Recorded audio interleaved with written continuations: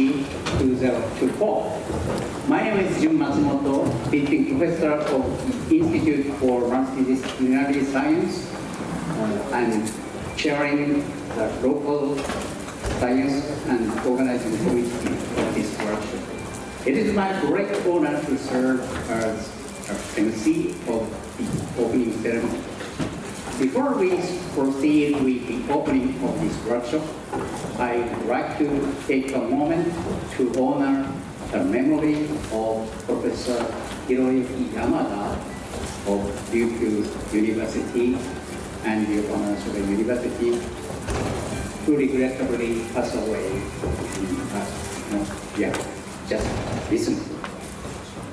He was an invaluable member of our research center since its establishment.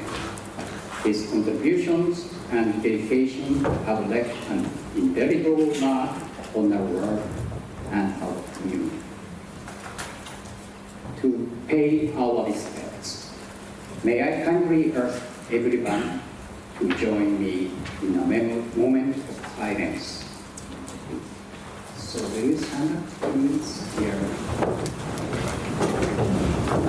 Maybe right with me. Yeah, I'm all in.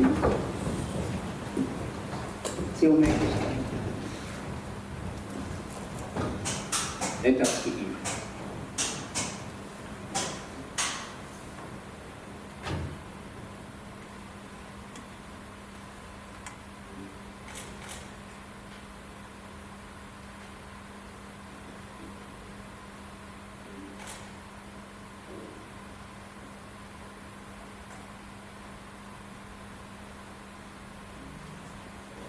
Thank you very much.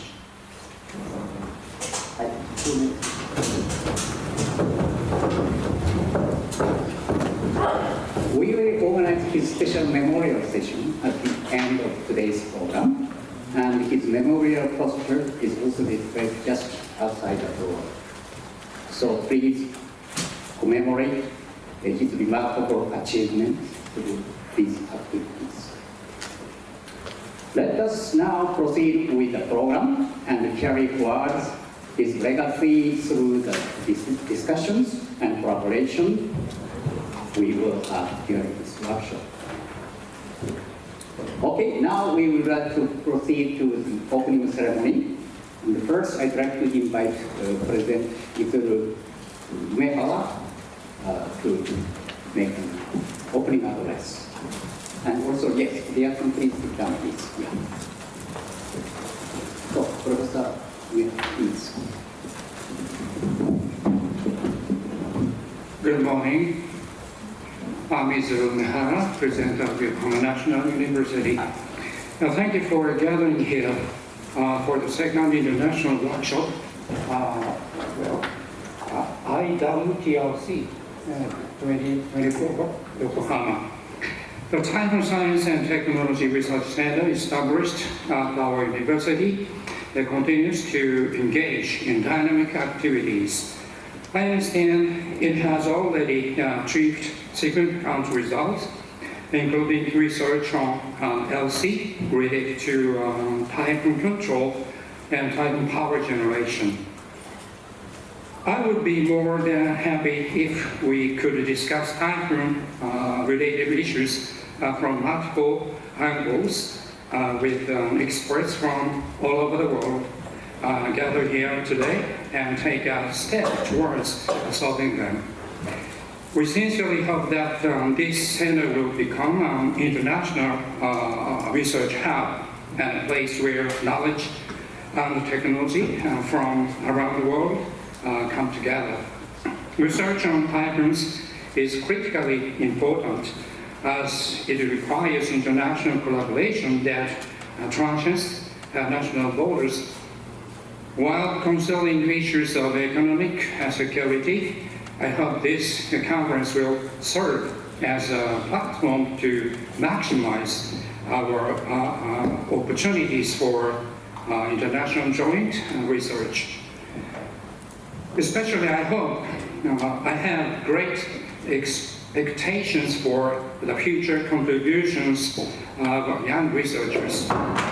I also hope you will enjoy your stay in Japan and take time to explore the city of Yokohama. Finally, I would like to express my gratitude to all the staff who worked hard to organize this workshop and to everyone who attended. I look forward to fruitful discussions and fruitful outcomes from this venue.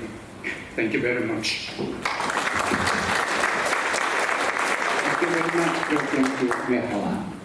So next, I'd like to invite Professor Hironori Hideyasu, Director of TRC, to give his opening address.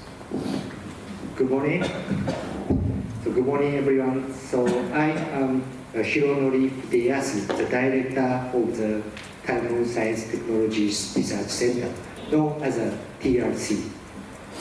So I'd like to express my deep appreciation to all of you, warmly welcome to all of you participating in the TRC's International Workshop, IWTRC. So it's my pleasure to be here with you. So following the great success of the first IWTRC last year, so we are delighted to welcome even more attendees with over 150 participants this year. So the primary goal of IWTRC is to encourage and increase collaboration in typhoon research across all countries that are affected by typhoons. So as one of the organizers, so I'm honored to have you here, and I hope that these 2 days will be filled with meaningful discussion and productive collaboration. So lastly, I appreciate your time and participation in IWTRC.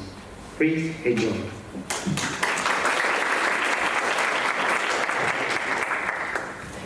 Thank you very much. Distinguished guests, now we are honored to present the IMS Eminent Visiting Professor Award to 3 distinguished professors who have graced this workshop with their presence. So, Professor Roger Smith, Professor Johnny Chan, and Professor David Moore, please, will you please, up to the stage to sit in front,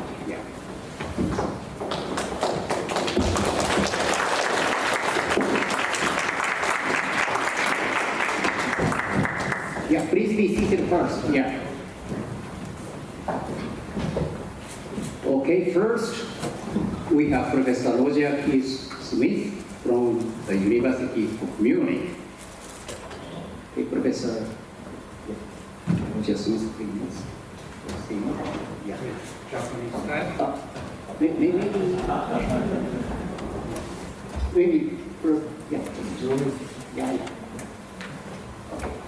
Yokohama National University confers upon Roger K. Smith the title of IMS, Eminent Visiting Professor of Yokohama National University, effective until March 31, 2026, November 27, and 2024. Congratulations.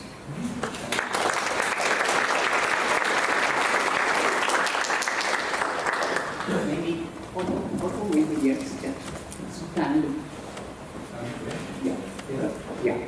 Yes, and maybe, and maybe, sure, to present. Oh, just a minute.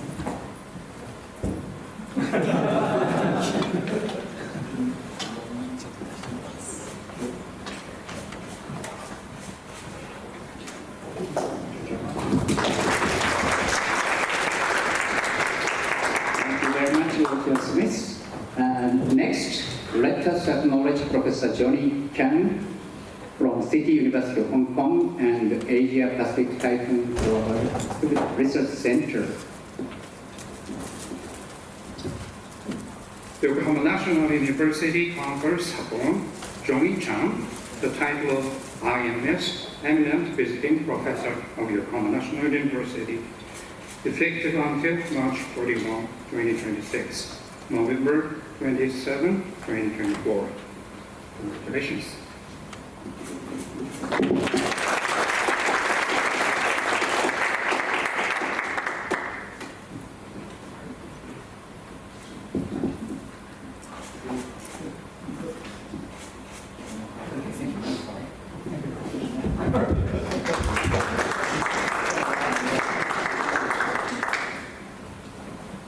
And last but not least, Professor David Nolan from the University of Miami.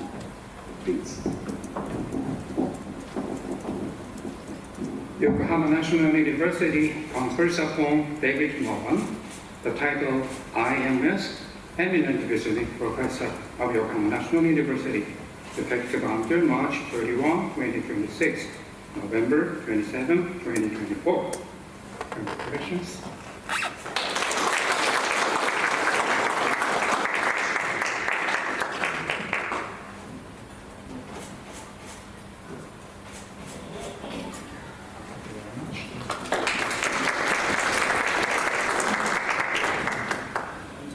We extend our heartfelt gratitude to each of you who are accepting this prestigious award.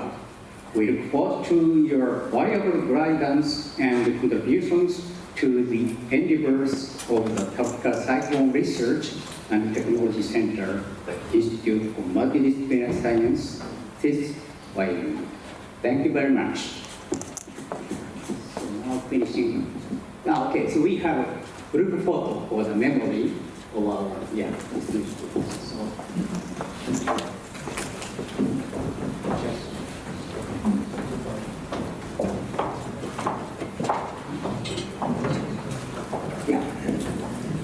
And maybe これちょっとスライドは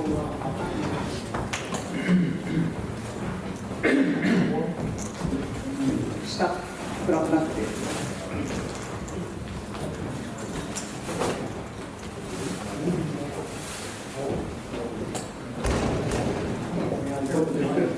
Three professors.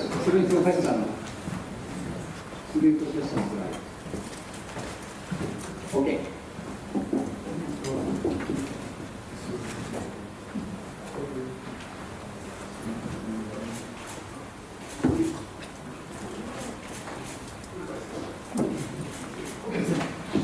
Yeah, thank you very much. Thank you.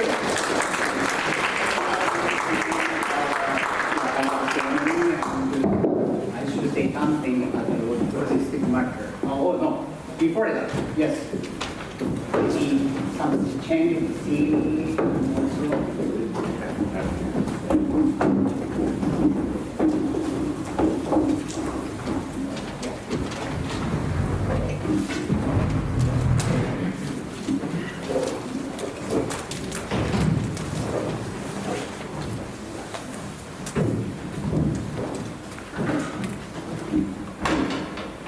Other chairs?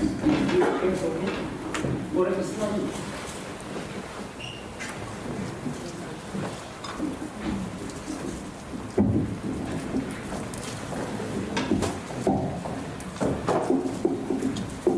Okay, next I'd like to invite Professor Hiromori Fudeyasu to give his introduction of the TRC.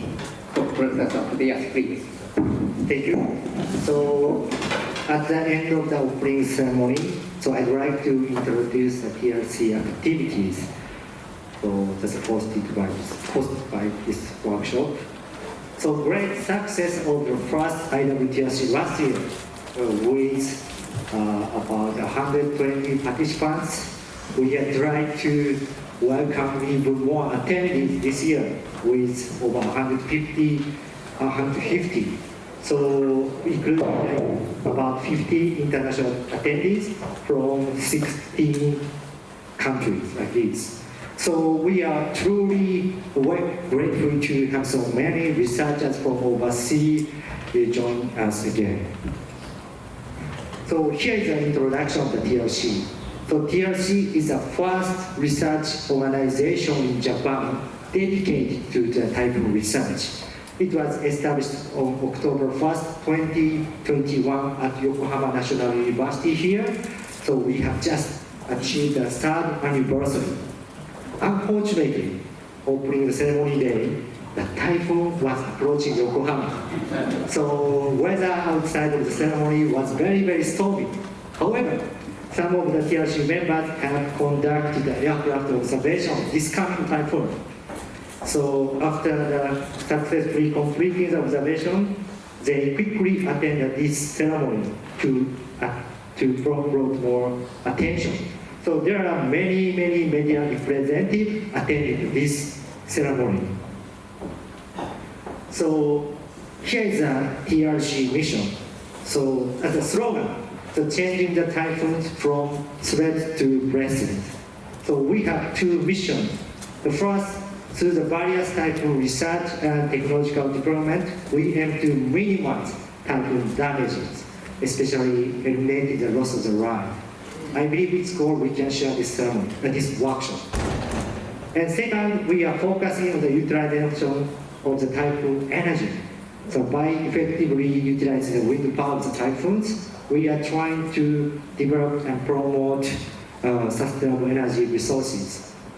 So we will realize 2 missions in collaboration with the various university and institute, private companies, and TRC consortium.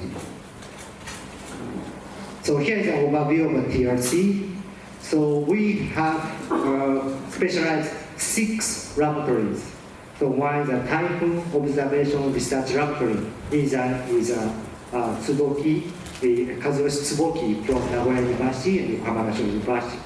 And typhoon prediction research laboratory, Professor Masaki Sato, Tokyo University and Yokohama National University. And typhoon power generation system development laboratory. So Professor Taiga Mitsuyuki, Yokohama National University. And social implementation promotion laboratory, Seiji Manabe, Yokohama National University. And regional disaster prevention laboratory, Nobuyuki Mori from Kyoto University and here Yokohama National University. And typhoon data science laboratory, Yuji Yoshida from Yokohama National University. Thank you. So there are many researchers, over 70 researchers from not only Yokohama National University, but many university and research institute, private company, and overseas organizations. And also experts from various fields, not only meteorology, but engineering, economics, and something like that. And also, we have promised so worldwide respected Professor Emmanuel Uchiwa and Cheche Wu as a TRC international advisor. And from today, so we have welcomed 3 worldwide most respected typhoon researchers, Roger Smith, Johnny Chan, and David Nolan as a TRC international advisor. Okay, so from here, I'd like to introduce research activities. So recently, typhoon makes landfall at a populated area, so extensive damage occurred, as shown in this picture. And also, many typhoon researchers have shown that the typhoon will become more intense in the future with climate change.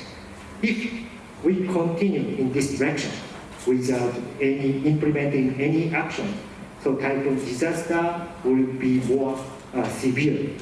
So motivated by these concerns, we started a typhoon shot project with 2 new efforts. So one is to actually control typhoons and to use the typhoon energy. So I will introduce more detail following the presentation. But until today, the typhoon have been feared and unwanted. But typhoon shot is to shift this paradigm. The more typhoon we get, the richer we become. So from a disaster-prone country to an energy-rich country. So this shift will not only occur in Japan, but also in all countries that are affected by typhoons. We will realize this paradigm shift by 2050. So the part of typhoon shot is supported and funded by the national project Moonshot in Japan.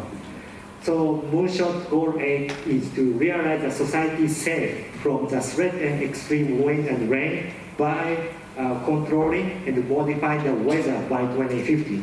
So we have been selected as a project team. So target our team is typhoon control research. So we will achieve a society safe from the threat of the typhoon by human intervention. So I refer it as a typhoon control, but in reality it means reducing the typhoon intensity by human intervention. It is not truly controlling, not controlling how we want. So the object of this project is to find effect and feasible method through which human intervention can reduce the typhoon intensity or change the typhoon structure in order to mitigate the damage. So we will introduce more detail of the typhoon shot in my presentation. Okay, so here is a collaboration with the Japan Meteorological Agency, JMA. So we established a comprehensive agreement on collaboration and cooperation in typhoon-related research with the JMA. So under the collaboration, we have been conducted many events for children and the general public like this. And also I served as a chair of the panel. So JMA brought together to discuss the advancement of the typhoon information service to meet social needs. So we have formed a collaborative research partnership with large private companies. So NTT, Fujitsu, Mitsui Sumitomo Insurance Company, and IHI. So each of these expertise bring the unique set of the expertise, combine their strengths with TRC to carry out and address the current challenges in the typhoon disaster prevention.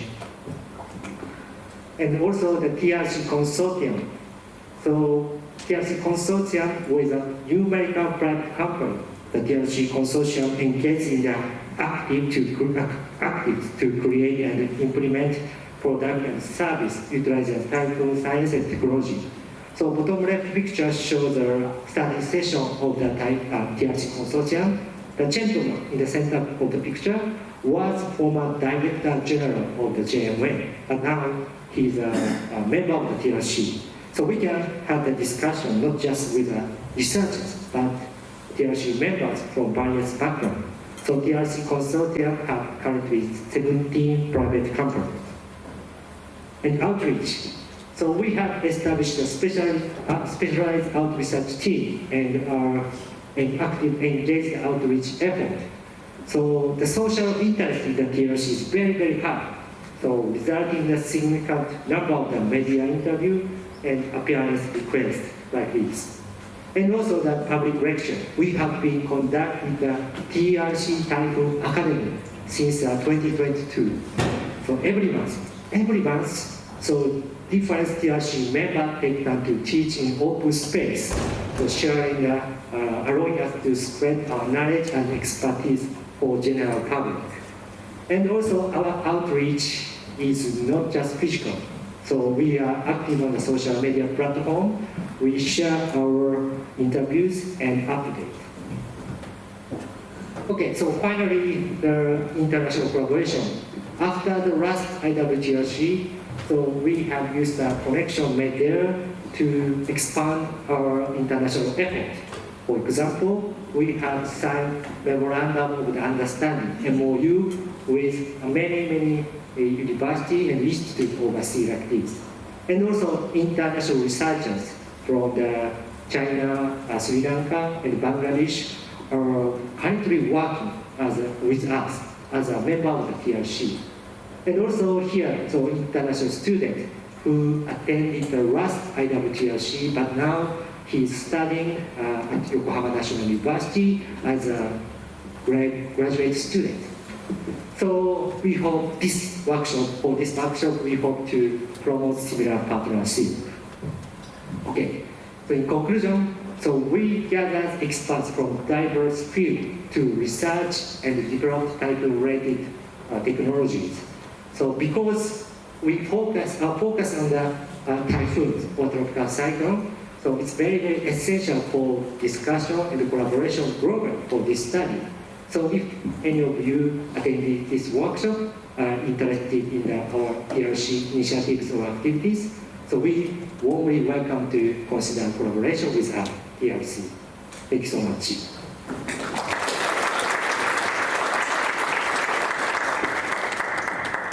Thank you very much, Director Fudeyasu, to give his introduction info. And also he will have his presentation later. Okay, now let's move to my logistic announcement. So, firstly, I'd like to introduce, yes, maybe you have also your seat on paper displaying the program of this workshop, but so now we are here. So after this, we will take group photo. So later we will do. And after that, we have keynote lectures, first in the morning, and then poster session plus talk, and then lunch and poster session 4 times. Then we have keynote lecture 2, and then break and session 1 and 2 afternoon. And then as I go to you, Professor Hiroyuki Yamada's memorization. Only brief, but we'd like to organize this. After that, we have welcome reception. So, as you see, time schedule is so tight. Okay, the next day also, starting from 9 o'clock, and we have final keynote lectures, and then session 3 in the morning, and also poster session part time again, and session 4 in time. Okay? And yes, for the overseas participants, I need to explain this. This is a rule of our university. So in line with the Foreign Exchange and Foreign Trade Act, the law on which export control is based, we have established the Yokohama National University export control regulations and prepared an export control system to carry out appropriate and reliable management for all export control operations. This guidance has been created and is contributed to all faculty members, graduate students, internal students, and foreign researchers of the university to inform them of the correct understanding of export control and then comply with it. Okay, so please read and please follow this guidance. And yes, then we'd like to say something for the TRC youth presence. Yes, one thing, banquet after day 2, please pay the exact amount in cash at the reception desk. And check the details we sent you in email.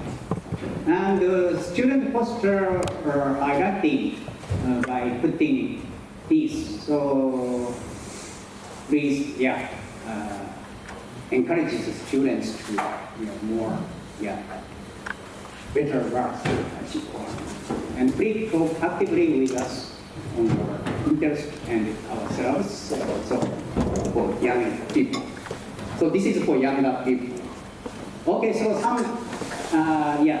some notice. So no smoking in this building, and smoking is only specifically remote place outside. And no food, no drink except water in the meeting room, bottled water in the room. Eating and drinking are permitted only in the lounge or outside the only pet bottles and cans can be disposed in the boxes near the entrance door. Please carry all other brushes with you. Toilets are in the right side from the main entrance door. Please keep your valuable things always with you. Okay, please strictly keep your presentation time allocation, 15 minutes each. So this is for regular presentation. And for the invited presentation, sorry, it's not listed here, 20 minutes. Okay, there are 3 bells will ring at 5 minutes before, 3 minutes before. So after the second bell, please conclude. And we want to have some discussion. And from third bell, we'll totally finish. Okay, in case of the invited lectures, yeah, it's almost 70 hours, including discussions. So I would like to ask you to finish maybe 15 to 50, something more, within 60 minutes webinar to keep more discussion time available. Okay, so please check your presentation on the screen before the session starts. So we have not very long, rather short of a break, but we have break during the session, so please check. And yes, Japan is an earthquake-prone country, so maybe no typhoon will come this season. But in case of earthquake or fire or volcanic eruption, please do not be a panic and follow our staff guidance. Okay, thank you very much. That's all. Maybe let's enjoy the workshop and stay in Yokohama. So this is the end of our opening ceremony, and let's take our group photo.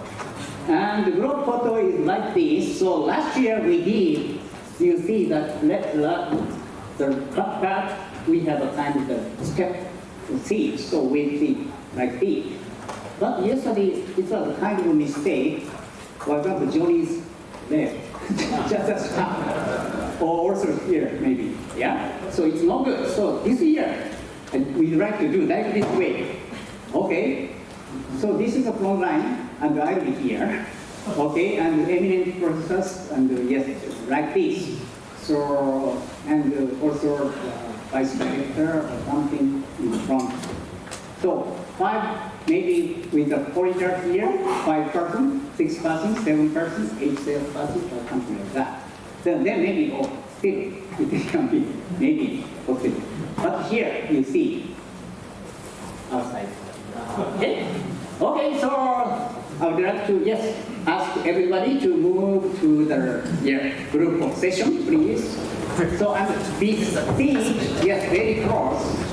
And somebody can also sit like this in the center. So Yoko-san maybe better to sit here. These and here, like here, or like this.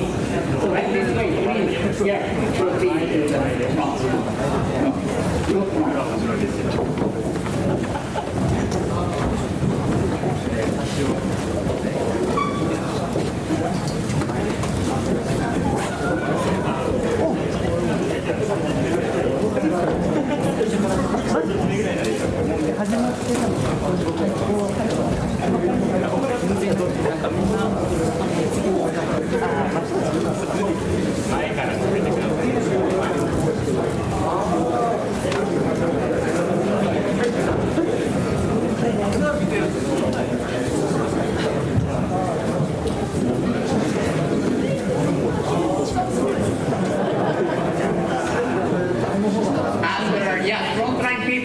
please, yeah, after, yeah. Yes.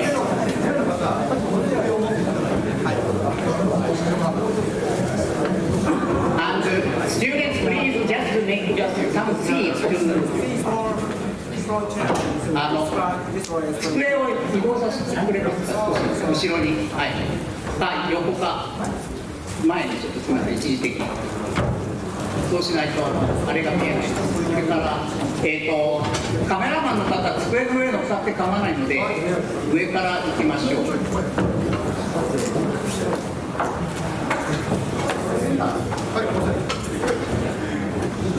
机に乗ってもいいですよ。大丈夫ですか？あ、そう、ベリーです。OK。森先生いらっしゃってるんで、ちょっと待っていただいていいですか？OK、シャープ。いや、私も入ります。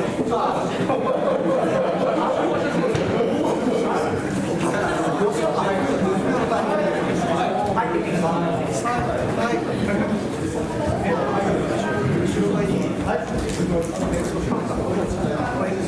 はい、まだ2列目の右側がちょっと空いてるので、2列目の右側、前の方に来てください。ぜひ、後ろの2列目の後ろ。The second line here, we have still vacant place. And also center, we can start center, please. You see the center? It's a best place to eat. Center. Yeah, I'll be center, always. 真ん中の階段のところに。ここの階段に後ろの人多分ここがいいので。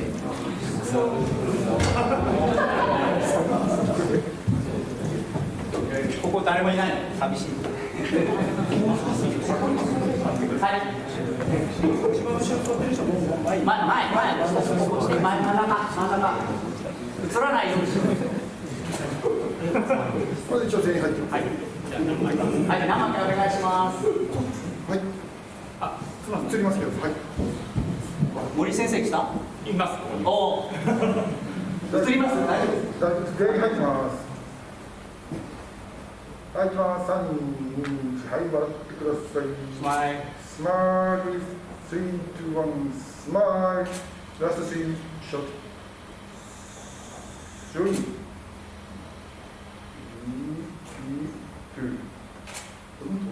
はい、2。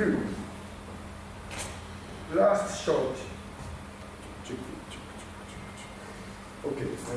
ラストショット。はい、3、2、1、スマイル。OK、サンキュー。ありがとうございます。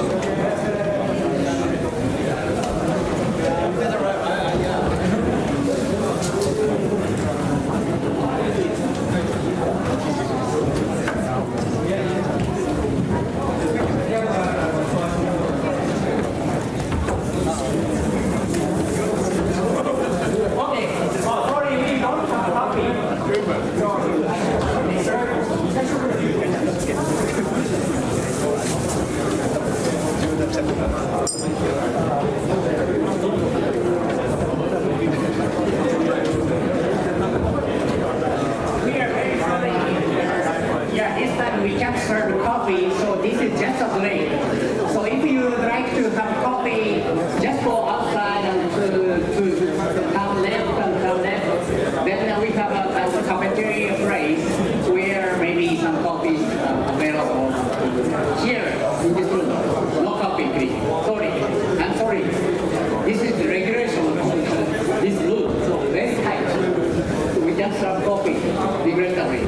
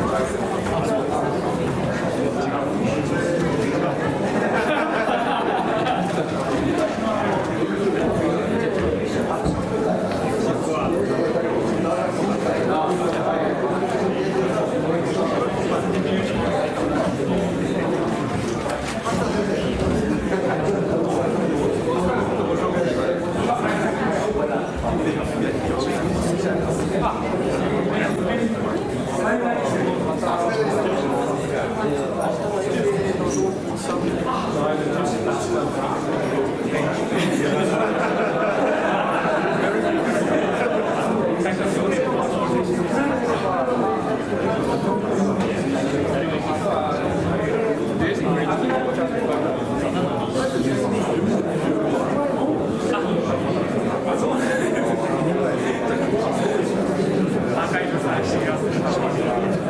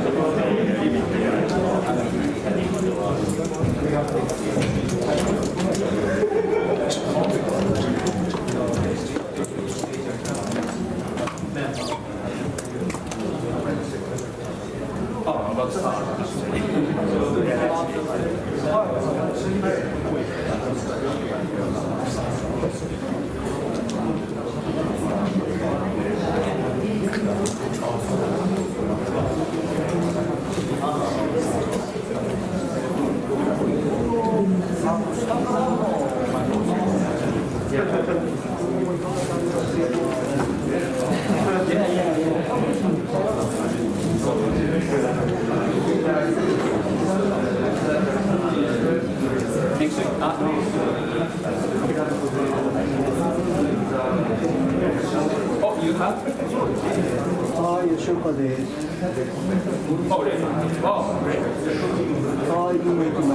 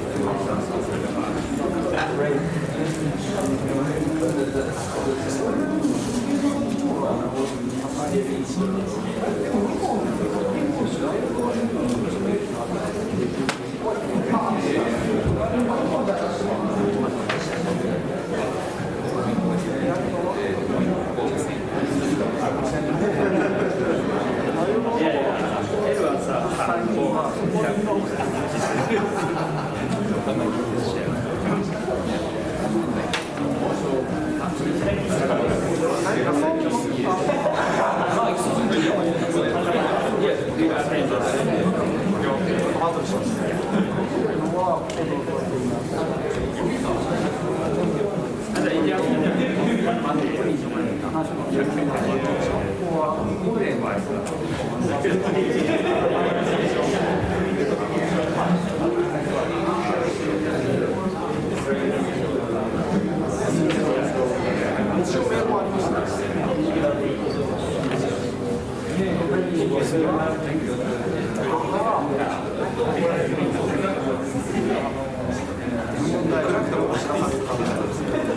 Maybe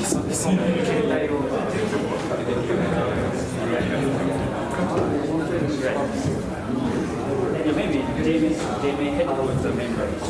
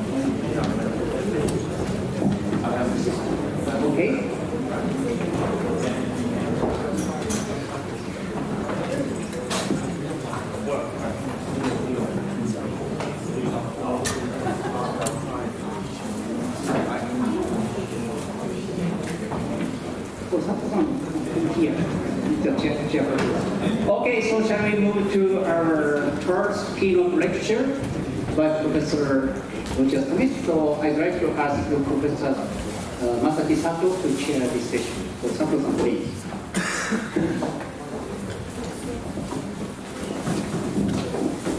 Thank you very much. I'm Masaki Sato. I'm the director of this center and also a professor of Atmos Ocean Research Institute, University of Tokyo. I'm happy to introduce Roger Smith as a keynote speaker in this morning. I just briefly introduce Professor Roger Smith. Yeah, as I remember, because he kind of visited University of Tokyo 2 days this week and also giving a seminar. Roger Smith understand the originally from England, and he looked to the different countries, including Australia and also the Finland recently. But from 1988, he joined the Munich University in Germany. And after that, he continuously leading very important tropical cyclone research in Europe. Very few people in Europe area. I met Roger Smith more than 10 years ago in Mainz University, where the mini workshop was held. Because I am working on the asymmetric structure of Hadley circulation or global circulation. And the Roger Smith's dynamical understanding using the azimuthally mean field with some similarity with the bicycle circulation, Hadley circulation. So we had a good discussion at that time. And we as you know, we had a very, he is a very, one of the very key members of tropical cyclone dynamics. So I want to, I think this opportunity is very good stimulate people for the discussion for the tropical cyclone dynamics. So today's, total 70 minutes. I want to have enough discussion, more than 10. I wanted a 20 minutes discussion. So yeah, Roger Smith will give a talk with the title was understanding the tropical cycle life cycle. So please. Thank you.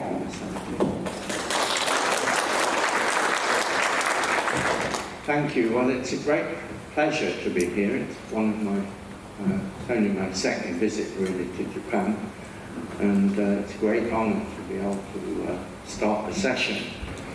What I want to talk about today, I think is quite relevant to your typhoon shock program, and it's basically how do we understand tropical cyclones.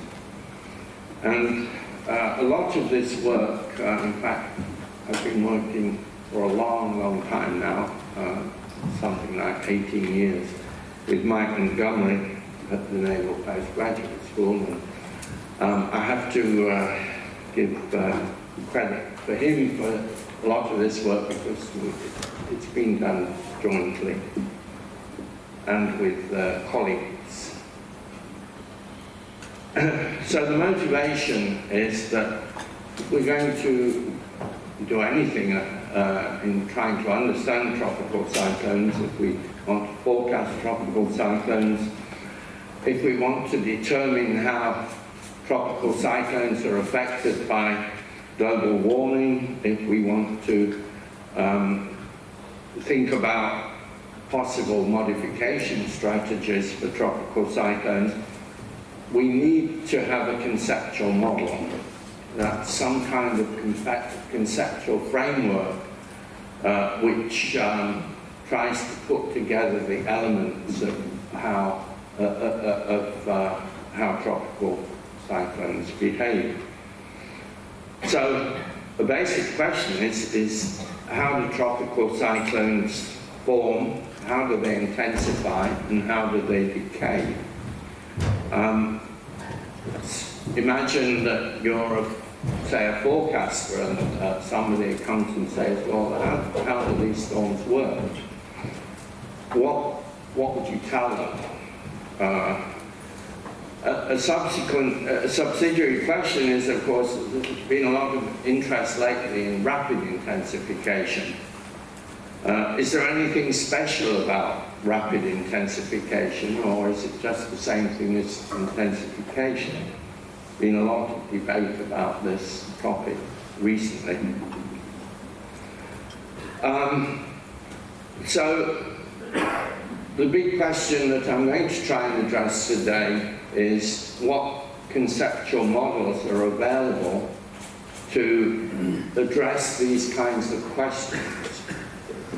And I think in particular, if one is trying to design strategies to modify storms, you need a conceptual model. I believe it's not possible to do this alone by just number crunching with numerical models, almost as black boxes, without really understanding what's going on. So, just as an example, a few years ago, we wrote a paper on trying to analyze an idealized tropical cyclone life cycle simulation. This was a 20-day simulation, very idealized, no vertical wind shear. It was a quiescent environment on an airplane. However, there's quite a richness of behavior in this problem, and I'm not going to go into the details of the model. It was just basically George Bryan's three-dimensional cloud model, which we used.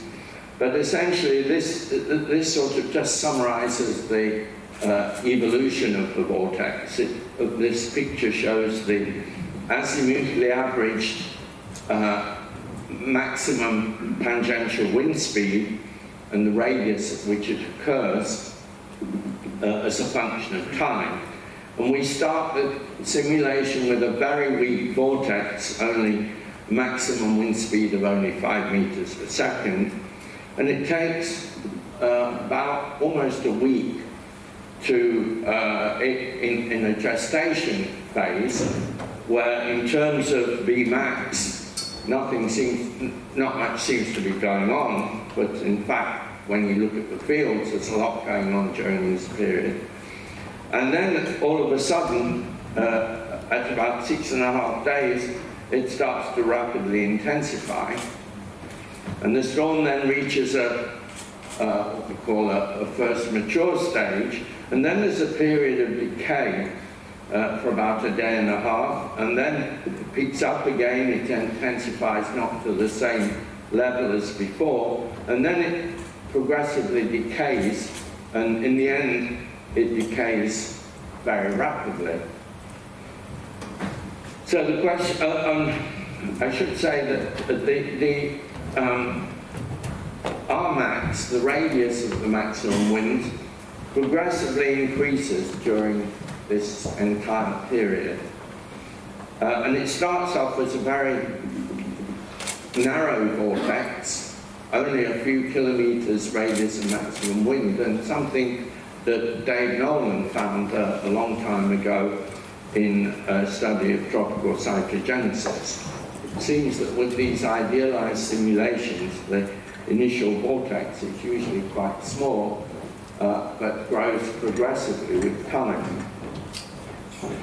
So we want to have a framework for understanding what's going on in this model. When you look at the fields, and I don't have time to show you movies of all these fields, but when you look at the fields, they're very three-dimensional, they're quite complex, there's a lot of things going on.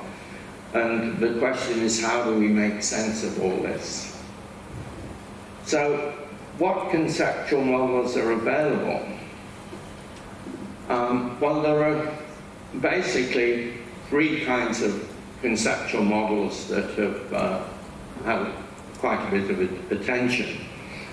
Two, the basic classical models I refer to them as the Eliasson model, but they were sort of, Eliasson applied this kind of balance thinking to frontal circulations, and then Shapiro and Willoughby and Wayne Schubert and co-workers developed a range of models.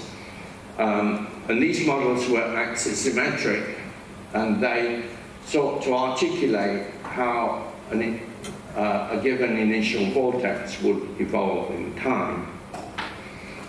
And then there's a whole series of models which I call the WISHY models. WISHY stands for Wind-Induced Surface Heat Exchange, and this is an acronym which has become quite popular. And these were developed by Kerry Emanuel over a period of years. There have been modifications from time to time in these theories, but they're somewhat similar. And then they've recently been extended by Eugene Wang and his co-workers. And these are also axisymmetric models. And so we have these two sets of axisymmetric models. And then we have, over the years, Mike and I have, with our colleagues, have been trying to develop a three-dimensional view or three-dimensional framework, which we call the rotating convection paradigm. I don't know whether that's the best term, but it's something that was sort of stuck. But this is really an extension of the classical paradigm, of these classical models, to 3 dimensions. And in particular, this paradigm provides a unified theory for tropical cyclogenesis and intensification and tropical cyclone decay. So it's, it would seem to be, we believe it is useful to look at the whole range of behavior in this life cycle simulation. Now, in our view, and I have to say this is controversial, and I'm willing to discuss it, but in our view, the fundamental principle of symmetric vortex intensification is, in an axisymmetric framework, is that this idea of conservation of absolute angular momentum, this quantity m here. And if there's no friction in a model, if we're above the frictional boundary layer, so we can make the approximation that the frictional effects are weak, then the tangential momentum equation can be written in this very succinct form, that the material derivative of the absolute angular momentum is 0. And that means that as air parcels move around, they may spiral inwards and outwards and upwards and so forth. As they spiral around, this quantity m is conserved. And so that if an air parcel traveling at this radius moves inwards and it conserves its m, then if m stays the same but the radius decreases, then the wind speed must increase.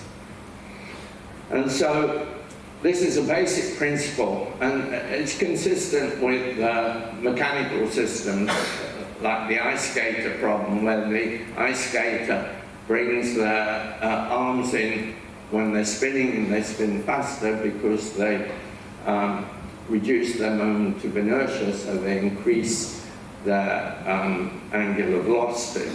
And this is the same kind of principle. So this principle says that spin-up requires radial convergence above the boundary layer, because you can't apply this principle in the boundary layer because the friction then reduces the absolute angular momentum. Now I want to spend a little time just introducing a couple of laboratory experiments which I think contain the two perhaps most important ingredients for understanding how tropical cyclones behave. The first is an experiment which looks at how deep convection forces a vortex circulation. This was an experiment performed by Doug Lillian and Stuart Turner in the early 1960s, and they were interested there in tornadoes, and what they did was they took a rotating cylinder of water and they released bubbles from a pipe along the axis of the water. And what the bubbles do is they drive an overturning circulation. They drive the water up near the axis, and of course through continuity it descends, and so you get an overturning circulation like this, much as convective clouds do in tropical cyclones. And the reason that the vortex spins up in this case is because fluid that's already rotating is being drawn inwards in the lower part of the system by the overturning circulation. Now, this experiment was designed originally to try to explain how tornadoes grew down from a cloud. But it's also an extension of this model, I think is useful for tropical cyclones. Maybe one could think of putting the bubble, a series of pipes in a ring, and making the tank flatter and shallower. And then you would produce an overturning circulation with this row of bubbles, just as you do here, and that would come close to simulating sort of the effects of convection in generating a tropical cyclone. And in fact, just after Cyclone Tracy demolished Darwin in 1974, the Darwin Museum asked us if we could design some simulation experiment for them to put in an exhibit of Cyclone Tracy, and we actually built such a device. So I'll explain a little bit later why I think this experiment useful. I mean, you can do some thought experiments. You could say you could reduce the bubbling rate, and that would decrease that would be equivalent to this decreasing the sort of collective mass flux of the convection near the center of the system, or you could increase the bubbling rate. And then I'll come back to these experiments a little later. Now, the other experiment, which is very easy to do, you just take a coffee pot or some kind of pot and you give it a big stir, and then you put some tea leaves in it, and you'll see that after about half a minute, the tea leaves have formed a little pile near the center, and the flow above slowly spins down. And essentially what's going on is that when you stir the tank and you create some vortical circulation, there's roughly a balance between the centrifugal forces and the radial pressure gradient in the water. But near the boundary, friction reduces the centrifugal forces because it reduces the tangential wind. And so that leaves a net force, inward force in the boundary layer. The pressure field is transmitted through this shallow boundary layer almost unchanged. You have a net force in the boundary layer, and that drives inflow, and then there's outflow above the boundary layer. Now, above the boundary layer, the angular momentum is conserved, and the spin down of the flow above the boundary layer is because water parcels are spiraling outwards. Conservation of angular momentum, absolute angular momentum. So I believe these two processes are the key to understanding a lot of the behavior in this life cycle experiment, and I'll explain why a little later. Now, first of all, let's look at the two early axisymmetric theories and see what information these have to give. These have certain commonalities. Both of these models assume that the flow is in gradient wind balance and hydrostatic balance above the friction layer, but they have a problem that neither of them are really closed theories. Now, some of you are going to object that that's not true of the Wishy theories, and I'm going to say it is true. Boundary layer, that's the basic principle. Now, in the Wishy models, they were designed really to remove this limitation that you had to prescribe the diabatic heating rate in the classical models, because you really should try to build a theory in which the diabatic heating rate is all determined, all the moist processes are determined as part of the problem. So Kerry Manuel would argue that these are not really theories because they're not closed. Well, I believe the Wishy theories are also not closed, and I'll tell you why.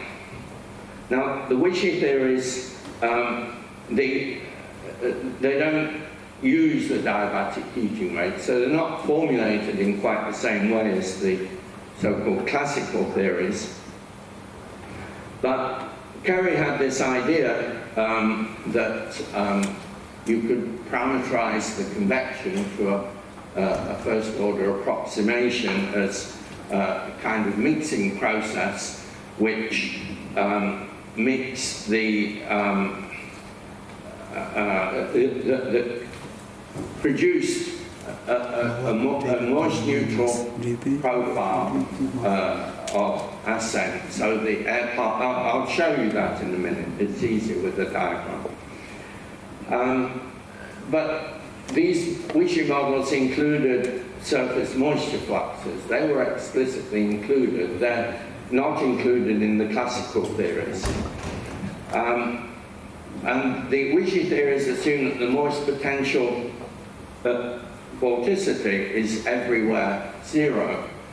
In other words, that the surfaces of absolute angular momentum and saturation moist entropy are congruent. They're parallel with each other.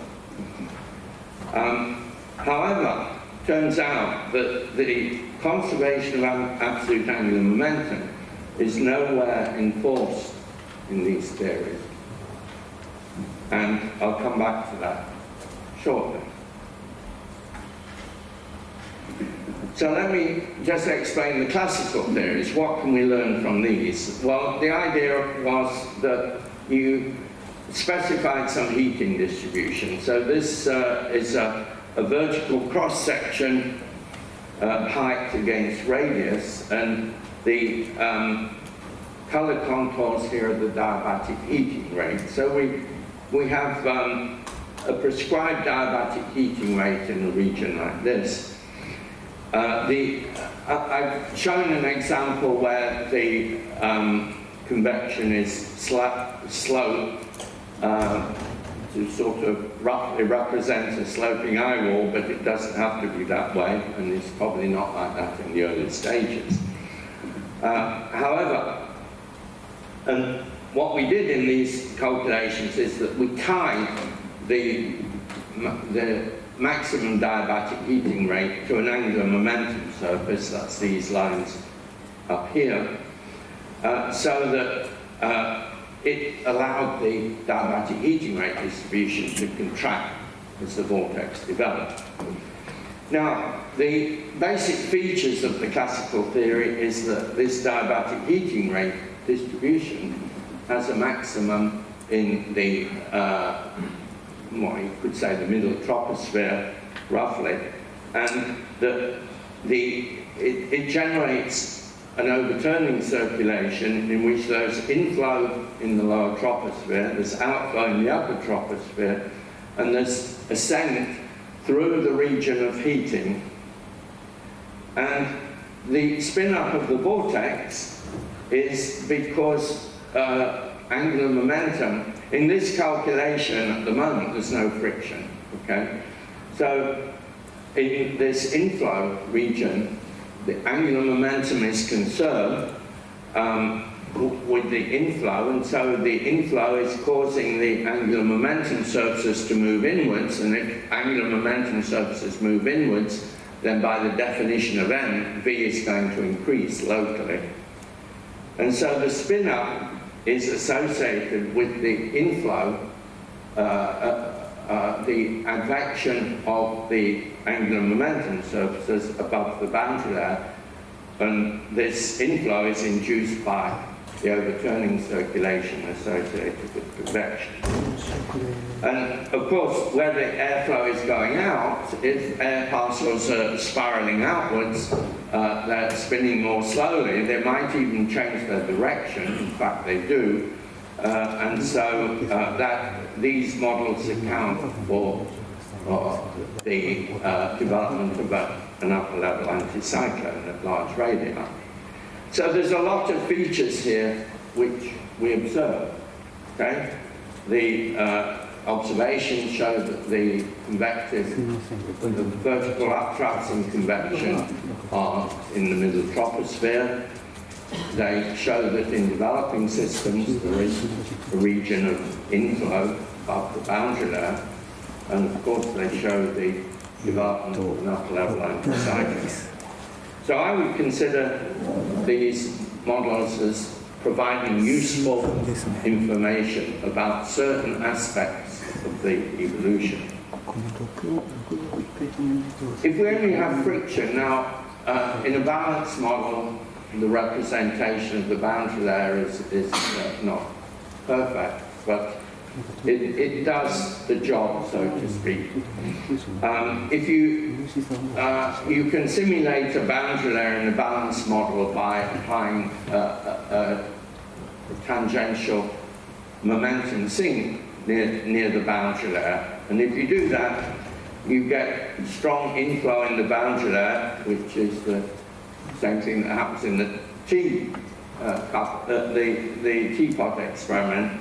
But because the atmosphere is stably stratified, the outflow in the boundary layer, so these contours here are the radial velocity in this problem. We start with an initial vortex here, and there is inflow in the shallow layer, there's outflow in the shallow layer above, and the vortex will spin down, but it spins down mainly just above the boundary layer, and so you generate a vortex which has an upper layer, an upper level maximum, and that decays only rather slowly. And the same thing, if you can imagine a case where you have friction but rather weak heating, and if that happens, the heating's not really strong enough to evacuate all the mass that's converging in the boundary layer, and a lot of the fraction of mass that's not evacuated then just flows out above the boundary layer. So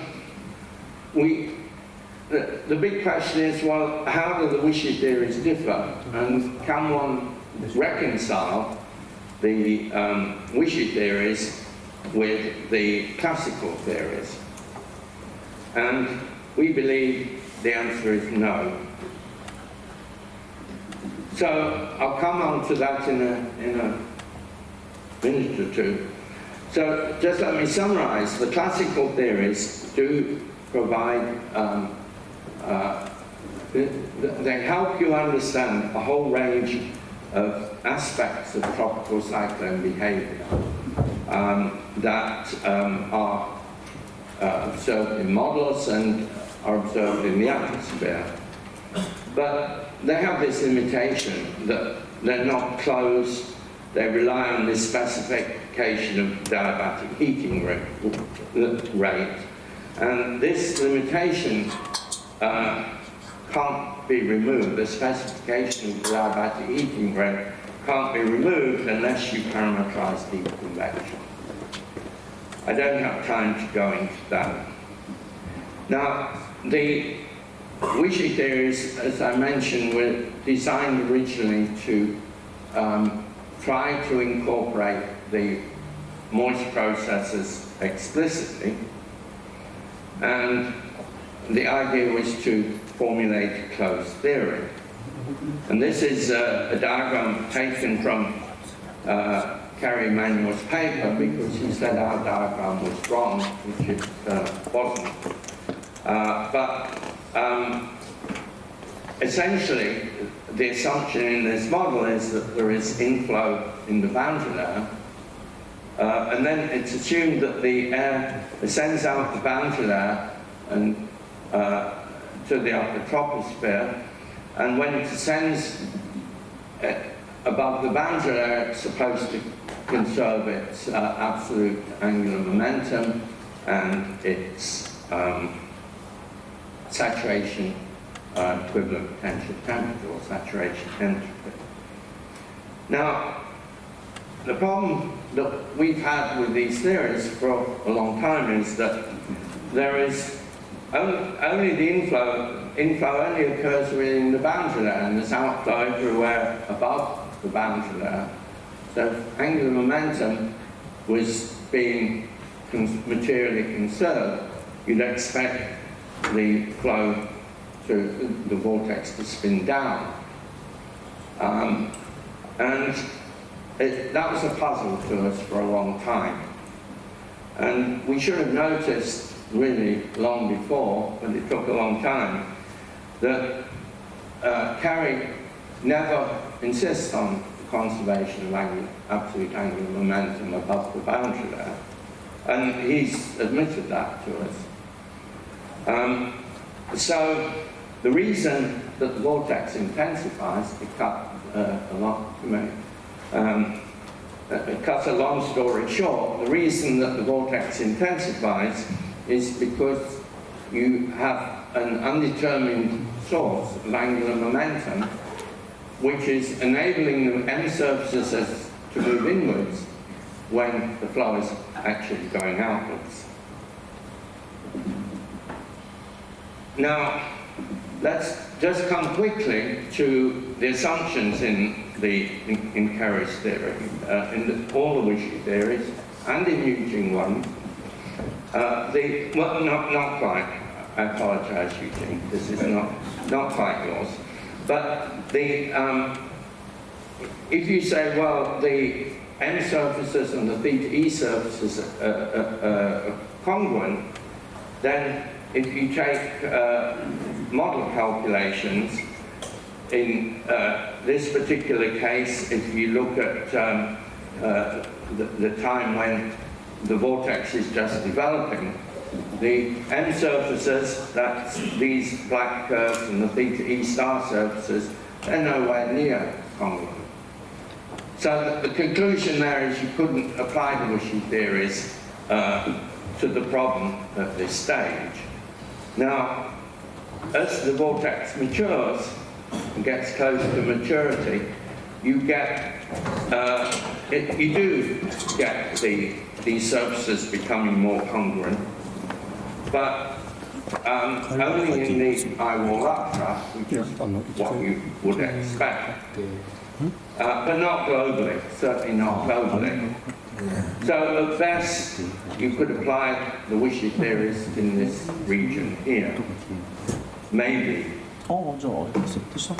But there seem to us to be, and this is probably controversial because Kerry will not agree with all of these things, but he hasn't been able to show otherwise at the moment.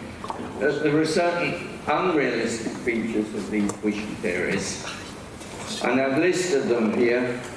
I'm not sure I really have time to go into them because I would like to get on to the third paradigm, the three-dimensional paradigm a little bit. So I just want to point out that our biggest concern, and it may be a concern with others here and with some not a concern, but if you don't insist on the material conservation of angular momentum above the boundary layer, basically means, if you think back how we explained the spin-up of the vortex in the simple bubbling experiment, or in the classical theories, the key aspects of those theories is the conservation of angular momentum above the boundary layer. But if you don't conserve angular momentum above the boundary layer, and you don't know how, you must have a source of angular momentum to spin up. But nobody's, to our knowledge, has ever calculated how big that source is. But you know that this source has to be important because it allows intensification in the presence of outflow. So let me just talk now briefly about this next paradigm. I might go a couple of minutes over, but let me see what I can do. Now, the rotating convection paradigm was, the reason we called it this was through early work of Mike Montgomery's, that he pointed out that convective clouds in a strongly rotating environment would stretch vorticity and produce local rotation, so they generate patches of vorticity where below the updrafts. And so this is a very three-dimensional configuration, but the idea is actually, if you do an azimuthal average of these, you get a similar picture to the classical theories. And you can think of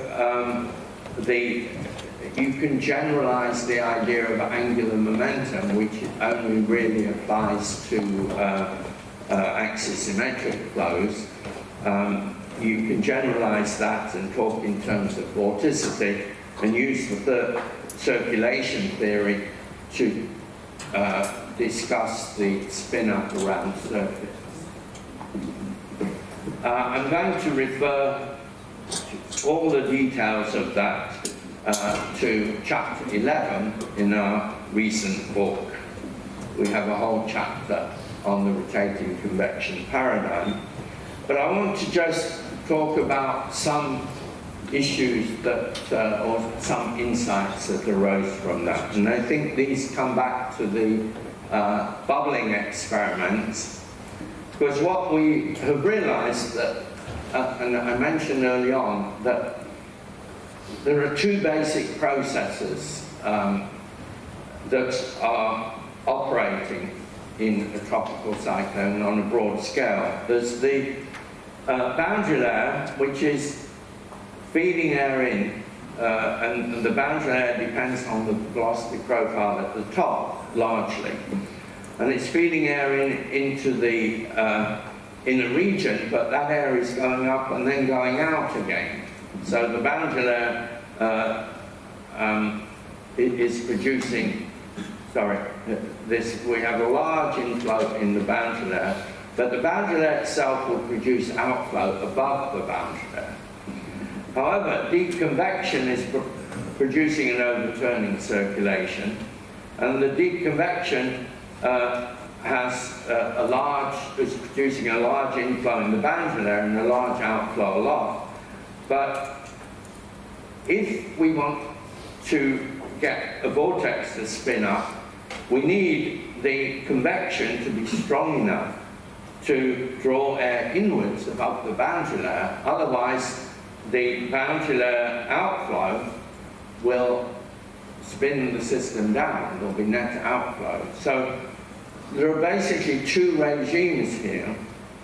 There are two situations. Now, in the early stages, in the genesis and early intensification phases, the vortex is still relatively weak, and the convection is relatively strong. And so we have a situation where the convective mass flux is strong. There is inflow above the boundary layer. The convective mass flux is more than able to evacuate the air that's converging in the boundary layer. And so some of the inflow occurs above the boundary layer, and in that inflow region we can get spin up.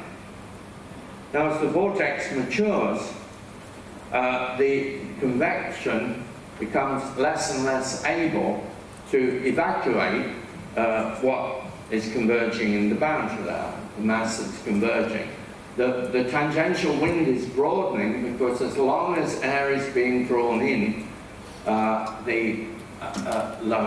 in the lower troposphere, the vortex circulation will be spinning up. So the storm will be getting broader, and that will affect the boundary layer inflow. The boundary layer inflow will strengthen. But the convection is struggling because the boundary layer is becoming almost saturated, so the surface fluxes are starting to shut down. And the upper troposphere is warming, so the instability is decreasing. And so as the system matures, the boundary layer starts to dominate, and it produces outflow above the boundary layer. The convection becomes too weak to evacuate all the mass that's converging in the boundary layer.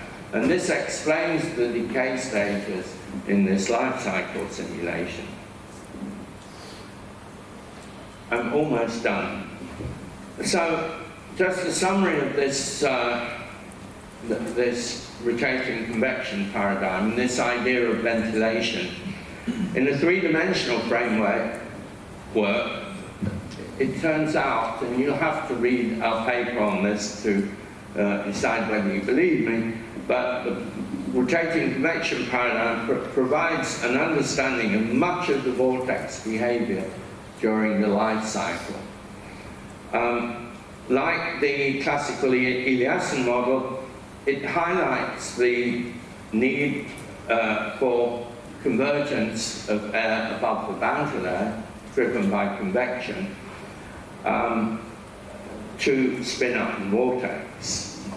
But as the deep convection becomes weaker to ventilate all the mass, then the air starts to go out above the boundary layer, and the vortex will weaken. And this doesn't happen in the Wishy models, because the Wishy models basically assume that all the air comes in goes up to the upper troposphere. So we have a summary of this work, which is in press with Tropical Cyclone Research and Review at the moment, and you can read the details. But I just wanted to make a remark that I believe that this idea of ventilation is extremely important, and is going to be important in you trying to decide on strategies to modify storms, because it's clear, I think it's clear from at least this level of detail that what you have to do to weaken the storm is either strengthen the boundary layer inflow or weaken the convection. Now, you can't weaken the convection by seeding the convection, so it's a little bit tricky, and it's a little bit tricky to know how you can increase the boundary layer inflow. So, I'm sure there are some controversial remarks I've made. Kerry told me I'd said 10 things that were wrong, so maybe you can tell me about the things I've said wrong. Okay? Thank you.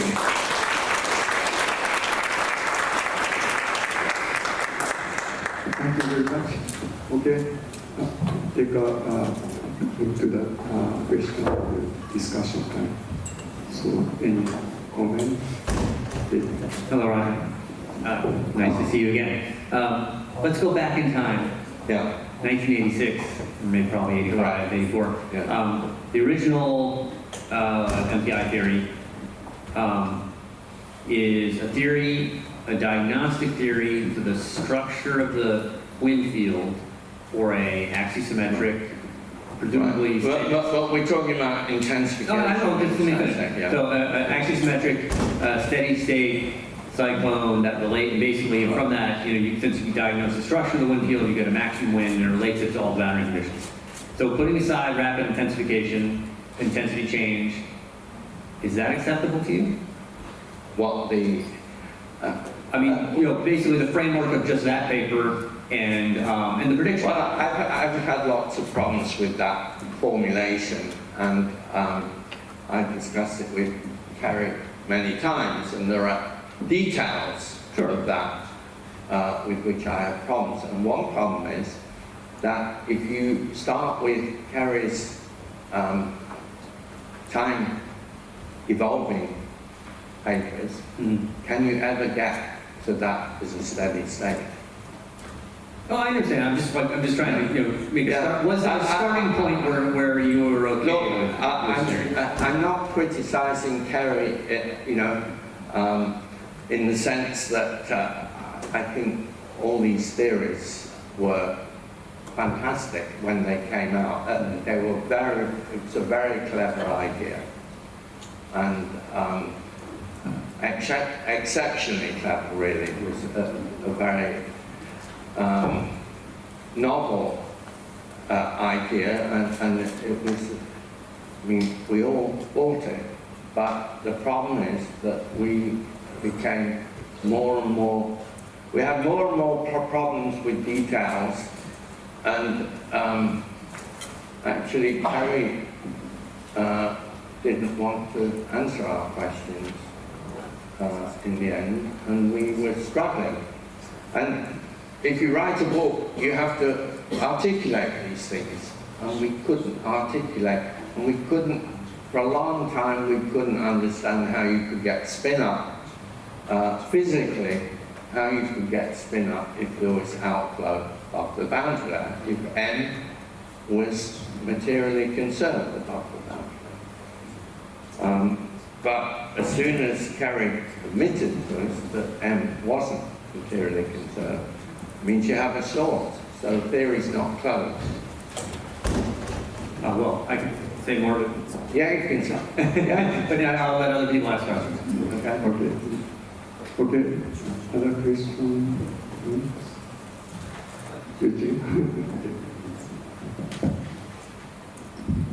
Hi, right. Nice really to see you have the whole lecture, and since the rotating convection can solve all the problems.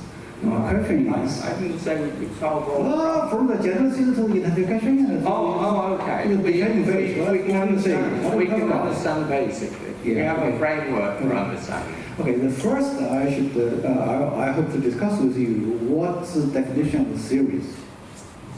I don't believe any complete series on tropical cyclone intensification so far. We're not talking about, I haven't been talking about complete theories. I've been talking about elements of understanding. Yeah, the best understanding is fine, but you use the unified theory. What does it mean, unified theory? Well, I'm confused. Well, I know you're confused, but... So, I think the theory should be closed. So we have only hypothesis so far. Sorry? But we have basic understanding, we have some assumption based on some hypothesis. Which is not, I don't consider it a theory, just a hypothesis. What Carrie Theory is closed with mathematical formulation and quality, not quality. Carrie argues that which is the theory. No, in my opinion, I just discuss with you now. Okay. Nothing to do with Carrie. Okay. And the second question is, do you think the gradient wind balance break the angular momentum conservation?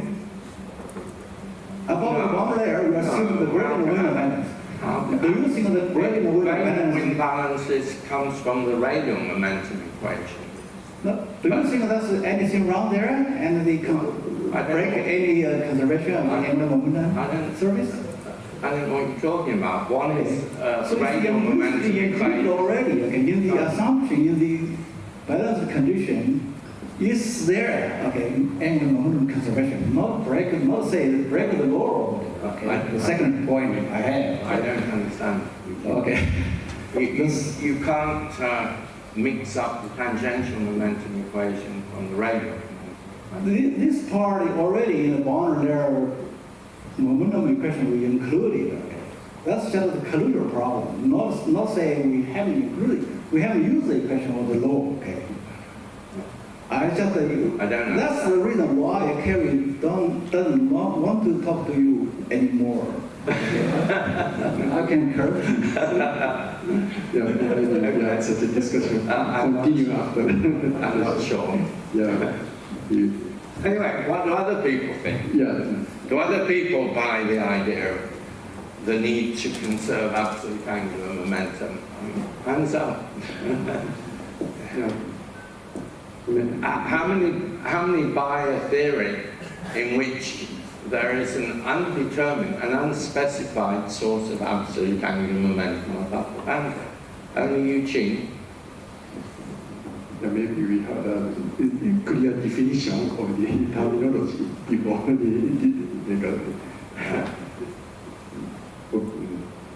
suppose. So maybe we switch to the next question. Yeah, John. I don't agree with Roger most of the time, but this time I think I'll have to agree with him. Oh, wow. Wow. Thank you, Johnny. But so what I think you're right is that if you look at, because I look at observations, right? So above the boundary layer, you will see inflow in many of the observations. That Absolutely. So I mean, the inflow obviously is not as strong as those in the boundary layer, but still there is there is inflow in there, and so I think there is some possible truth in what you have proposed. Only possible. And so I think it will be so. The way to verify whether your theory is correct or not is to perhaps look at more of the observations and see. Well, people at HRD are doing that. And what have they found? Well, they do find that in developing storms, there is inflow of the boundary. Yeah, so that's why I said that we have seen that as well. So in some And they find that the maximum vertical velocity is not at the top of the boundary layer, as it really has to be in the wind.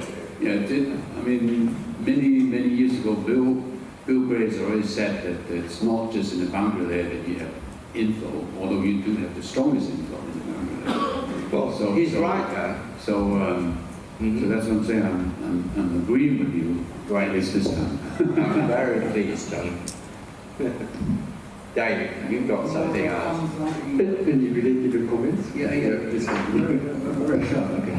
So that's the reason why I say I don't the understand. inflow is not necessarily no inflow in the carrying theory, okay? Sorry? In carrying theory, there are inflow above the boundary layer. That's just the balance, okay? Balanced inflow, not necessarily, because in carrying theory, you confuse, you mix the radius maximum wind is fixed in a fixed location, or the radius maximum wind is shift inward. In that location, you need the radius maximum wind I don't know what you're shift talking about. inward. The shift inward, that's the inflow there. Shift the momentum and momentum surface inward, okay? That's the identification. So you have to use the radial wind or whatever. That's the implicit there. Okay, implicit there.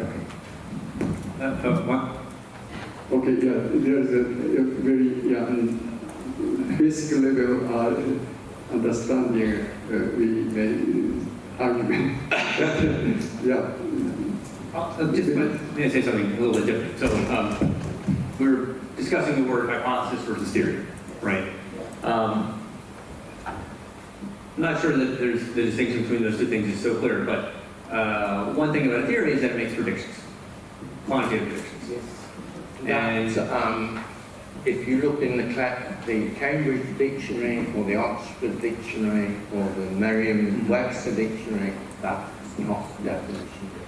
okay, I will say, Okay, so potential intensity theory in Emmanuel 86, 98, and so on, it makes predictions. And it's very, those predictions are they're not precisely accurate, but they correctly portray the physical relationships. For example, if you increase the SOC, if you lower the outflow temperature, if you change things like that. And as most people know, that the difference between a storm's current intensity and potential intensity, calculated by the Fortran code that you can get from Kerry's website, is usually either the #1 or the #2 predictor of intensity change for a tropical cyclone. So I just, well, I think basically elevate above these important details. I understand. How do you view that? I understand that. I mean, Kerry has said to us in the past, proof is in the pudding. But if you make it, I mean, he runs his time-dependent models. They run them on NCAR and they're on the website. But these models have an unknown absolute angular momentum floor. So, do you then believe that, I mean, is this forecast coming about because of this unspecified source of angular momentum? I mean, you really can't be sure what's going on. I feel uncomfortable about that. Some people quite happy with that, but Mike and I feel uncomfortable if we don't believe that the physics is correct. Yeah. It's a view. Thank you. Yeah, because of limited time, so Yeah, maybe it's a good time. we may continue interesting discussion, but maybe switch to the more specific question or comments. Oh. I have a question. To the rotating vortex you showed in the last few years. So maybe the initial phase of genesis, such a kind of convective burst, may be viewed in such figures. But after the development, like an I-wall formation, so we cannot see such a, I-wall is a kind of line, and also the outer ring mount is a line, not a kind of convective vortex, like you showed in the cartoon. So, oh no, the cartoon, I wouldn't take the cartoon as a very faithful cartoon of what's going on. I didn't mean that to be taken too literally. I mean, there's a variation in that simulation that we carried out. There's variation in the patterns of convection. There's a very interesting period, which I mean, it will take me another lecture to discuss, but there's a very interesting period when the inner eye wall weakens, and then the boundary layer outflow takes over, and there's formation of convection further out. And the convection that then forms is not an eye wall, another eye wall, but it's like a ring of convective storms. So there's some interesting internal things that are going on. And this kind, well, I should mention Leo Benur, he's somewhere, he's giving a talk today or tomorrow about a bit more about this ventilation idea applied to real events. And I think this ventilation idea does prove useful in understanding these fluctuations, the decay, the partial decay, and then the re-intensification.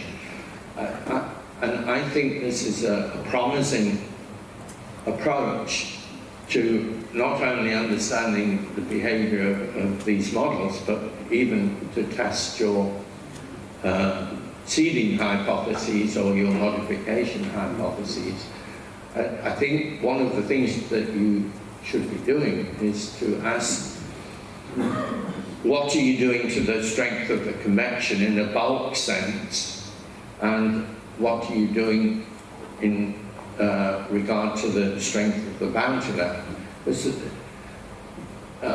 There are two kind of bulk measures which do seem to have some useful information, and I think Leo will talk more about that. Yeah, thank you. Yeah, this is 3D extension of the classical theory, but I want to know the limitation of the Yeah. Thank you. I want to take one quick question, if you want. Anybody from student? Okay. You have one? No? Okay, I want to finish the comment. So, and also, we all thank again for the Royal Summit.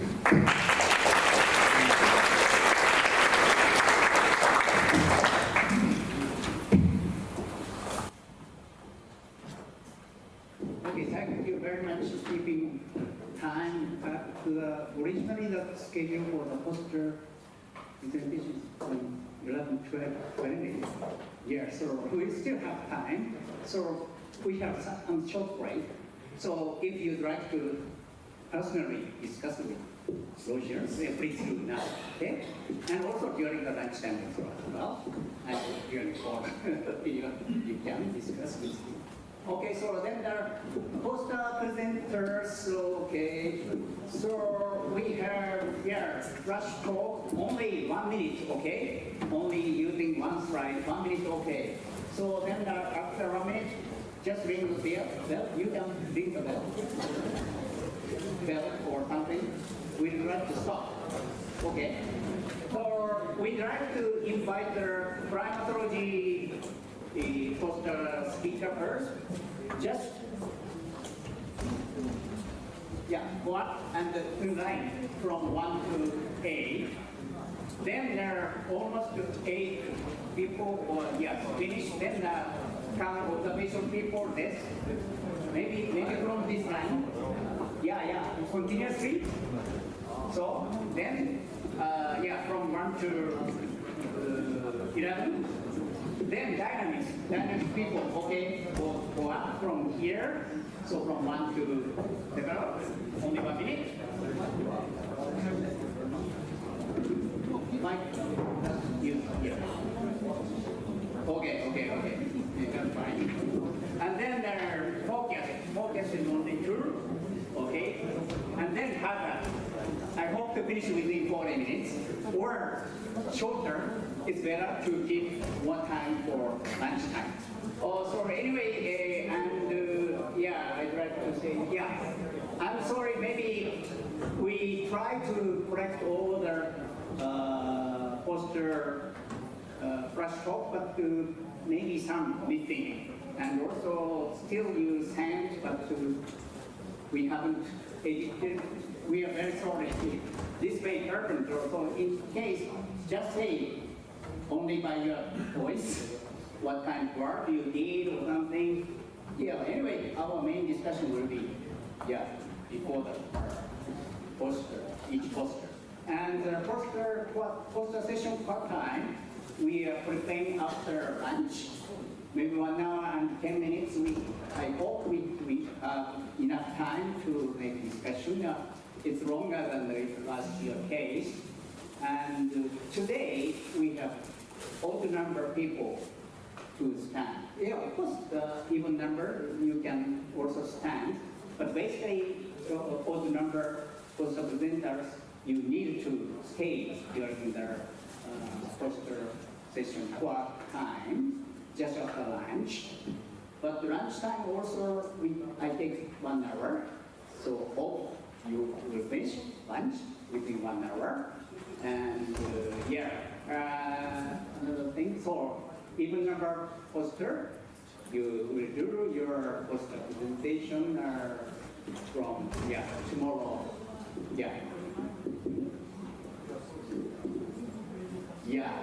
Maybe Sato-san just make a small mistake. So your time, big show. But we are very sorry. So anyway, so poster presenters just go up from that side.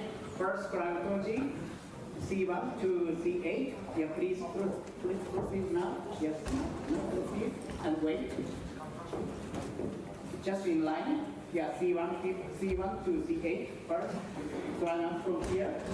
So the present will be here. So just line like this. Yes. C1 Shu Chen, C2 Zane, and then Matsuo-san, and then Bobik-san, and then Gokmin-san, and Shi-san, and Izumi-san, and Wu-san.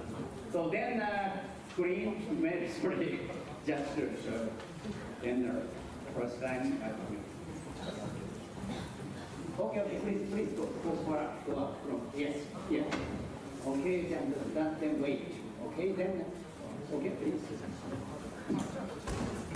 So, yes, C1 to C8, first grammar first, yes. Just 1, 2, 3, 4, like that, okay?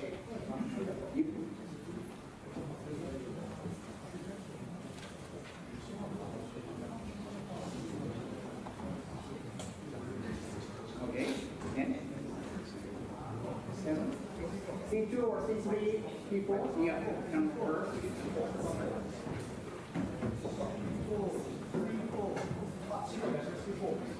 Okay, C4 wait there. C5.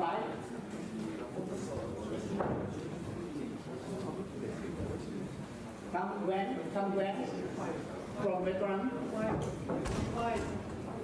C5, come when? I so far. Not now. Wow. Yangshi and Izumi, Tadamata. Okay, then observation first from print. Merrill, Naoko, Kosaka-san, Menia-san, and just wait online, and then please proceed after somebody finish. All right, that wait. Okay, we do. Smoothly to finish. Only 1 minute. Okay. It's very tight schedule, so we're sorry.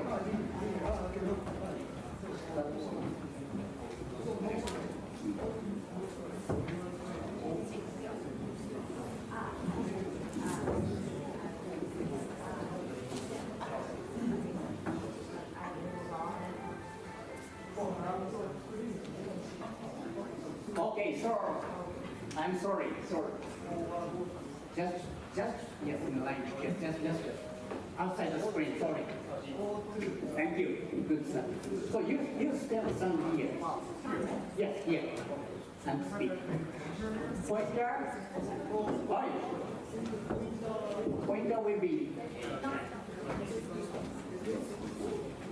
maybe or maybe. So pointer is here. Just point to green or red. Okay, you understand? Okay, it's like this. And sorry, wait. A moment. Okay, so then, okay, please start. So you have 2 minutes for 2 questions. Okay? So I have to switch the proposal by myself. You switch, please. Yeah, okay. Just to switch. Okay, please start.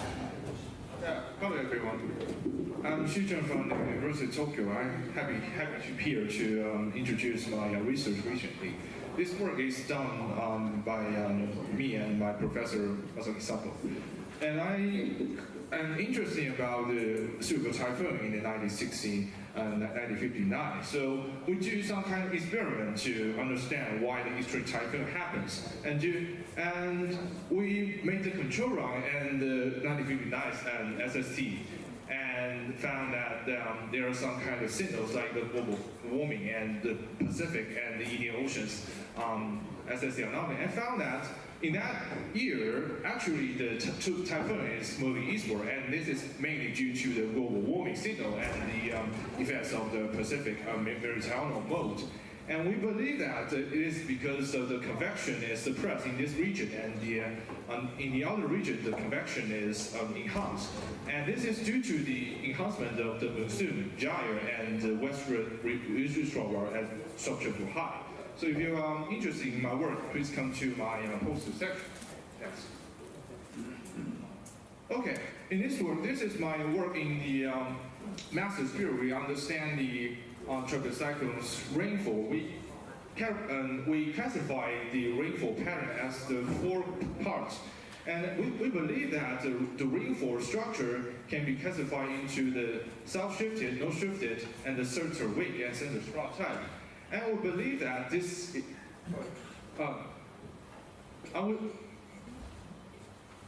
we believe that this structure is because it's different large-scale environment and it's different locations, intensity, and lifetime stages. And about its relationship between the basin mean TC rainfall, we believe that the decreasing trend of the TC frequency for the type 3 is the most important. If you are interested, please come to my poster. Thank you. Yeah, thank you very much. Okay, next just the Matsuro. Yes, expert. Okay. So in this study, original climate experiment was conducted by using the Slab Ocean Coupled MRI GCM. As for experimental configurations, focusing only on the September climate, the continuous simulations were performed under the condition in which the monthly mean spatial patterns of SSTs is fixed as sea surface boundary conditions. So the left one shows the future changes in the number of typhoons. The right one shows the contribution of temperature increase and SST spatial pattern difference and the other residuals of natural variability. So it's interesting that while variations of the high frequent typhoons can be mostly explained by SST variability, but low frequent typhoons is largely influenced by the effect of the global warming. So that's all for my presentation. Thank you. Okay, so next please, yes, solar warming. So please. Good morning, everyone.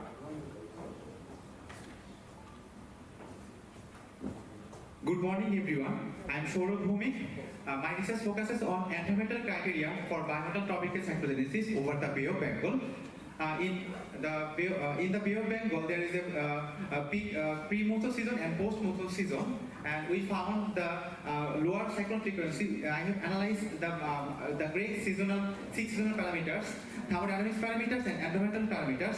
I have a comparison with this season.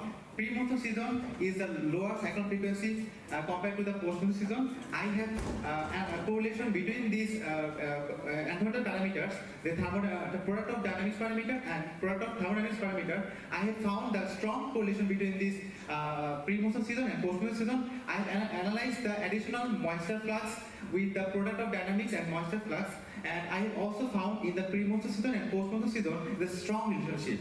And I can say the moisture flux can be as a reliable alternative for the product of dynamic products as a primary indicator. As a more discuss, I would like to welcome you all to discuss in depth in my poster session. Thank you, everyone. Yeah, thank you very much.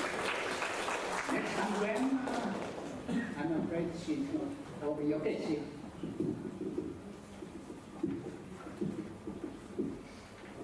Hello everyone, my name is Tâm. Currently I'm a PhD student in the University of Science and Technology of Hanoi, Vietnam. My main focus is on historical climatological data sets, so that's why I bring to you a main study case today. So this is a very quick one. 1881 Haiphong typhoon is the deadliest tropical typhoon in Vietnam as per Clementi. But actually, when we do a modified TC detection diagram, we find that the intensity of the tropical cyclone is not that much, and with suggestion of further historical archive that I have found, it suggests that the Many-Dike system was under construction at that time, suggesting that the death toll was exaggerate the number, but actually it's still one of very interesting case because it just suggests that this is the compound hazard with the splitting typhoon track, even though it's impossible, but it suggests a very interesting case. Please come to the poster C5 if you want to have further discussion. Thank you. Okay, thank you very much. Okay, next, Liang Xi. Oh no, not Liang Xi. Okay. Liang Xi? Are you Liang Xi? Okay, maybe no slide, sorry. Yeah, just explain briefly. Huh? Yesterday? Too late. We have 10 minutes, sorry. So please say, just by voice. Oh, you cancel. Okay, sorry.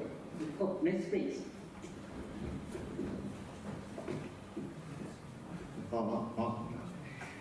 Hello everyone, this is Tanamasa Izumi from Graduate School of Akita Prefecture University. There are few typhoons whose strokes are different from normal, unusual typhoon. Many studies were conducted to clarify the mechanism of unusual typhoons, but they focused only almost one case. So we thought that long-term unusual typhoons analysis is required. So, and we extracted frequent typhoon years FTY, and that years which typhoon frequently occurred from 36 years 1987 to 2022. Then we calculated SST and pressure anomalies and comparing with FTY and climatology. And the bottom right is the example of the pressure anomalies. I'm looking forward to meeting you at my poster C7. Thank you so much. Thank you very much. So next to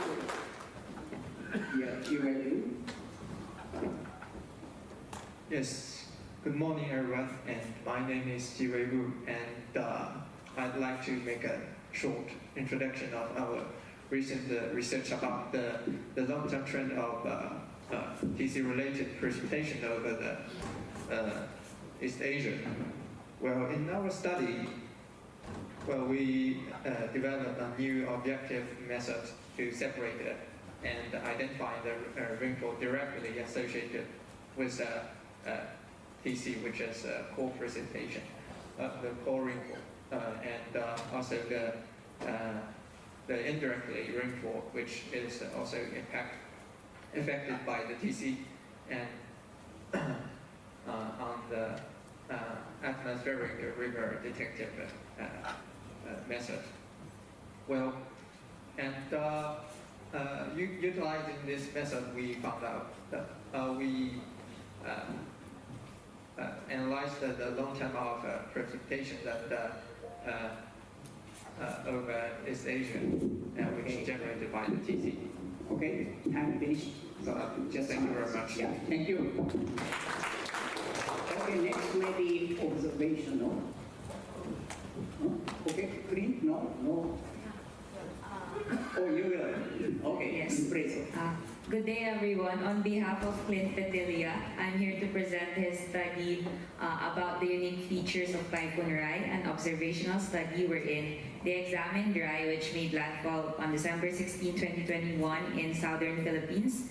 This event resulted in about $942 million in damage, 405 fatalities, and 52 missing. So this study aims to understand the unique features of Rai in the context of its environmental factors with respect to other Philippine landfalling TCs.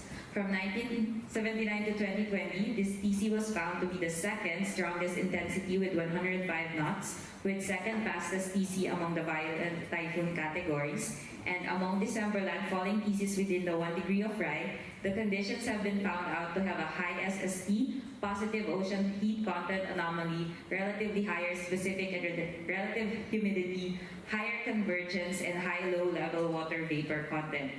Clint is looking forward to meeting everyone at his poster later, so he is welcoming everyone. So thank you. Yeah, thank you. And next, Mary, Regina. Good morning, everyone. I'm Mary Lalgodon from the Advanced Science and Technology Institute 2 in the Philippines. So let me introduce to you our research on estimating the cloud top altitude of tropical cyclone Mindole using the WATA-2, the Philippines' second Earth observation microsatellite. The cloud top altitude, particularly from the eye to the eye wall, is an important indicator of the cyclone's intensity. So this region holds the most significant altitude variations compared to other parts of the tropical cyclone, which are typically flat. So at September 29, 2021, the WATA-2 captured images of TC Mindole, while aircraft reconnaissance missions collected drops on data measurements. So using stereo photogrammetry, we reconstructed a high-resolution 3D model of the cyclone and derived its relative cloud top altitude. So our method provides a detailed 3D cyclone satellite images with accuracy bettered by the drops on data. Okay. So for more information, please visit my poster 02. Thank you. Thank you very much. Okay, next, Dr. Naoko Kosaka, please here. Hello everyone, I'm Naoko Kosaka of NTT, and this is my poster. This one. This study examines asymmetry of the typhoon wind structure and differences in the angle of inflow using surface wind SSWs measured by autonomous surface vehicle named wave gliders. So the left panel shows the normalized SSWs by values of maximum wind and maximum wind, and we compare the ground relative SSW, which is observed data itself, and typhoon relative SSW with minus typhoon speed, very simple model. And right panel shows the ground relative SSWs, upper shows the speed, and lower indicate the inflow angles. So we confirm the asymmetry of the data is from data. And next is also my poster. And to next? Yes. Okay. So this is our research about the observation itself. So I will introduce our observation in this summer. So we observed 5 typhoons during 2 months of this summer. So we also have the dashcam movies. So we will introduce our movies on beside the poster. So if you're interested in our works, please come to our posters. Thank you. Yeah, thank you very much. Thank you. Okay, next also from MTT, yes, Mania, please. Yeah. Thank you, Chair. I'm Yusuke Mamiya from NTT, which is a private company in Japan. And in this poster, we present initial attempt for sensitivity analysis for effective observation point with a joint method using WAP-DA. And figure 1 and 2 is method, and below figure is result. And in this result, we compare with sensitivity field with observation point. If you have any question or comment, please visit our poster. Thank you. Yeah, thank you very much. Okay, next is Nabila Kabasam. Please. Hello everyone, this is Nabila Kabasum from TRC. So to understand, to have a typhoon prediction, we need to understand how typhoon develops. So it develops in several stages, and the main objective of our research is to understand the combination of different environmental conditions that are required for typhoon development for future typhoon prediction by using AI model. So the current problem is during typhoon, we know several environmental conditions are required for typhoon, but the problem is their behavior is not that much linear. So that's why we want to use AI model to understand their behavior.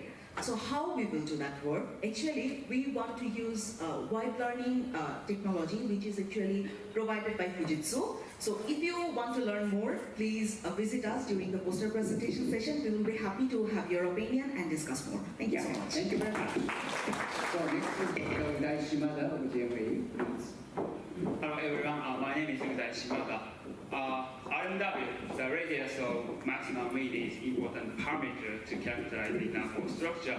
Here, two methods to estimate RMW are proposed using microwave satellite data 89 kHz. And it is well known that the RMW is well correlated with the size of ion ring observed by microwave satellite. But we do not know a quantitative relationship between RMW and the size of ion ring. In this study, we found a good relationship between RMW and Ri. Ri is defined as -40 degrees Celsius radius of azimuth mean pertinence temperatures, and the maximum error was only 2.8 kilometers. I'm looking forward to discussing with you with this method. Thank you. Yeah, thank you very much. So next is Dr. Yamasaki of Kyoto University. Yamasaki-san, please. Thank you very much. Hi, I'm Kota Yamasaki from Kyoto University. We are especially interested in the wave conditions under the typhoon or around typhoon. So we deployed this drifting buoys around Japan to observe typhoon high wave and use the data for simulation. We developed two different data simulation systems and evaluated the accuracy of the simulated wave model. And right side is my results. If you want to know more detail, please come to my poster. Yeah, thank you very much.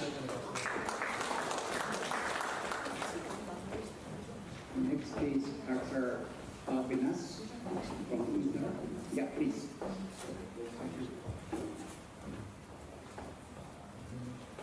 Thank you.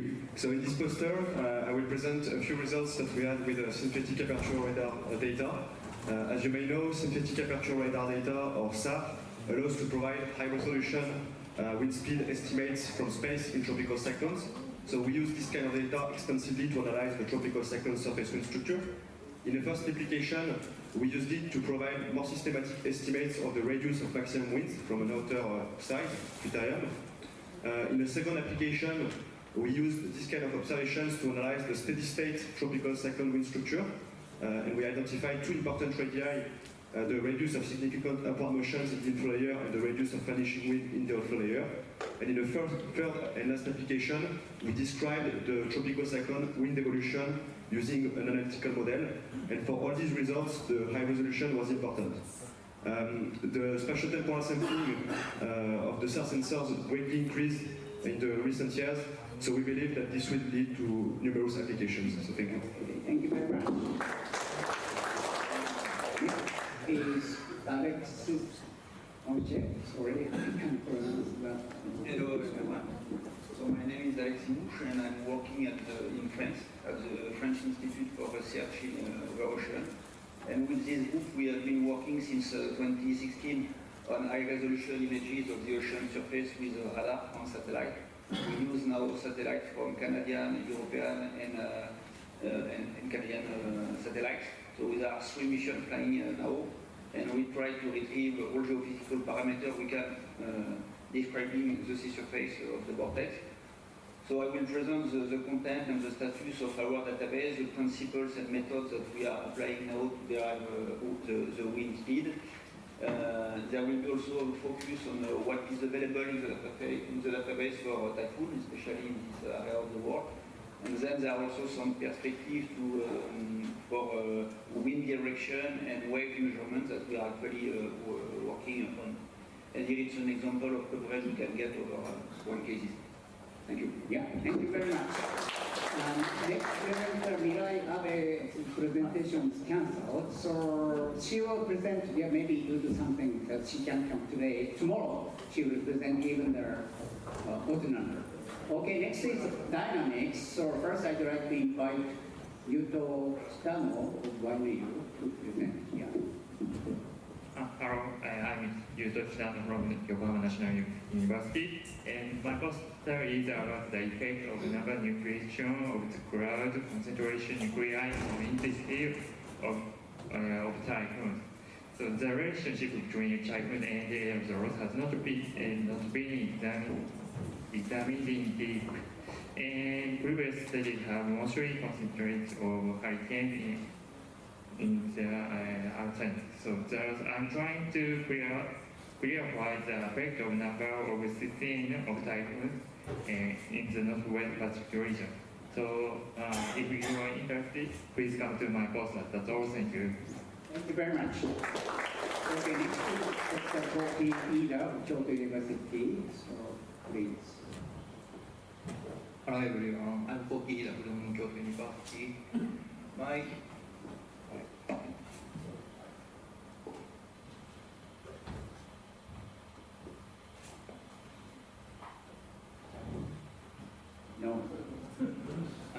My research is interesting typhoon and interaction. So in this study, we use the atmosphere ocean wave model to investigate the impact of ocean reaction and wave effects of typhoon, measuring surface roughness and precipitation based on wave observation. So I analyzed the 4 typhoons that made of landfall in Japan, each with distinct characteristics such as size and intensity. My results highlight SST including the impact of SST and wave effects on typhoon's intensity and relationship between wind speed and drag coefficient. Please visit my poster. Okay, thank you very much. So next is Zero and Junket.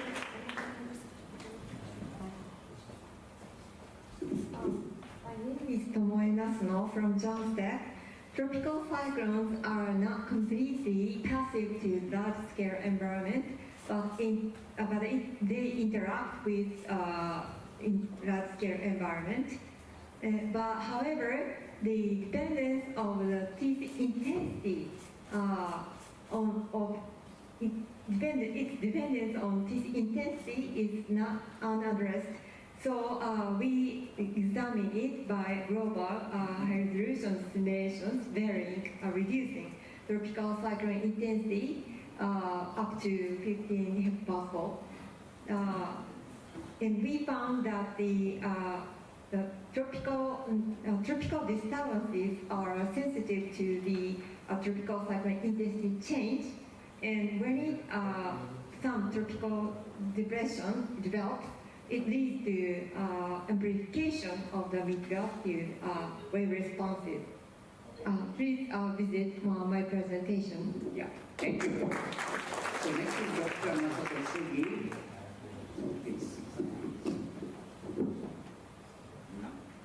I'm Masato Sugi, I'm retired from international research.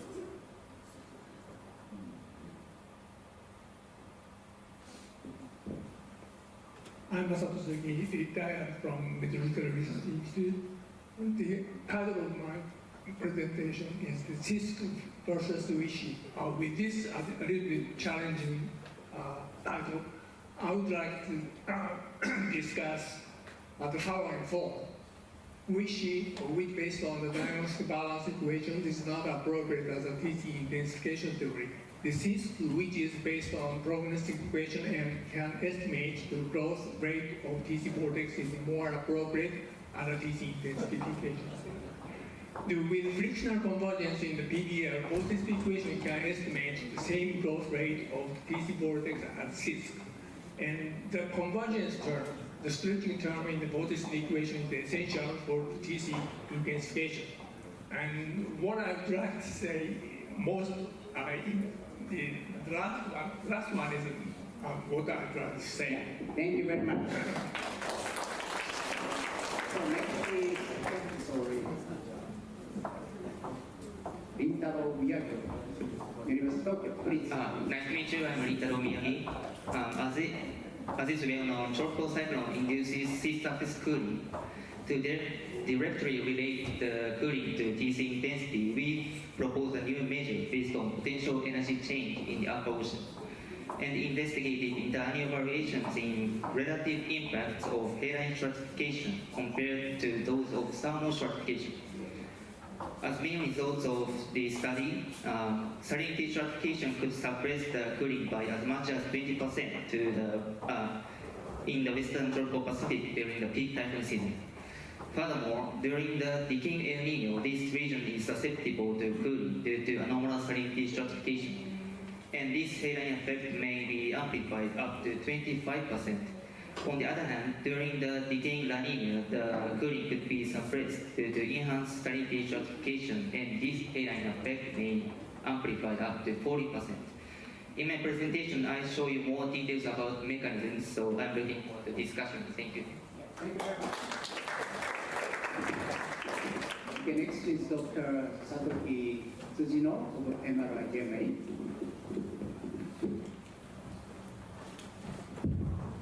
Thank you. Hello, everyone. My name is Satoshi Tsujino from Meteorological Research Institute, JMA. Yes, correct. Yeah.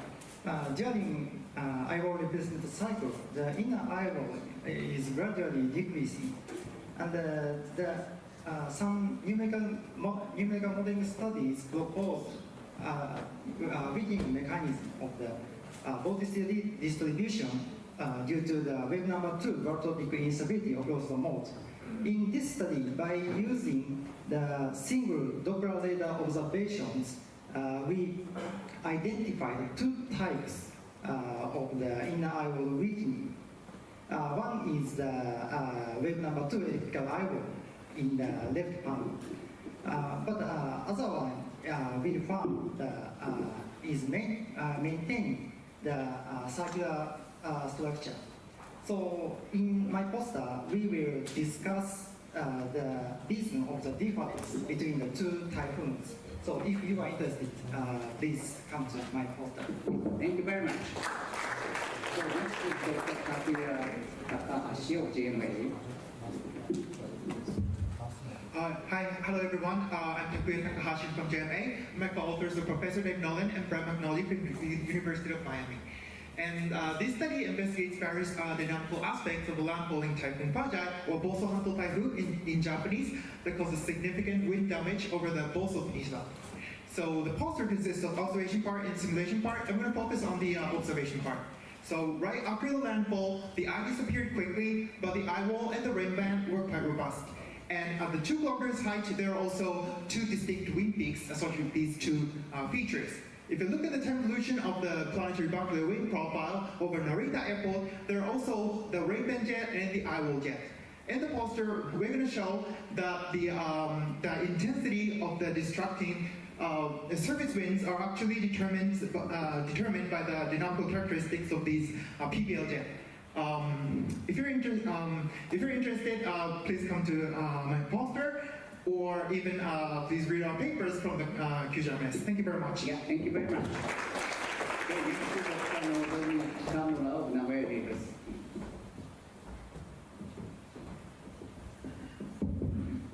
Thank you. I'm Nozomi Tamura from Nagoya University. The purpose of this study is to quantify the impact of drop zonde data by TPAX project and observation project and on the inner core structure. And the method is model and 3D bar data simulation. And as a result, the forecast error is decreased by the assume the inner core drop zonde, and the one core structure is corrected to the observation. The assimilation of the drop zone data decrease the intensity error and improve reflectivity of inner core structure. So my poster is D8. If interested, please come to my poster tomorrow. Thank you very much.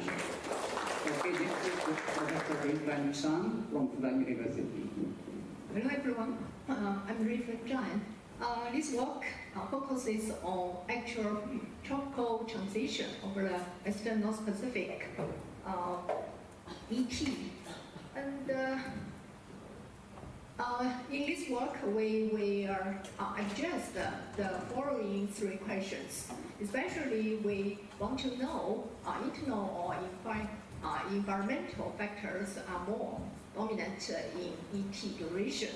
We used these factors and find environmental factors play a more substantial role than internal PC structure, with cold air contributing the most. That's all. Thank you. Okay, thank you very much. Next, we hear Donga from Manga Observatory.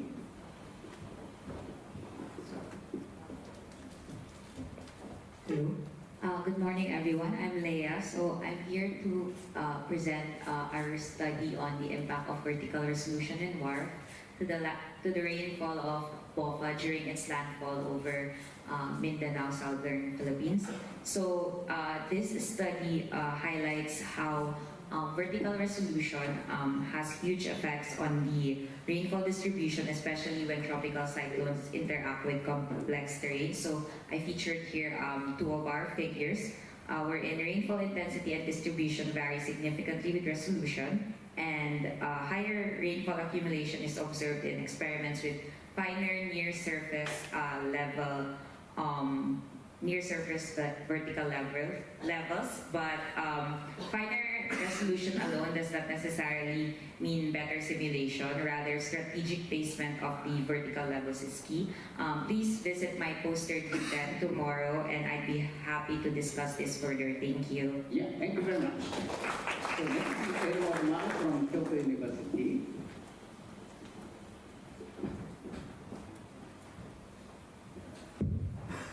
Nice to meet you.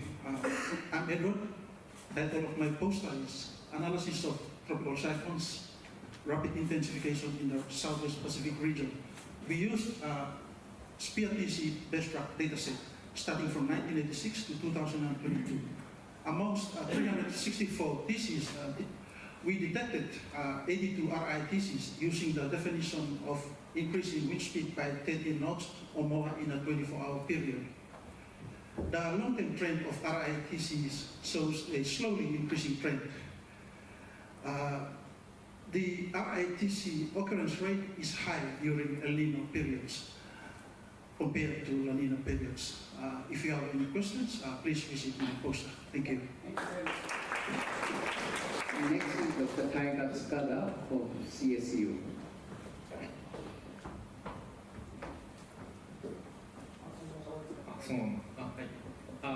Nice to meet you. My name is Taiga Tsukada, working at CSU, and this is a collaborative work with John Knapp and Shimada-san sitting there, and Stephen Miller. So thanks to French group, we now have a third wind speed with a high resolution and high wind speed retrieval capability. But this product is considered as an instantaneous wind, so the operational center averaged them with 3 km box to provide a 1 mean wind speed. In this study, we propose two more new approaches and compare them with in-situ drops on the observations. And we also try to estimate 10 minutes mean wind speed and compare the 10 minutes Vmax and 1 minute Vmax. Feel free to use the point by poster. Thank you. Yeah, thank you very much. So next we will proceed to forecast system. And the first speaker will Takeshi Doi from Janstech. Hi, I'm Takeshi Doi from Janstech. So my poster is about the seasonal forecast of tropical cyclone frequency. So I found some skillful area and found some predictable event using the large ensemble numerical signal prediction system. So if you are interested, please visit my poster. Thank you. Thank you very much. So next we Jem from Samyat University. Hello everyone, I'm Wei Zhen Chen from Sun Yat-sen University. My poster is about the weekly prediction of the tropical cyclone journeys over the South-China Sea. I used the two models.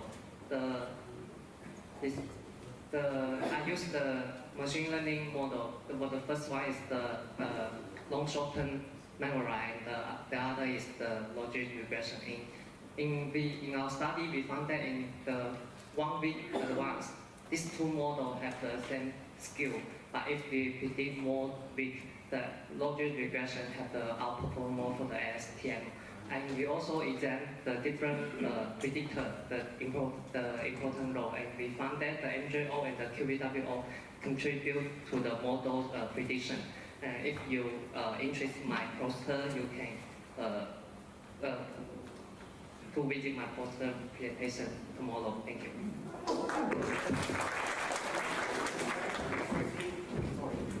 Next, we'd like to proceed to the last session. So first is Lobjila from Pakistan. So good day everyone, our poster presents our progress on the development of a typhoon severe wind impact potential guidance on severe winds in the Philippines. This work involved co-development of 4-level structural impact tables, area-specific thresholds to trigger impacts, and the development of prototype system. Initial results show that the Philippine urban areas have generally higher wind impact thresholds, while semi-urban, semi-rural, and rural areas share similar severe wind risk profile despite their differences in building exposure datasets. Using these, typhoon severe wind forecasts were translated to impact potential forecasts during several typhoon events in 2024, showing potential use for disaster risk management. You can visit my poster at H1 if you have further questions and want to discuss this more in detail. Thank you. Yeah, thank you very much. So next is Ichiro Yoshiura from YMU.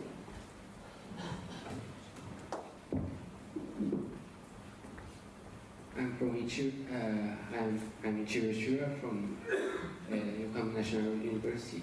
We are conducting research on suppressing erosion in surfactants. And this research was inspired by the idea it might be possible to control extreme weather such as typhoons, which have become more intense in recent years. As shown in the figure, the erosion suppression is determined based on the difference in the erosion mass of water in a petrolish with and without surfactant. In our poster session, we will discuss the dependence of erosion suppression on surfactant type, density, and wind condition. If you have interest in my poster, please come to my poster. Thank you. Thank you very much. I'm afraid IWTRC Kozor is not here, right? So the next is Xiaoyang Li from the University of Tokyo. Hello everyone. This is Xiaoyang Li from the University of Tokyo, and my poster is about flood damage assessment induced by typhoon Hagibis with different potential traps.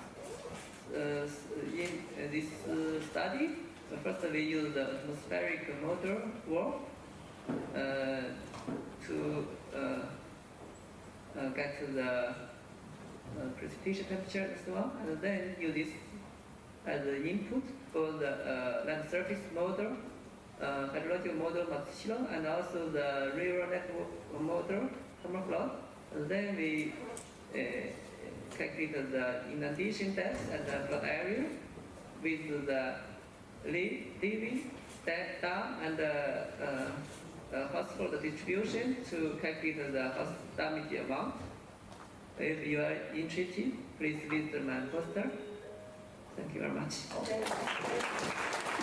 So thanks to your support, we can finish on time. And we are really sorry to have not appeared the slide. Yeah, because we are so much occupied yesterday to prepare this workshop. So we are very sorry for that. Please send back the deadline. Okay, then maybe it's nice to talk.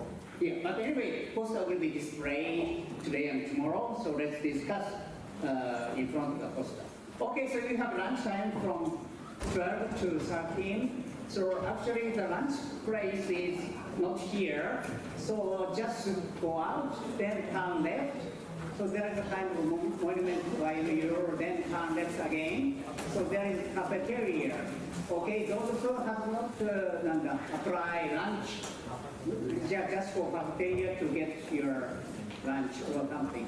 Also, maybe I hope coffee is available here. Okay, so and then we have this 140 third floor. This will be our lunch place where if you book your lunch. Yes, and also if you want to get lunch outside, then eat here is also all right. Or you have bring your lunchbox, you can eat at the third floor. And also after reception place is the same. Okay, please remember this route. Maybe just to display the direction or something. Nobody guys. But anyway, please enjoy your lunch. And also poster session will start from 2 p.m. Okay? And here, maybe, I'm not sure. I'm sorry. Yes, 2:10. The next session by Johnny, I think. Is it right? Yeah, 2:10. Yeah, 10 minutes past 10. Another keynote lecture by Johnny. Okay? Good? Any questions?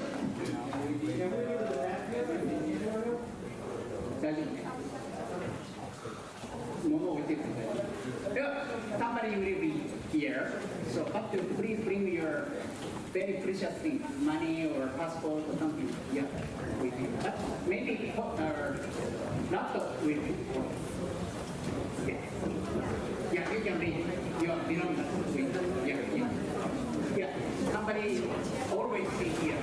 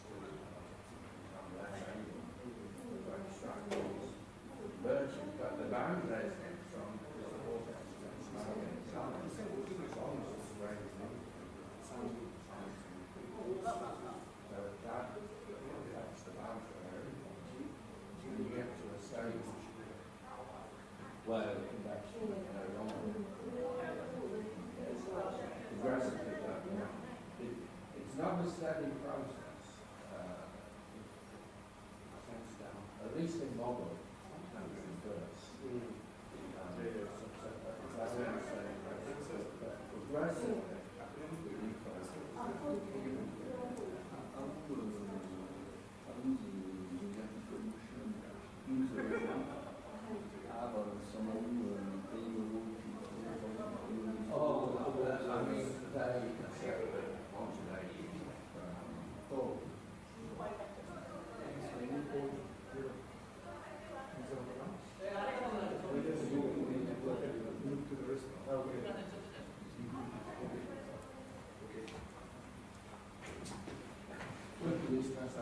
Yeah, no, thank you very much.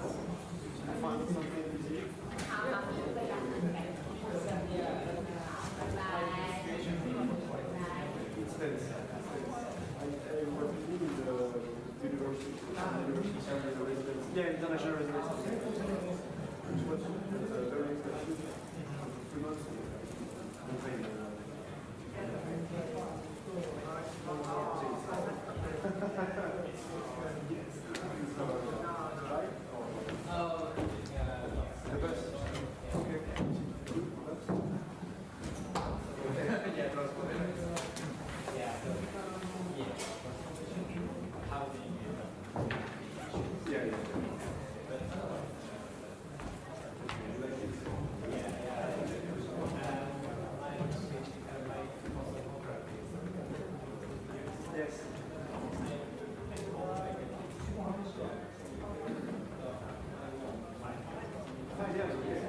course.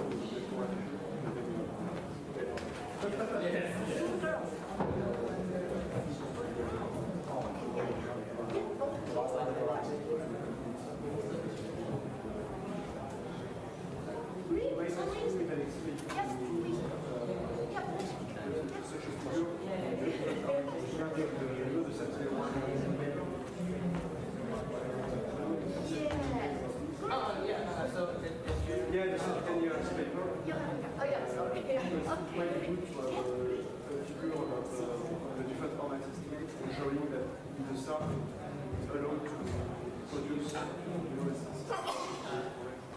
but just basically because to have a cycle just one then we discuss and say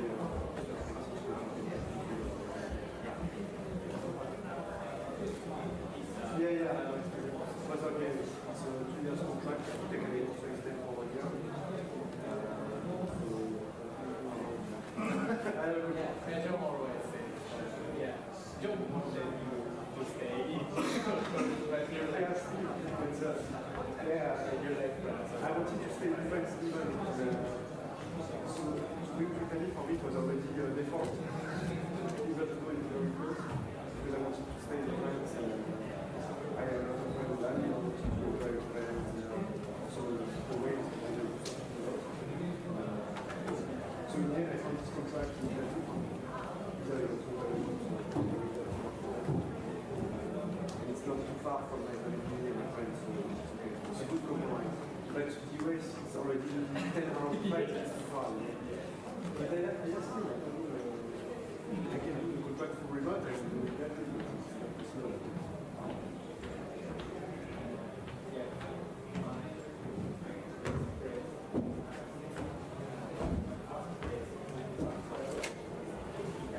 Really? Yeah, maybe we can, I can invite you back. But still, yeah. Yeah, okay.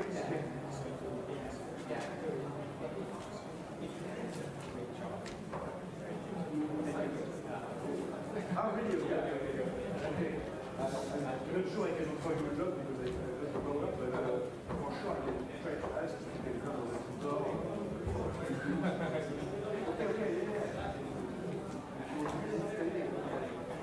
Okay, yeah, it's very good.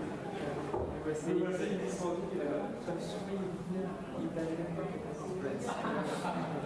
whatever order, after it's free to use the order.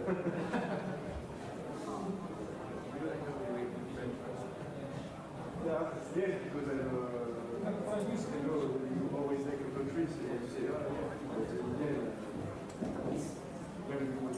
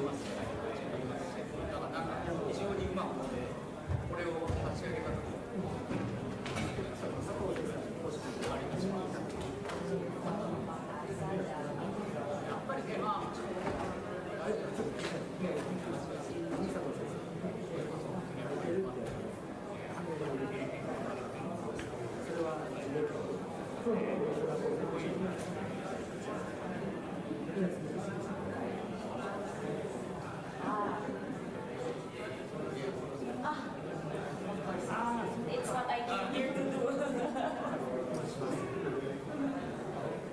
Tomorrow? No. It's too early, Sensei. Next time. The next one.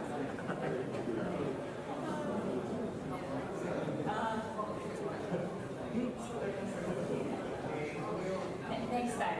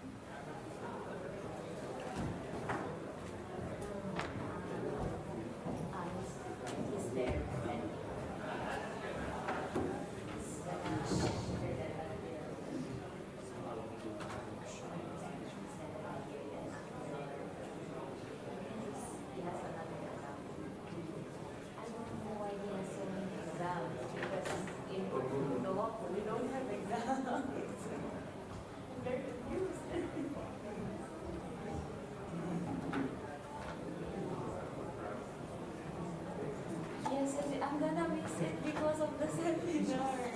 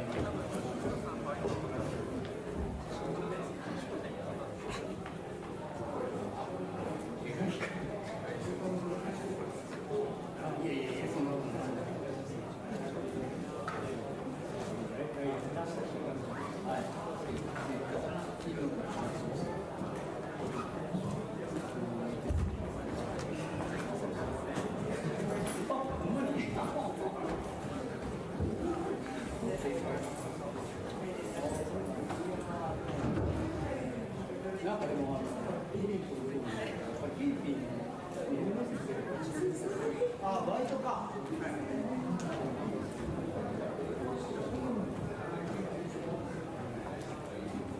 っていうか、どうしよう。ちょっと待ってください。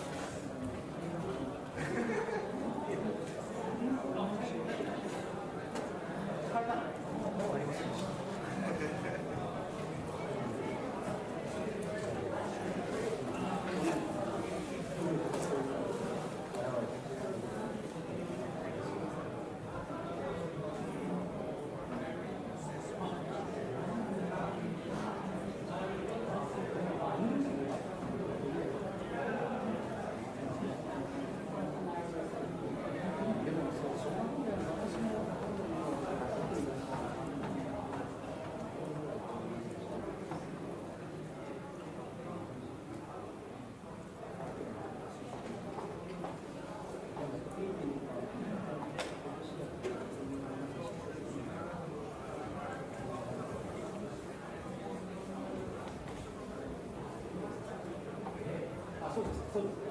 彼らのイノベーションシステムは、青タマゲームという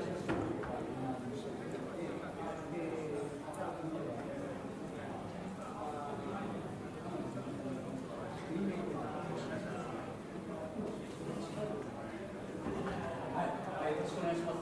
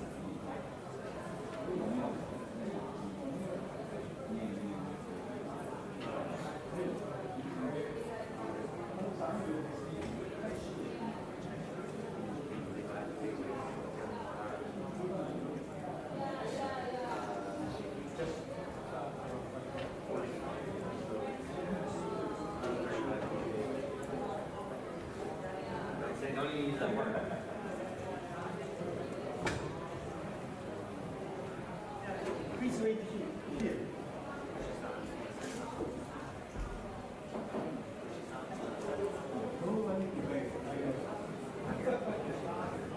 I stay home.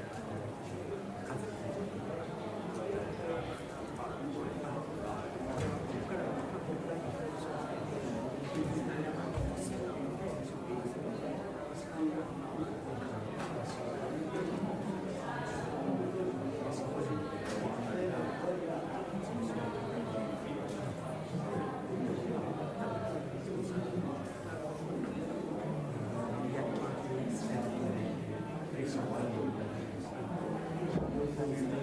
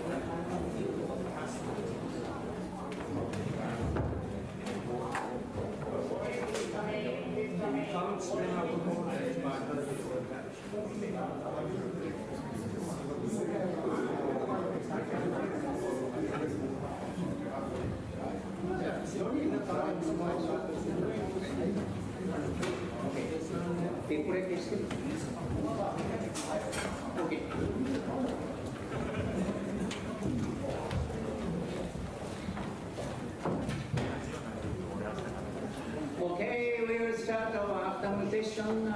Please come in. Please come in now.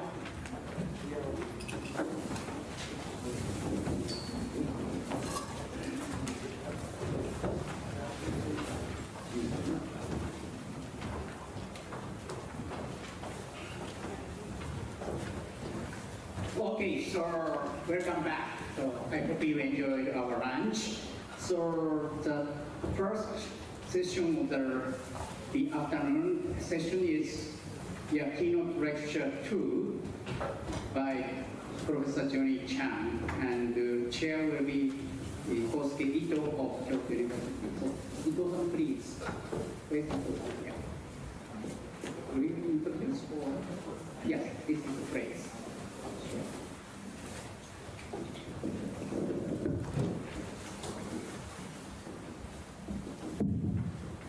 So welcome back.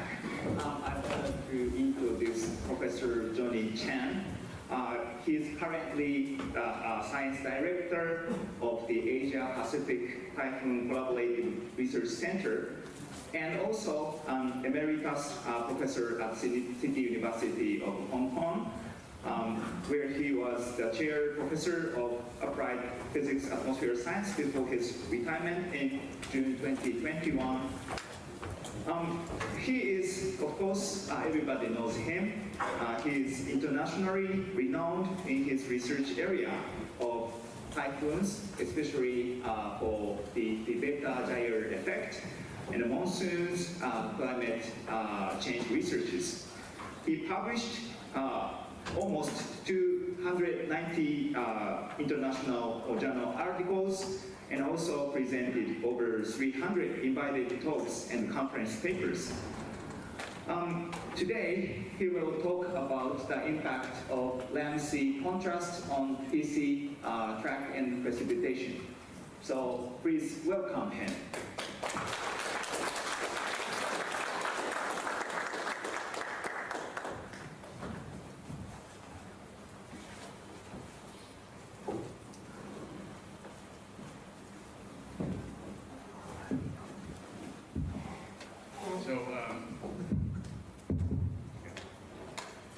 Thank you very much for inviting me here, and I'm deeply honored to be given the title of eminent visiting professor at YNU. So I look forward to more collaboration with people not only at YNU but also other professors in Japan. So I promise this talk will be less controversial than the last one.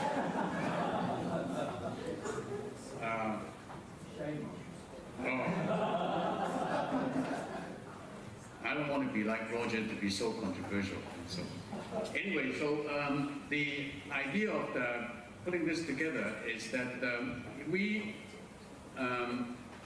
we study tropical cyclones, most people will study tropical cyclones over the open ocean. because it's easier. That you don't have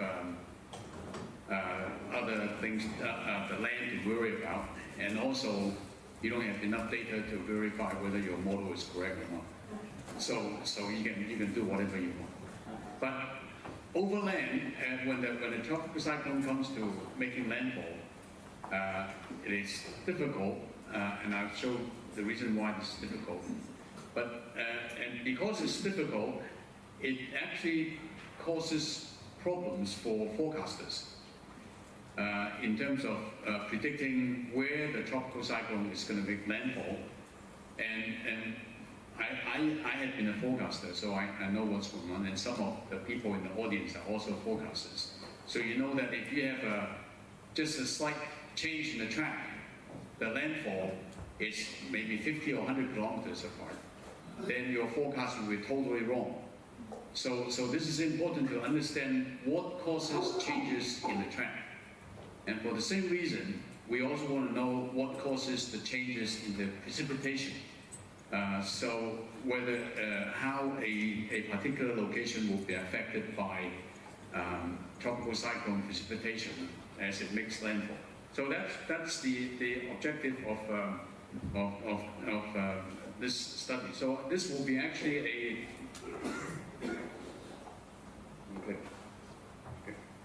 So this actually is a summary of many of the studies that I have done and some other people have done on these two topics, on tropical cyclone track and precipitation. And the reason for this is for the land-sea contrast. Okay, so we need to emphasize that this is land-sea contrast. So the outline of my talk is that I want to talk about the impact of land-sea contrast of two things. One is on TC track, as I said. The other one is related, TC-related precipitation. And then I'll have a summary and some comments. So basically, why is it so different? Because there are properties and characteristics that are different between land and sea. So we need to, of course, the first one is friction. So we all know that the friction is higher over land than over the ocean. And also later on you'll see that different areas of the land will have different types of friction because you have different land cover.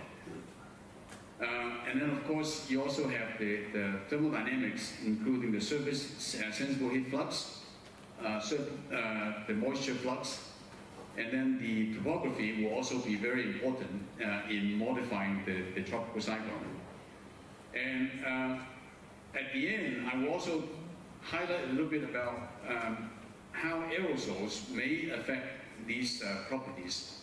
And the reason why aerosols is important is because, especially in our region in East Asia, we actually have more of these cities that are huge. And so with that, then you can actually have a lot of aerosols from automobile exhaust, from industrial production, and so on. And so then how might that modify? So this will be another additional contribution to the difference between land and sea. Okay, so let's start out with some very simple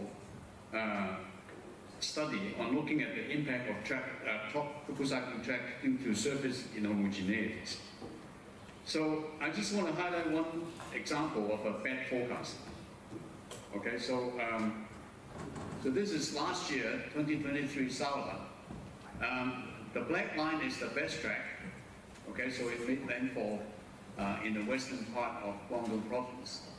And these are the deterministic forecasts from each of the models, UK Met Office, NCEP, DMA, and so on. And what you see is that they all have, they're all wrong. This one is a bit better. NCEP is probably the best, but most of, and UK Met Office later on maybe a bit better. But many of these models are wrong, okay?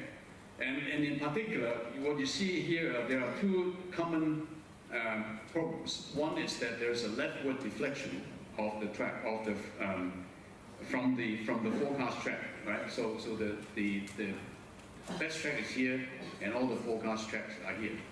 So there's a leftward deflection, and then if you look at carefully, that the dots, every dot is 24-hour prediction, I think. So or if you look at the length of the track, you will see that this track is actually the actual track is actually the longest compared with most of the forecast tracks. That means there is an acceleration of the track of the tropical cyclone as it is moving closer to land. So this is one example of one of the problems why we need to understand more about how the land can impact on the track.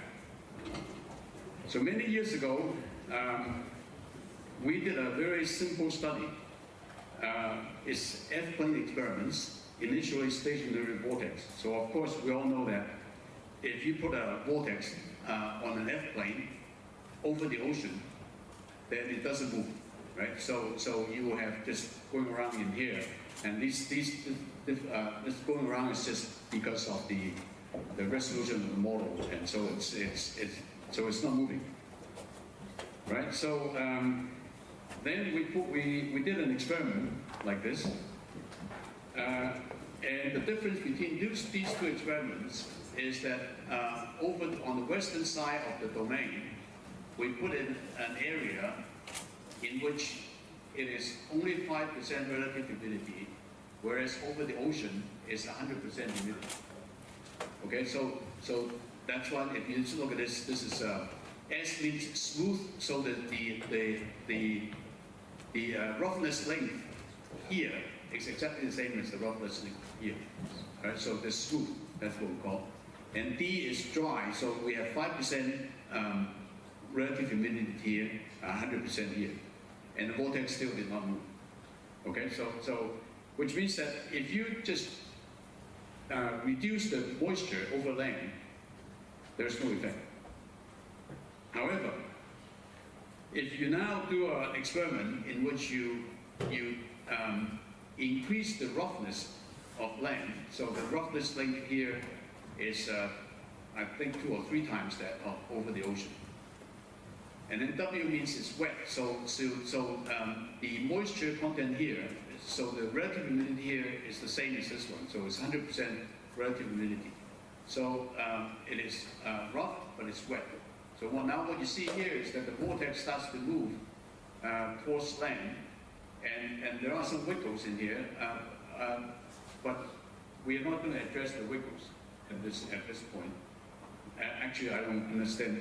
So these are some of these oscillations that Willoughby has talked about many years ago, and people had some radar observations of that, but I won't be discussing that one.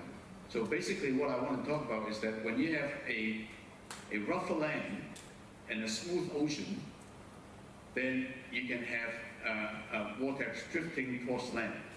And so this is a 72-hour simulation. So the drift speed is about 1 to 1.5 meters per second.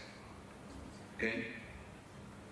So the last experiment is that the same as this one, but now you have a dry land, so 5% humidity, 100% humidity, rough land here, and it still drifts towards land. So in other words, if you look at these 4 experiments, the basic message is that what's important is the roughness over land.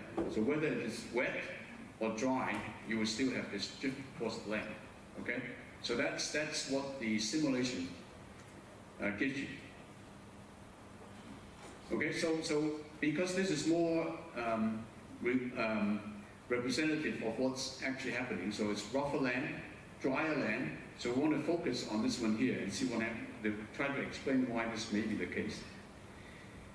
Right, so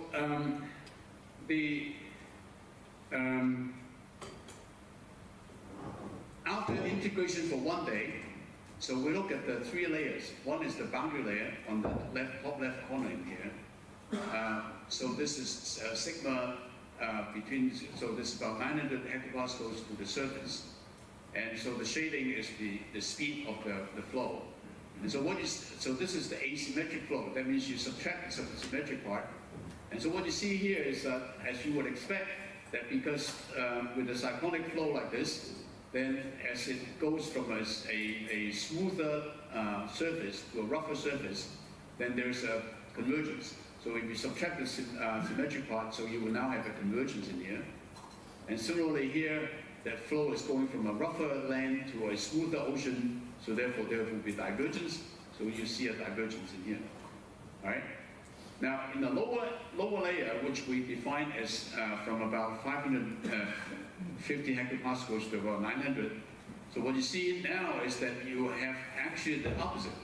So you have a divergence on the onshore side, and then you have a convergence on the offshore side, right? In the upper level, it's very weak. It's only one, and there's not much that's going on. You still have the same thing, the convergence. So what you're seeing here is that after one day, then what you have is that you have in the system, that you have in the lower atmosphere, you have the so in the boundary layer, you have the convergence. So of course, with the convergence, you have rise in motion. And so somewhere up there, you will have the divergence. So you have the secondary circulation in both the offshore side and the onshore side.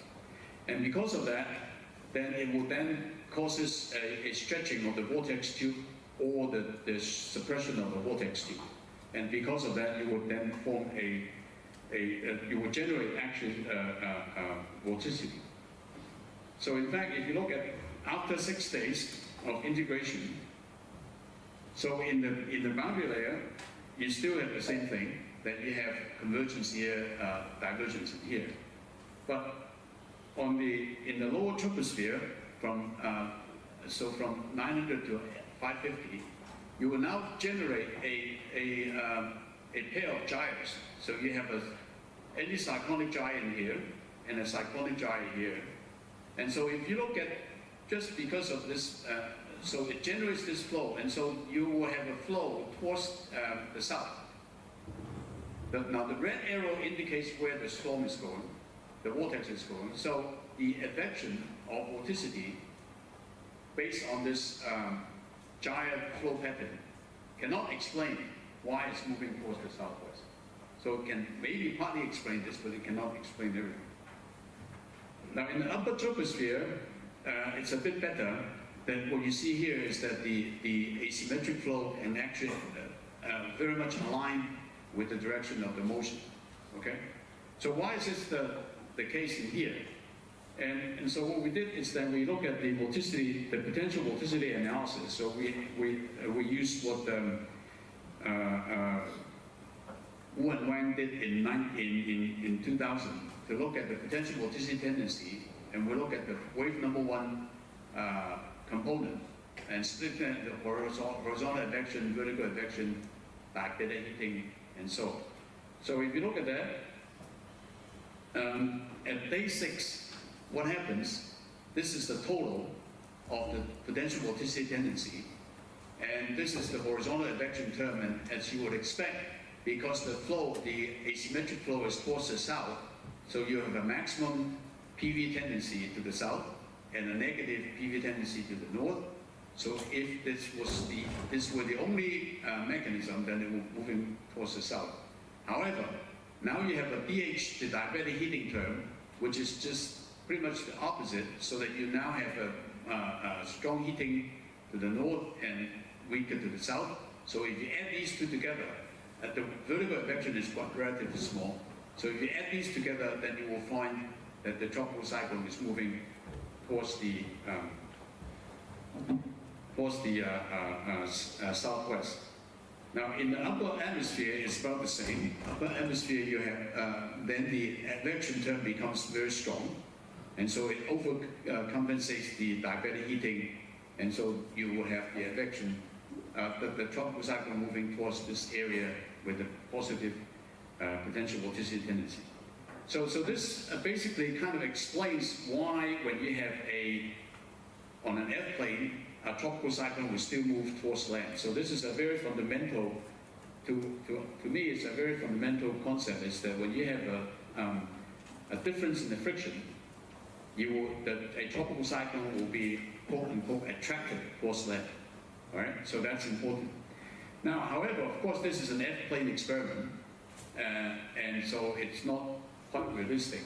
So we did another experiment, which is on the beta plane. So this is on the beta plane. exactly the same as the one on the F plane, but now it's on the beta plane. And the red line, so the black line is the one with no, it's only the beta effect. So the black line is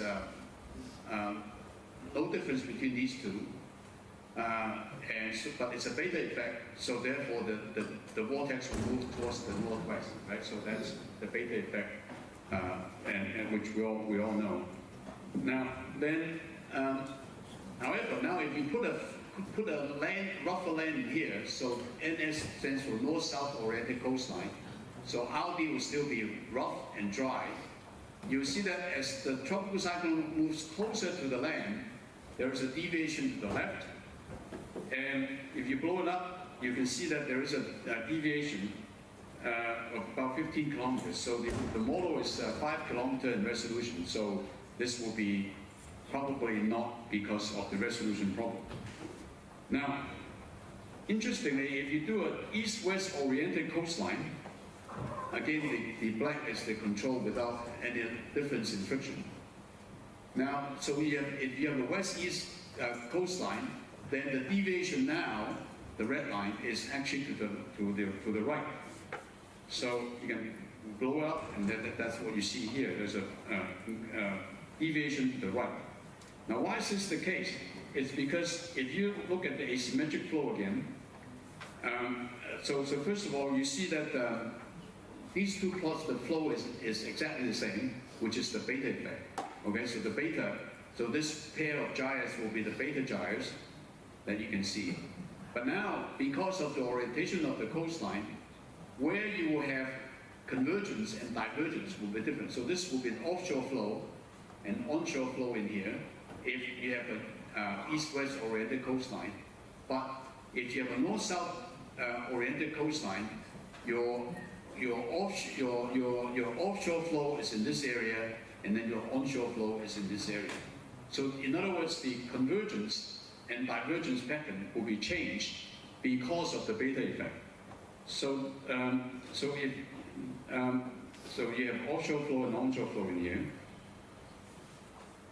So therefore, if you add the two together, what you will find is that if you have a north-south coastline, then your asymmetric flow will then be like this, so that the advection will be moving towards so it will be pushing the vortex towards the left of the one without the coastline. But then on the other hand, if you have an east-west oriented coastline, then your flow will be different. Then you have the gyre will be different, so that you will now have a deviation towards the right of the coastline. So in other words, if you have a more realistic coastline of either east-west or north-south, then there will be a different deviation of the track relative to the case where you don't have any rougher land. So this is the second set of experiments we have done. Now, of course, this is still quite idealized because usually over land there are different roughness. As I said, you can have buildings, you can have a city next to a forest or next to a grassland. So how do you account for that? So we did another experiment, but this time going back to F-plane because it's simpler to understand. So what we did then is to have two experiments. One is that so it's still land on the western side in both experiments, but on the left-hand side, the land to the northern part is rougher than the southern part, but both will be still rougher than here. Okay, so very rough, so it's north rough, south smooth in here. Now the opposite is that when you have a smoother land in here and a rougher land to the south, and then you can see that the red is the control experiment in which the roughness is exactly the same throughout the whole domain on the west side of the domain. Then if you put in rougher land in here, you will see that the dash line in here, which is actually deviated closer to the rougher land. Similarly, if you have a rougher land to the south, then you have a deviation further towards the rougher land. And so in fact, in this case, it actually did not make landfall. So in other words, it's consistent with what we studied before. You see there's a blow up in there, you can see better. So you can see in here that when you have a rougher land to the north, then it will deviate towards the rougher land in here. And similarly, if you have rougher land to the south, it will actually be deviating to the south. So the whole idea with these two experiments is to demonstrate that if you do have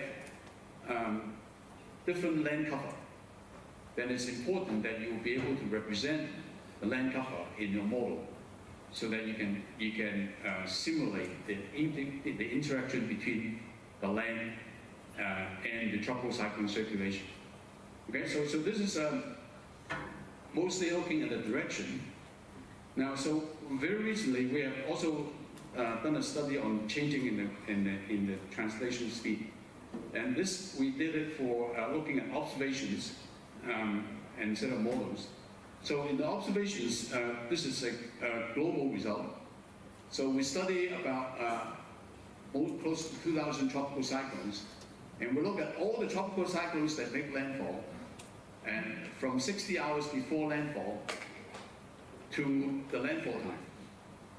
So this is the speed of the tropical cyclone. So what you see here is that starting from about 60 hours, and then especially from about 1.5 days before landfall, it starts to accelerate. So the speed changes from about 5 meters per second to about 6.5 meters per second. And this is actually everywhere. So this is global, this is northern hemisphere, and this is southern hemisphere.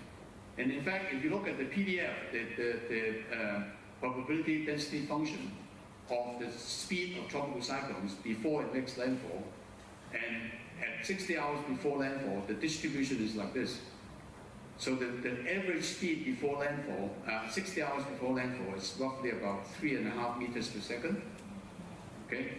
However, if you at landfall time, the distribution is shifted to the right, such that the mean translation speed is actually about 5 meters per second. So there's a shift of the translation speed towards the right, which means that you actually have an increase in the translation speed. So to understand this, we actually did a simulation, and so it's very similar to what I showed you in the earlier of this talk, is that you have, again, rougher land to the west, and then you can see that if every dot is every 12 hours, so you can actually see that there's the distance between the dots becomes larger, so there's an acceleration in here.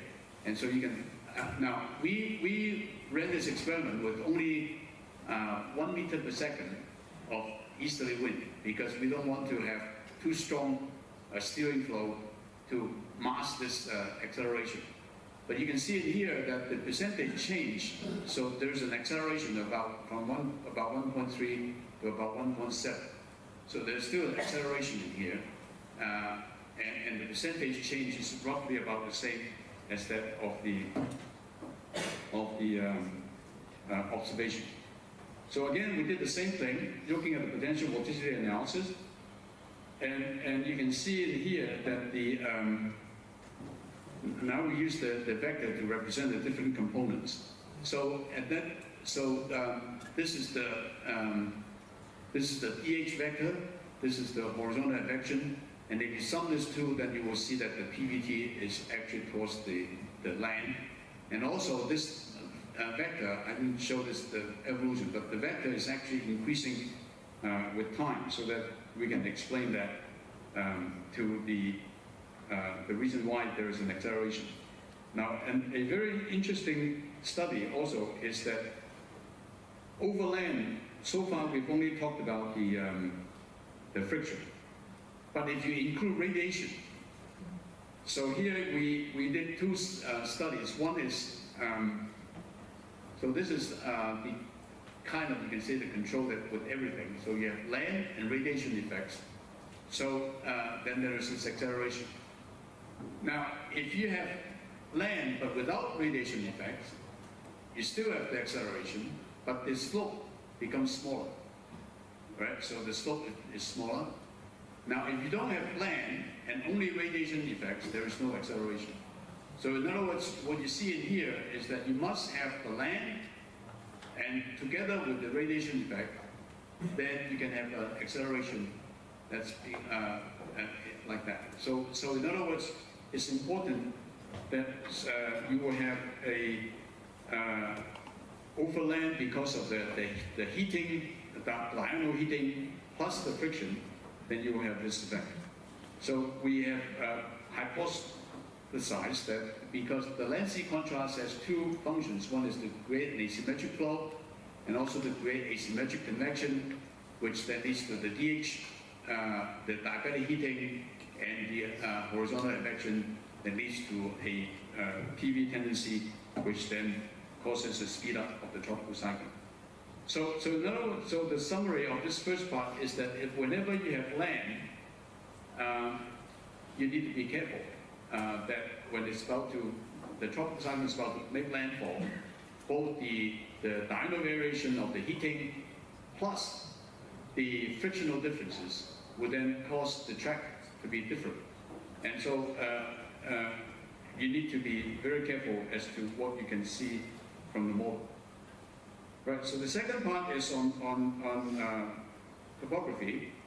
And of course, Professor Wu here has done a lot on this. And so I will just go over that partly from his work. But so one example is that this is this year, Typhoon Gami that made landfall in Taiwan.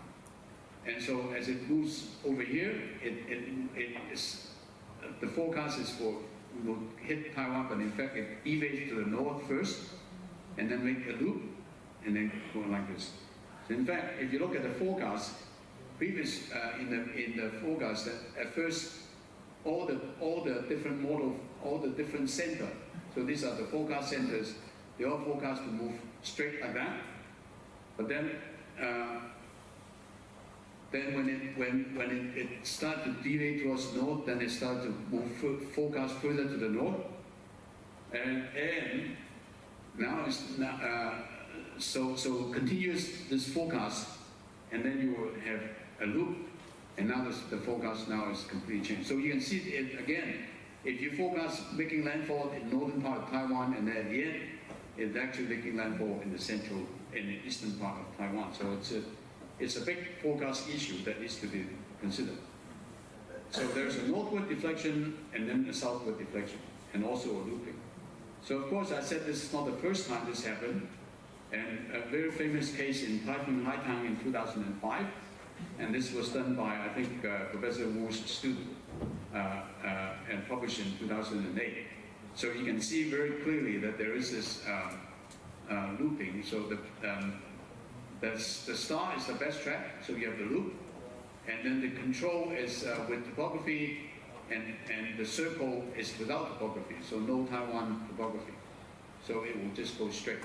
So therefore, the topography becomes a very important forcing for this looping. If you, I just show an example that if you look at the asymmetric flow again at 700, you will see sorry, actually this is actually not only at 700, right? So you also plot other patterns, but if you average them, you see that there is a deviation, a strong southwestward flow, which therefore pushes the tropical cyclone towards the south. So this is one, and what they refer to as the channeling mechanism. And so this has happened quite a few times over in Taiwan. And so quite a few papers have published on that. But I want to emphasize a little bit, in addition to this southward motion, before the southward motion, there is a northward motion. So this, we did a simulation of this. So this is a run with beta effect, just no steering, just beta effect. So it moves towards the northwest. But now if you put in topography, this is shading the topography, then it actually deviates towards the north first and then the south. Very much like what you saw in the previous two cases.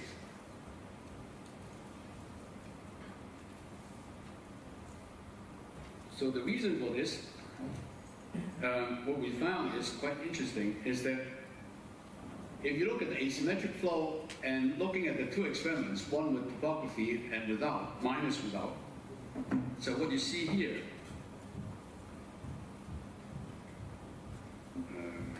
we'll do this. I need to change the pointer. How do I change the pointer? No. How do I change the pointer to that? Because I need to play a video with you.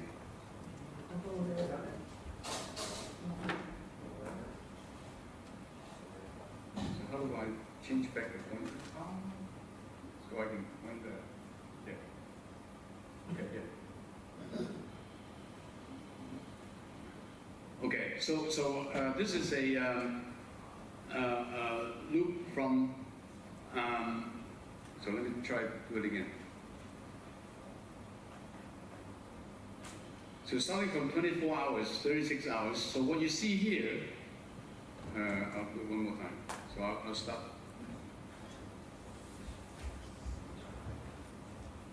Okay, so in 24 to 36 hours, this is Taiwan Island. So if you subtract the experiment with Taiwan topography minus the one without, you actually see that there is a pair of gyres forming in here. A cyclonic gyre to the north and an anticyclonic gyre to the south.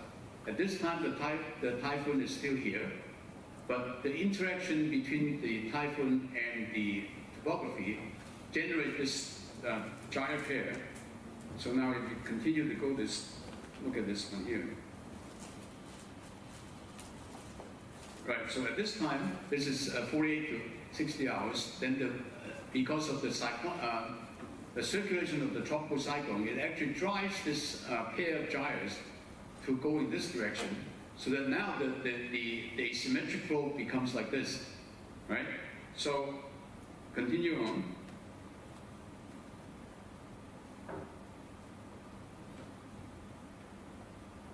So by 72 hours, you will now have the pair of gyres like this, one to the west and one to the east, such that the steering flow is like this, so that the one with the topography is actually pushing the storm towards the north. So this one is only with the beta effect. Okay, so the gyre continues to rotate. And so by the time it makes landfall, you will now have a flow coming this way, so therefore, instead of continuing moving towards the north, it will now turn back to the west and then south. Okay, so this is what we think may be the reason why you will have this change, shift in the track. Okay, so we can also diagnose this, and you can see that in terms of the total PV, so this is the landfall. So this is x-axis is the time, and these are the different components: horizontal advection and diabatic heating. The vertical advection is very small. So before landfall, you will see that the horizontal advection actually has a very strong component towards the north, and therefore pushing the tropical cyclone to the north. And then, whereas the diabatic heating will compensate a little bit of that. But then after landfall, then you will have after leaving Taiwan, it will be much weaker. So what you see here is that, again, it's because of this asymmetric flow that leads to the movement in here. So we have some mechanisms in here that we can have. So there are three mechanisms. One is the dry air from the mountain change the wind field, and that changes the convergence, which then leads to the divergence and vertical motion, which leads to changes in the convection, and therefore a diabetic eating curve, which then modifies the infection. So this is, we think, the reason why you have the northward deflection. So the looping part, Professor Wu has already explained that. So this is kind of addition to what we can see from the deviation. So the question is this the only place where you have this? So we did another experiment, and my friend from the Philippines here will know this, in Luzon Island. So we also did an experiment in here that with no terrain, it's the the beta effect. So if you put in the terrain over Luzon Island, you actually see there is a deviation in there. And very similar to what we saw before, that there is a pair of gyres in here. So you have the anticyclonic gyre. The cyclonic gyre is over here. And again, if you look at the rotation, you can see that it's the same thing. That because of this asymmetry, then you will now have you can then form a very obvious pair of gyres that will push the tropical cyclone more towards the north. In fact, if you compare the two, you see that they are very similar, right? So this is the Philippines, this is Luzon Island. So you have a pair of gyres like this pushing it towards the north. And for Taiwan Island, it's the same thing. You have a pair of gyres that pushes the storm towards the north. So we have also done some experiments before, but I don't want to go too much detail into this, that at different locations of the tropical cyclone, if you simulate the tropical cyclone at different locations, because of its distance from Taiwan, it will experience a different interaction. And so what you see here is that there's not much in here, but as it gets closer, you will have a very strong deviation in here. Okay, so this is the first. How much time do I have? I can 17 minutes, including the discussion. I have 17 minutes. Yes. Okay, so I have about 5 minutes in here. Okay, so the second part, which is very important also, is on the impact of tropical cyclone related precipitation due to land sea contrast. So this one was done actually many years ago for Hurricane Hugo, published by Powell in 1991. This is the radar reflectivity, and so this is the track of the tropical cyclone, and this is the radar reflectivity. And what you see here is that before landfall, the maximum rainfall is actually to the offshore side, right? After landfall, it's still on this side. And over in our area, this is near Hong Kong. So Hong Kong is over here. This is Tropical Typhoon Sam in 1999. So this is the track, again, this is the radar echo. And so what you see here is that just before landfall, the maximum rainfall is actually to the offshore side rather than on the onshore side. So these are some case studies. So we want to look at more cases. So we look at the landfall along the South China coast for 10 years. And we look at the maximum convection in these four quadrants: northward, southward, eastward, and westward. So what we found is that for the duration of land interaction, if you have a longer interaction, shorter interaction, then you have more convection to the west. So this is west, and this insignificant means that there is no difference. If you have a longer duration of interaction, then these two are basically about the same. So in other words, you will have in many cases there is a strong asymmetry. So if you look at another study along the China coast now, so when we study this, it's quite interesting. You can actually draw a circle, an arc along the China coast, like this, with the center here. So anyway, so we use this as a center, and then again look at the convection differences. And we look at the hourly rain rate within 200 kilometers of the tropical cyclone center, and using the right side minus the left side. So you see that if you have a negative, that means you have it's right minus left, right? So therefore you have more rainfall to the left-hand side. Each symbol represents one tropical cyclone. So this is what we call the left type. But there is also another type that you have more to the right-hand side. So, because there are still some to the left, so we call this the other type. So if you look at the mean zonal wind, then you actually have a very different wind shear. So for the left type, you actually have an easterly shear because you have stronger westerly winds in here, weaker westerly winds, so you have easterly shear. And on the other type, the shear is basically zero. The zonal shear is zero. But the meridional wind is just different. So for the left type of convection, then you actually have a northerly shear because you have very low shear and very little wind, weaker wind in the lower troposphere, but you have northerly winds to in the upper troposphere. For the other type, you will have northerly winds in the south, in the lower troposphere, and southerly winds, and therefore you have southerly shear. So because of that, you can actually explain this convective asymmetry due to the shear. So let's say if you have a tropical cyclone making landfall in here, because you have the two shears like this, then, and we all know that most of the convection is to the down shear left, so now you have the more convection here, and therefore it's to the left side of the tropical cyclone. Now, if a tropical cyclone making landfall on the eastern side and in East China, the shear is like this, and so you will also have more convection on here, right? So, but for the other type, the shear is like this, so therefore it's on the right-hand side, and the shear is like that, so it's on the right-hand side.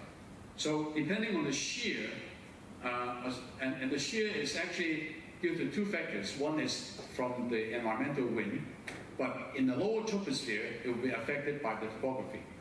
So therefore, it's also because of the topography. Now, this is also not only happening in the Atlantic, in the Pacific, but also in Australia. In Australia, these are some examples of this. So now there are three examples in here in which when you have a tropical cyclone this way, then it's still on the offshore side when you have a maximum rainfall.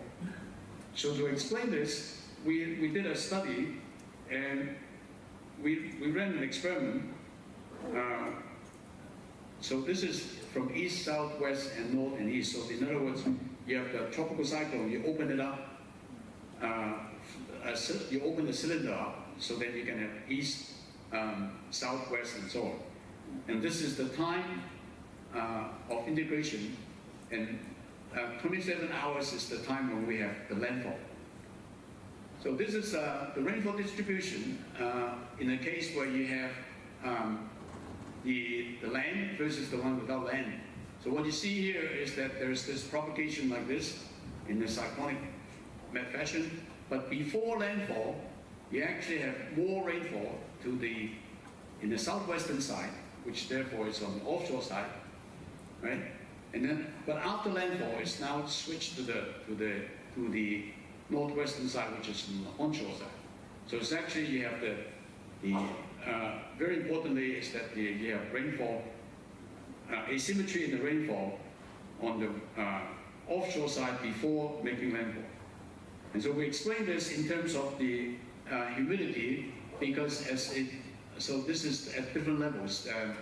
This sigma equals 3, 5, and 7. So it's going from the lower troposphere to the mid troposphere.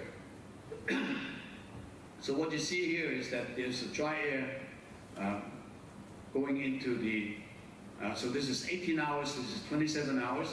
So now you have the dry air, so this is the asymmetry, dash line is negative. So now you have dry air coming into the tropical cyclone, rotating into the tropical cyclone. And because of that, you actually change the convective stability. So the convective stability will change such that you, in 18 hours to 27 hours, such that you actually have increase in stability in here, and therefore in the beginning you have more convection in here. But after landfall, most of the instability is on the onshore side in here, and therefore you will have more rainfall on the onshore side. So the last few minutes, I will just talk about the impact of tropical cyclone precipitation due to urbanization. I actually talked about this last year, but for those of you, so if you were here last year, you can go to sleep for the next 3 minutes. But if you're not here, then you can listen to this, okay? So urbanization is very important. It's an example of the Pearl River Delta region. The red indicates the urban area. So we did one experiment, 2 experiments, in which we have urban and an experiment with no urban. And we studied one case, one tropical cyclone. And this is the tropical cyclone making landfall like this. And so this is the rainfall from CMOF satellite data. So you have 2 maximum, one over here, and one. So the urban area is here. Okay. So you have one maximum here and one to the east.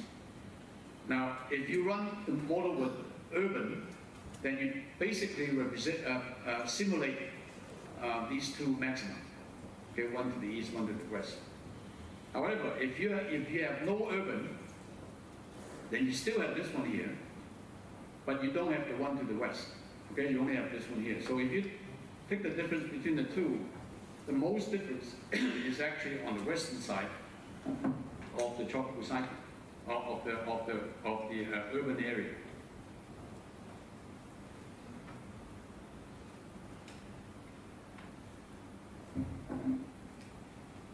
So let's look at this, because this is the biggest difference. So let's look at the block in this square. And then if you look at the hourly rainfall, you will see that with the urban simulation, you have a lot more rainfall than the one with no urban. So the reason for this is quite, we explain this because obviously the surface temperature is increasing because you're taking the difference between 2 experiments. And the sensible heat flux, as you would expect, and because of the urban heat island effect, you will have much higher urban heat, sensible heat flux. Latent heat flux will be decreased because of the urbanization. There's very little evaporation, so you're negative in here. But because this is so high, that even if you reduce the latent heat flux, the total heat flux is still positive in here over the urban area. Friction, of course, is much higher in here of the urban area, and because of that, you have stronger convergence in here, and because of the heating and the conversion, and also because of the heating, you have a stronger convective instability, and so you will then have more rainfall. So the rainfall is convective in here, but then it's being affected by the tropical cyclone. So therefore, you will have a lot more rainfall on the western side. Okay, so I have presented 2 ideas about how land may affect both the track and precipitation. So I just want to summarize that in overland, you have an increase in the roughness, you can have increase in surface heating, you have topography, you have moisture, and you have aerosols. And each of these will then, so increased roughness will then lead to friction, increased low-level convergence, rising motion, and surface heating will then change the stability and increases the rising motion. Topography with orographic lifting will also do this, which then leads to diabatic heating. Convection with diabatic heating. Moisture will also lead to do that. Aerosols, I'll come back to that in 1 second. Then you have the vertical wind shear, the convection diabatic heating therefore changes the vertical wind shear. Topography will also modify that, and friction will also modify that, and all of that will also feed back into the diabatic heating. So these are all the processes that's going on, and because of this, then it will lead to changes in the potential vorticity tendency, which then changes the TC track, but very importantly, is that the TC track actually will modify where the tropical cyclone is going to make landfall, or where the tropical cyclone is relative to the land. And because of this, it actually feeds back into this whole process in here. And so this is a feedback process, and at the end, we'll also modify the rainfall. So I want to show just one slide on the air pollution. So this one study that shows that if you have, sorry, the color is a bit, so this is actually supposed to be blue. So in clean air, you have more light rain and moderate rain, but in polluted air, you actually have more heavy rain and more extreme rainfall. So this is not for tropical cyclones, but it's probably possible to have the same thing in tropical cyclones. So I just want to have some final comments on this, is that, as I said, it's very important to have a correct representation of the land use, including heating, in NFV models, in order to simulate or predict both the track and tropical cyclone-related precipitation. So correct simulation and prediction of vertical shear is also important. And so we also need to study more about the contribution of aerosols in the development of tropical cyclone-related convection and precipitation. Because the latter will also affect the tropical cyclone as well, the track as well. So, good, I still have a few minutes. So, thank you very much for your attention, and I hope I can shed some light on some of the thinking of how land might actually modify the track and the rainfall associated with tropical cyclones. So, thank you very much.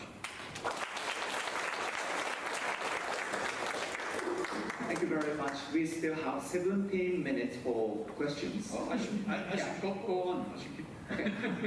So it's a very good chance to ask a question to Johnny. So if you have any questions or comments, please raise your hands or whatever. Okay. Roger first. Okay. Roger. Hey, Johnny. Okay, well, the global models, they have land and they have topography.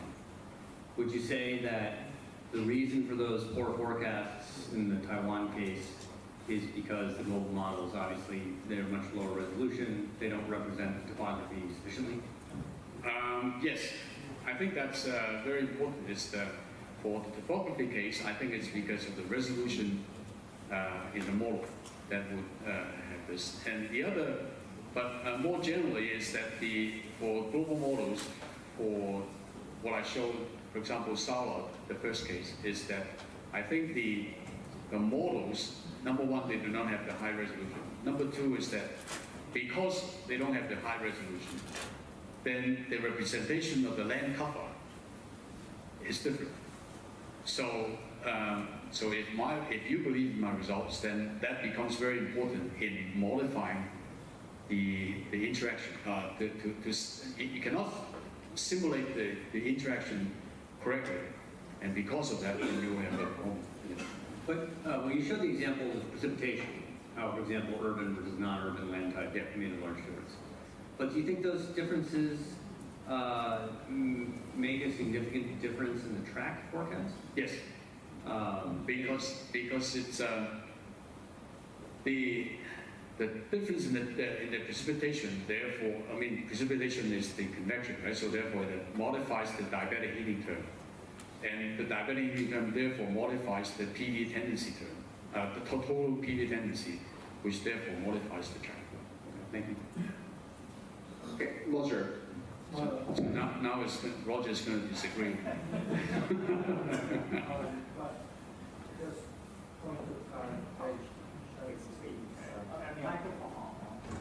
Turn it on. Is that better? Yeah. You showed us these asymmetries, but what level were they? Were they deep layer mean and yeah. Or were they? Yes. Most of them are deep layer mean. So in the earlier versions, I actually look at what happens in the lower troposphere and what happens in the upper troposphere. So okay. So are you? I mean, you have this PV equation, but are you inverting the PV to get these different vectors? How are you doing that? I just calculate the PV not doing any inversion. So how do you know what the contribution to the asymmetries is? That's why we break it up into the different terms within the tendency equation, so you can see the contribution from. But what's it? What you've got these individual tendency terms, right? But you're then. How do you get the contribution to the velocity field from the vorticity field? That's what I'm trying to figure out. I mean, you've got the PV, okay. I mean, it's mostly relative vorticity, presume. Times the potential temperature. Right, but okay, but I don't see how you're getting the contribution from the individual components of the PV tendency. You're getting the velocity somehow, but I don't quite see how you were doing that. Well, you can't use velocity vector. Right. Okay. So the velocity vectors will be a bit tricky. You have to read the Wu and Wang's paper. And what they did actually is that you look at each of the tendency terms, whether it's horizontal advection or whatever. Then you do a minimization of the and you do a minimization of where the maximum is, and then so they have an algorithm that you can do a minimization and identify. So the vector actually points to the location where you have the maximum tendency from that term. So there, it's a minimization process that. But is it linear? Yes. I think it is. I think it's the exact expression. Yeah. So, but it's a good it provides some approximation of each term. Yes. Yes. Okay, Eugene, please. Thank you, Johnny, for the nice talk and the second time to listen to your stories. Okay. So you didn't fall asleep? No. I always have I think you have the idealized simulation for the land to the west to the north. But have you changed the basic flow? Because if you have the fast moving storm and slow moving storm, the effect may be different. Oh yeah. The first. Yes. Secondly, I found the size of the storm also matters, and in particular the GFS forecast in the early version. No, even in the Hurricane Wolf model. Okay, so they have a systematic value to the right of the track. That's mainly due to the size of the storm. Okay. I don't have whether you look at the size effect. So the first question is. I forgot the first question. Yeah. Okay. So we've done studies with different magnitudes of the steering flow, but what I'm showing is we want to look at what I call the inherent effect. So therefore, what I show is the one with basically no steering flow. But if you add the steering flow, obviously, if you have a strong steering flow, you won't be able to see this, and that's why we need to look, remove the steering flow. So the second question is very good. In fact, I would encourage people to do this because we have looked at the size of the tropical cyclone and how it affects the track itself. So I mean, many years ago when we did the barotropic studies, we already showed that different size will have different effects on the track. But the size itself, for real forecasting perspective, you will really need to see how the size, however you want to define size, is that it will then affect its interaction with land and with the adjacent features. So this is something that we haven't done, but I think that will be very important to do is to look at the different size vortices when it approaches land and how that will interact. But so that will give you more information on the dependency on the size. But I think the basic mechanism will still be what I have shown here. Yeah, so that needs to be done. Just comment on that.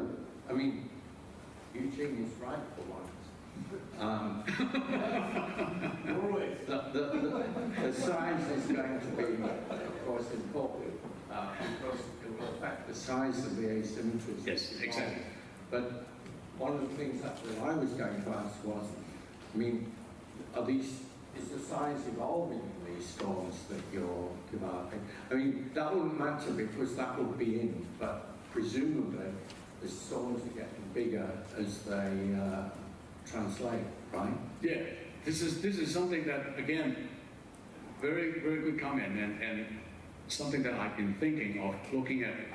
Number one, like what you're saying, the size evolution as it moves closer to land. In fact, what I'm thinking is actually it will be shrinking because as it moves closer to land, the forward side is modified in terms of the wind speed, right? So, but the open ocean side is still quite big, for example. Right. So it will be very. So you might have a strong asymmetry in the wind distribution. Right. So that's something that I've been thinking of doing, but I haven't done it yet. Yeah. Okay, so can I get any questions or comment from the audience? Okay, Mori-sensei, please. Thank you very much. I just want to make clear your third comment. You didn't mention in detail today. So are you talking about point source error or increase the error on the average of the moon? Okay, so we actually have done a bit of studies on that, and so what we did was we had some aerosol data, aerosol concentration over the Pearl River Delta area. So we put in the aerosol concentration in the WRF-Chem model. So we include a chemistry module in the WRF, and then we integrate the model, and we found that with aerosols, you actually have a stronger connection on the downwind side of the tropical cyclone. And we diagnosed this is because when we do the diagnosis, we found that with more aerosols, you will then actually have, because with more aerosols, you have more CCNs, more carbonization nuclei, and so therefore, it actually form, we actually have more hail in the upper troposphere, and so therefore, when it comes down, then you will get heavier rain. So we think that the aerosol contribution is from the CCN concentration. However, there is another contribution of aerosols that I think we need to study more is if you have the aerosols, lots of aerosols, then they will actually reduce the heating because of the backscatter of the radiation. So that will also need to be studied. So we haven't done enough of that. That's why I did not show many of the results because I think there are two processes. One is the CCN and one is the radiation effect. Yeah. Okay, thank you very much. That sounds very good. And you were talking about city scale. City scale. Aerosol emission. Yes. But the city has to be big, so you can have a lot more aerosols. So if you have a small city, then it's probably not going to matter very much. That's interesting because now, as you know, IPCC is preparing a special report on SRH, short-lived climate forces and cities independently. Yeah. But your topics sound combined. Yes. Both SLCF and cities. So right. It must be pretty good for next few years. Yeah. Thank you very much. Tsuboki-san, please. Thank you. I have related questions. You mentioned the aerosol have two effects. One is CCN, the other is radiation. Yeah. With increase of CCN, I suppose the CCN effect will appear first, and then more aerosol increase, radiation effect will appear. This is just an assumption. So I suppose the CCN effect is more pronounced after. Yeah, I think so. I think so because if you have clouds anyway, so the CCN, the radiation effect is not going to be better. But what I'm thinking is that before the tropical cyclone arrives, then over land you have lots of if you have lots of CCN, lots of aerosols, then the land itself may not be heated up as much as that if you don't have the aerosols. But as I agree with you that CCN obviously will be more important than the radiation. Yeah. Okay, so I take the question from Yamaguchi-san, please. Thank you, Johnny. So related to Dave's question, can you say a limited area model like Wolf with a horizontal resolution 1 to 5 kilometer has better representation in the deviation in the track compared to a global model? It depends on how you. I mean, we haven't done different resolutions to answer your question, but my feeling is that if you have a higher resolution and you can represent the land cover appropriately, then it should give you a better track forecast, I think. But I haven't done any sensitivity experiments to give. But related to that, do you have any comments from the forecaster point of view? Any comments in which situation forecasters need to be careful about possible deviation on the track? Like, as we discussed, the size, probably the deviation, amount of deviation is related to the size, intensity, or motion speed of tropical cyclones. Well, if I were a forecaster, I would actually be looking at the track forecasts of different models in the past and see how good they are when they forecast landfall at the same location. So to get some idea of whether they have a leftward bias, or whether they have a slow bias, and so on.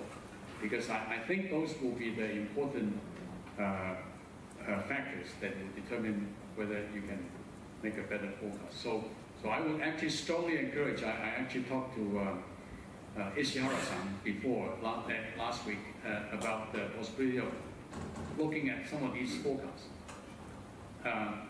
before the big landfall.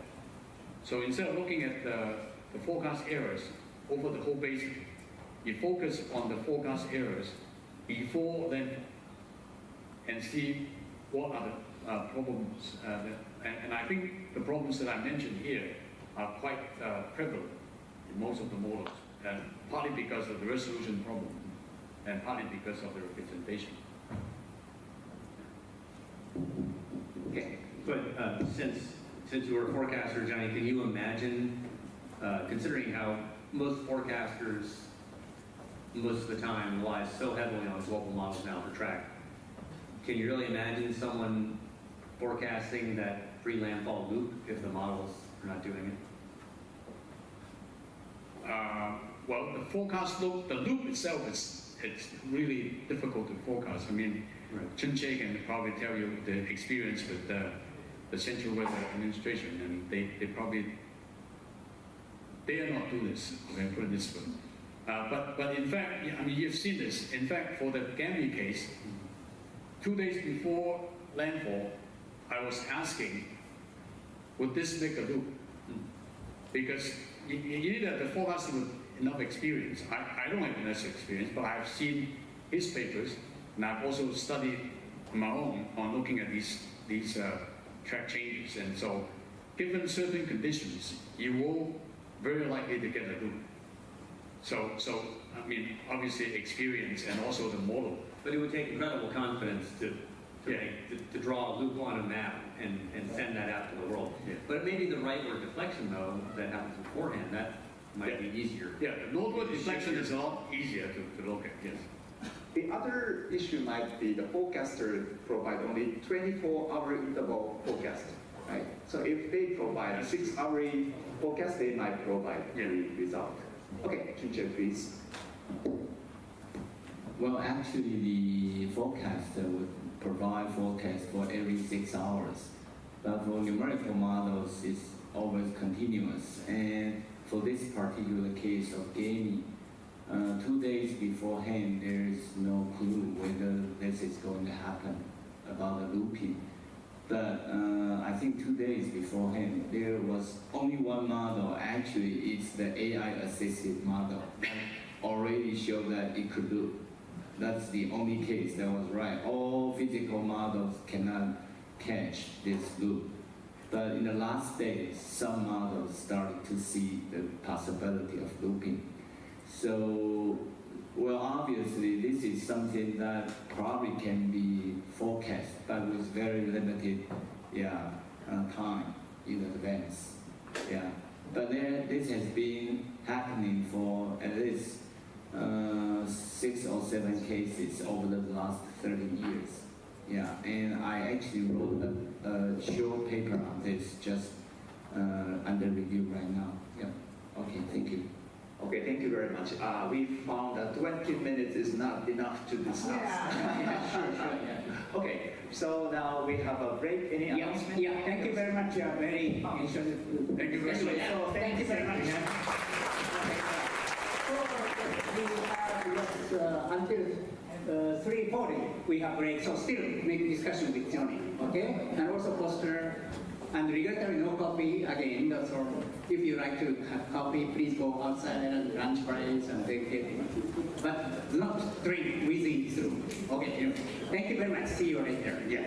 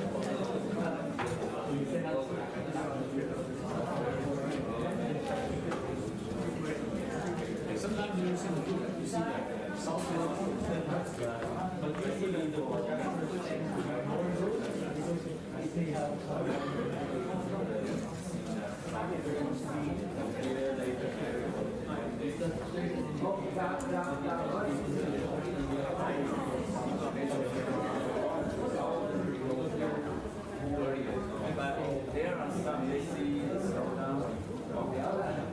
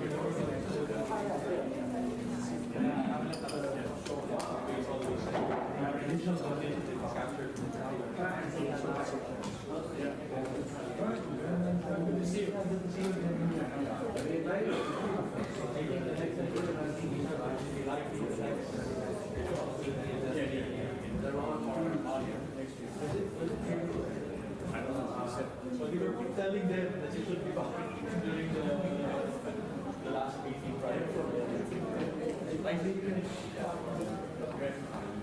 very nice. Thank you.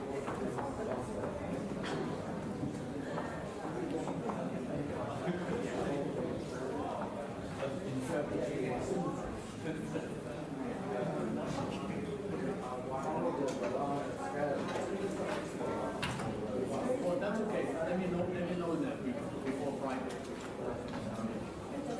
Thank you for that.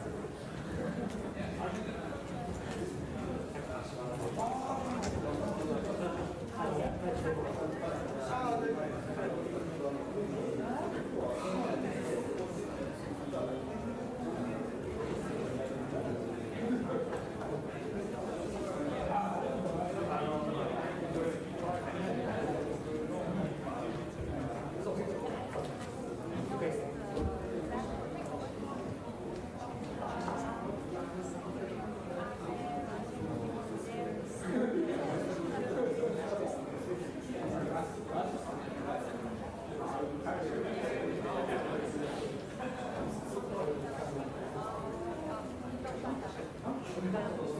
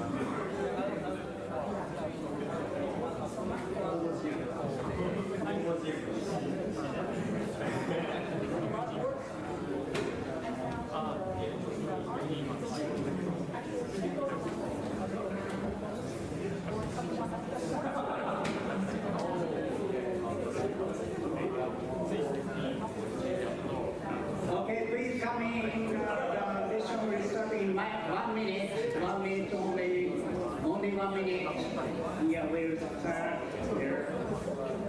We'll start soon within 1 minute.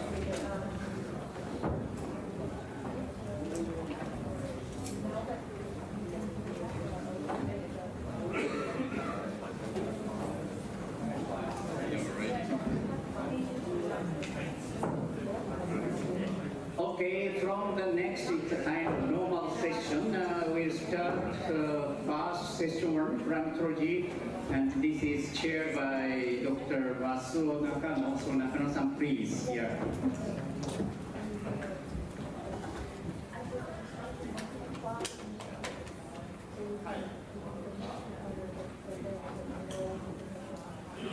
Hi, my name is Wasuo Nakano from Jamstic. I am a session chair of this primatology session.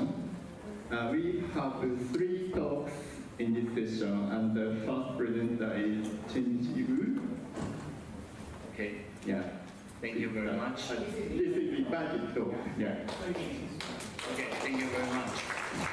It's my pleasure to be back here after 1 year, and this time I'm going to shift the gear. Instead of talking about the dynamics of tropical cyclones, as mentioned in the previous 2 invited talks.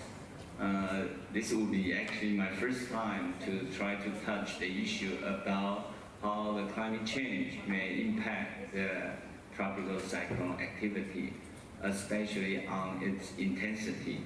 And what I'm trying to show is a study that has been published by my group and my former students, and using the so-called dynamical downscaling approach.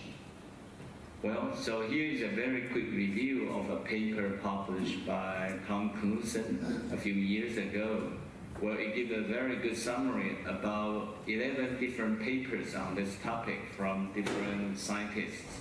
As you can tell, it's all trying to address the issue about 4 issues.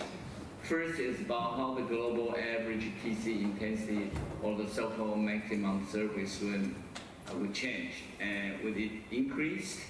Well, the results from all different models all suggest that, yeah, the very likely high confidence level to medium, but they are very much in agreement with each other. And second is about the issue of how about the average TC intensity?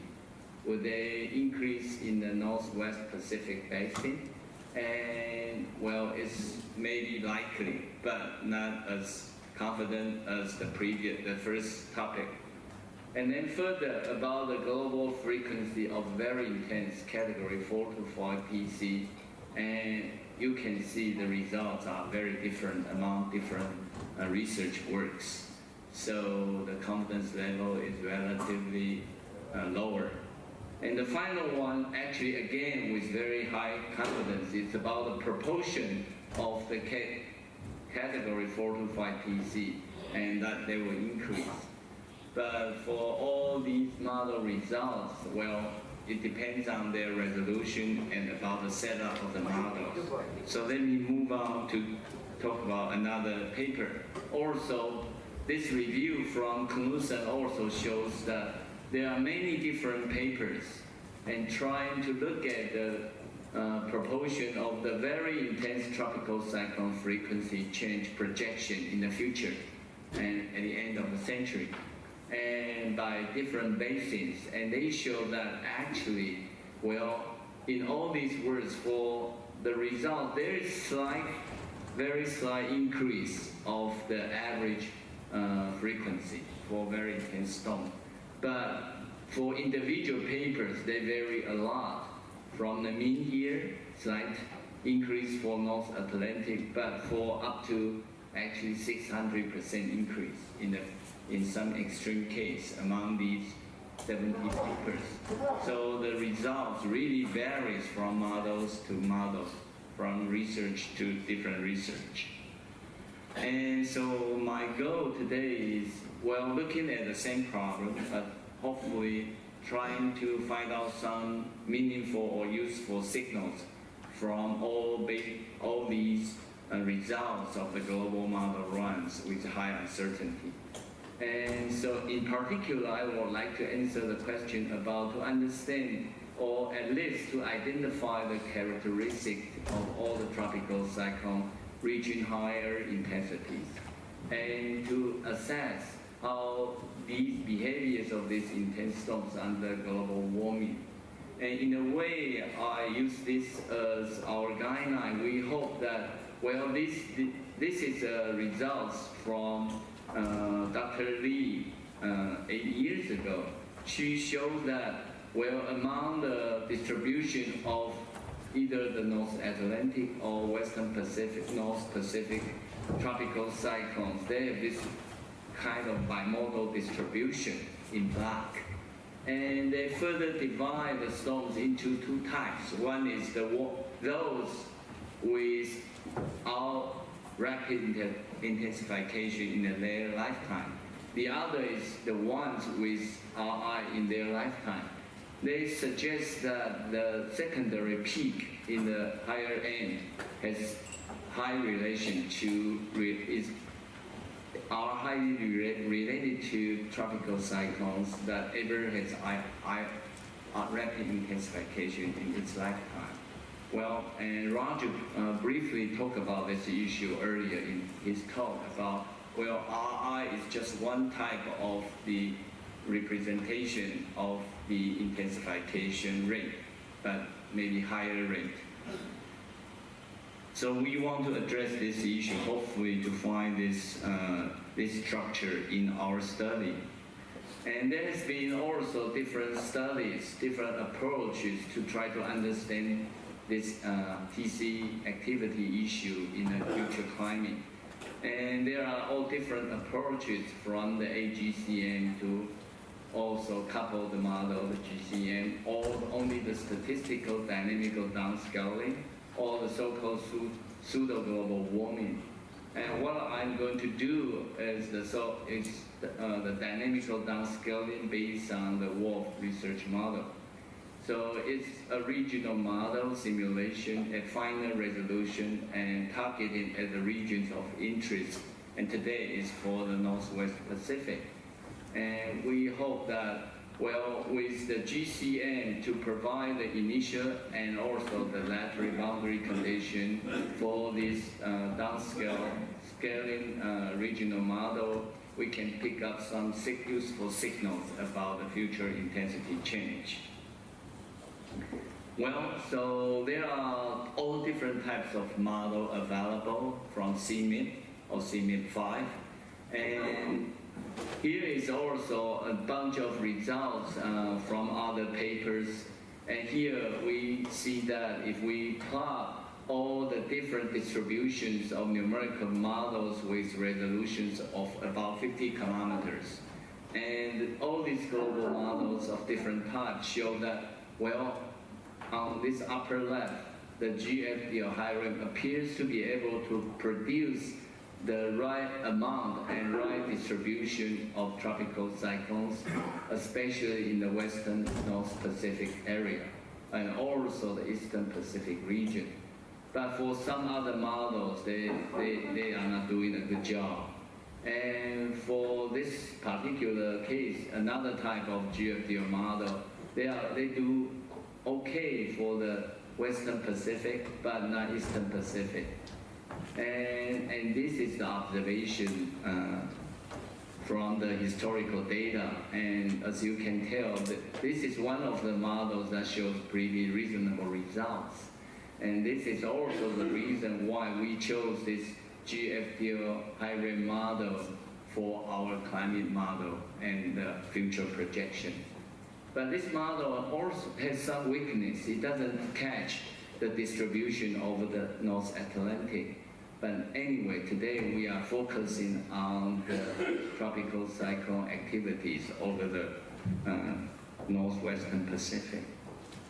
So here's the model we are using today, and I'm going to use the results based on the current climate, which is the from 1979 to 2015 for this 37 years, and also compared to the future climate, the projection into the future 27 years from 2074 to 2100. So today we're focusing on the current and future right here based on the high range, 25 kilometer resolution. Well, for the future projection, maybe this is not perfect to use RCP 8.5 because it's way to the extreme. But we want to highlight the difference. So in this particular study, we use the 8.5 RCP for the future projection. And based on the 4 different types of the SST warming patterns used for the high range projection. And there are clusters 1, 2, 3 plus its mean, the average. And we are using this average for the future for the ocean condition projection. And as also one thing to be noted is that, well, the model doesn't really predict the future change of the ocean sea surface temperature variability, interannual variability.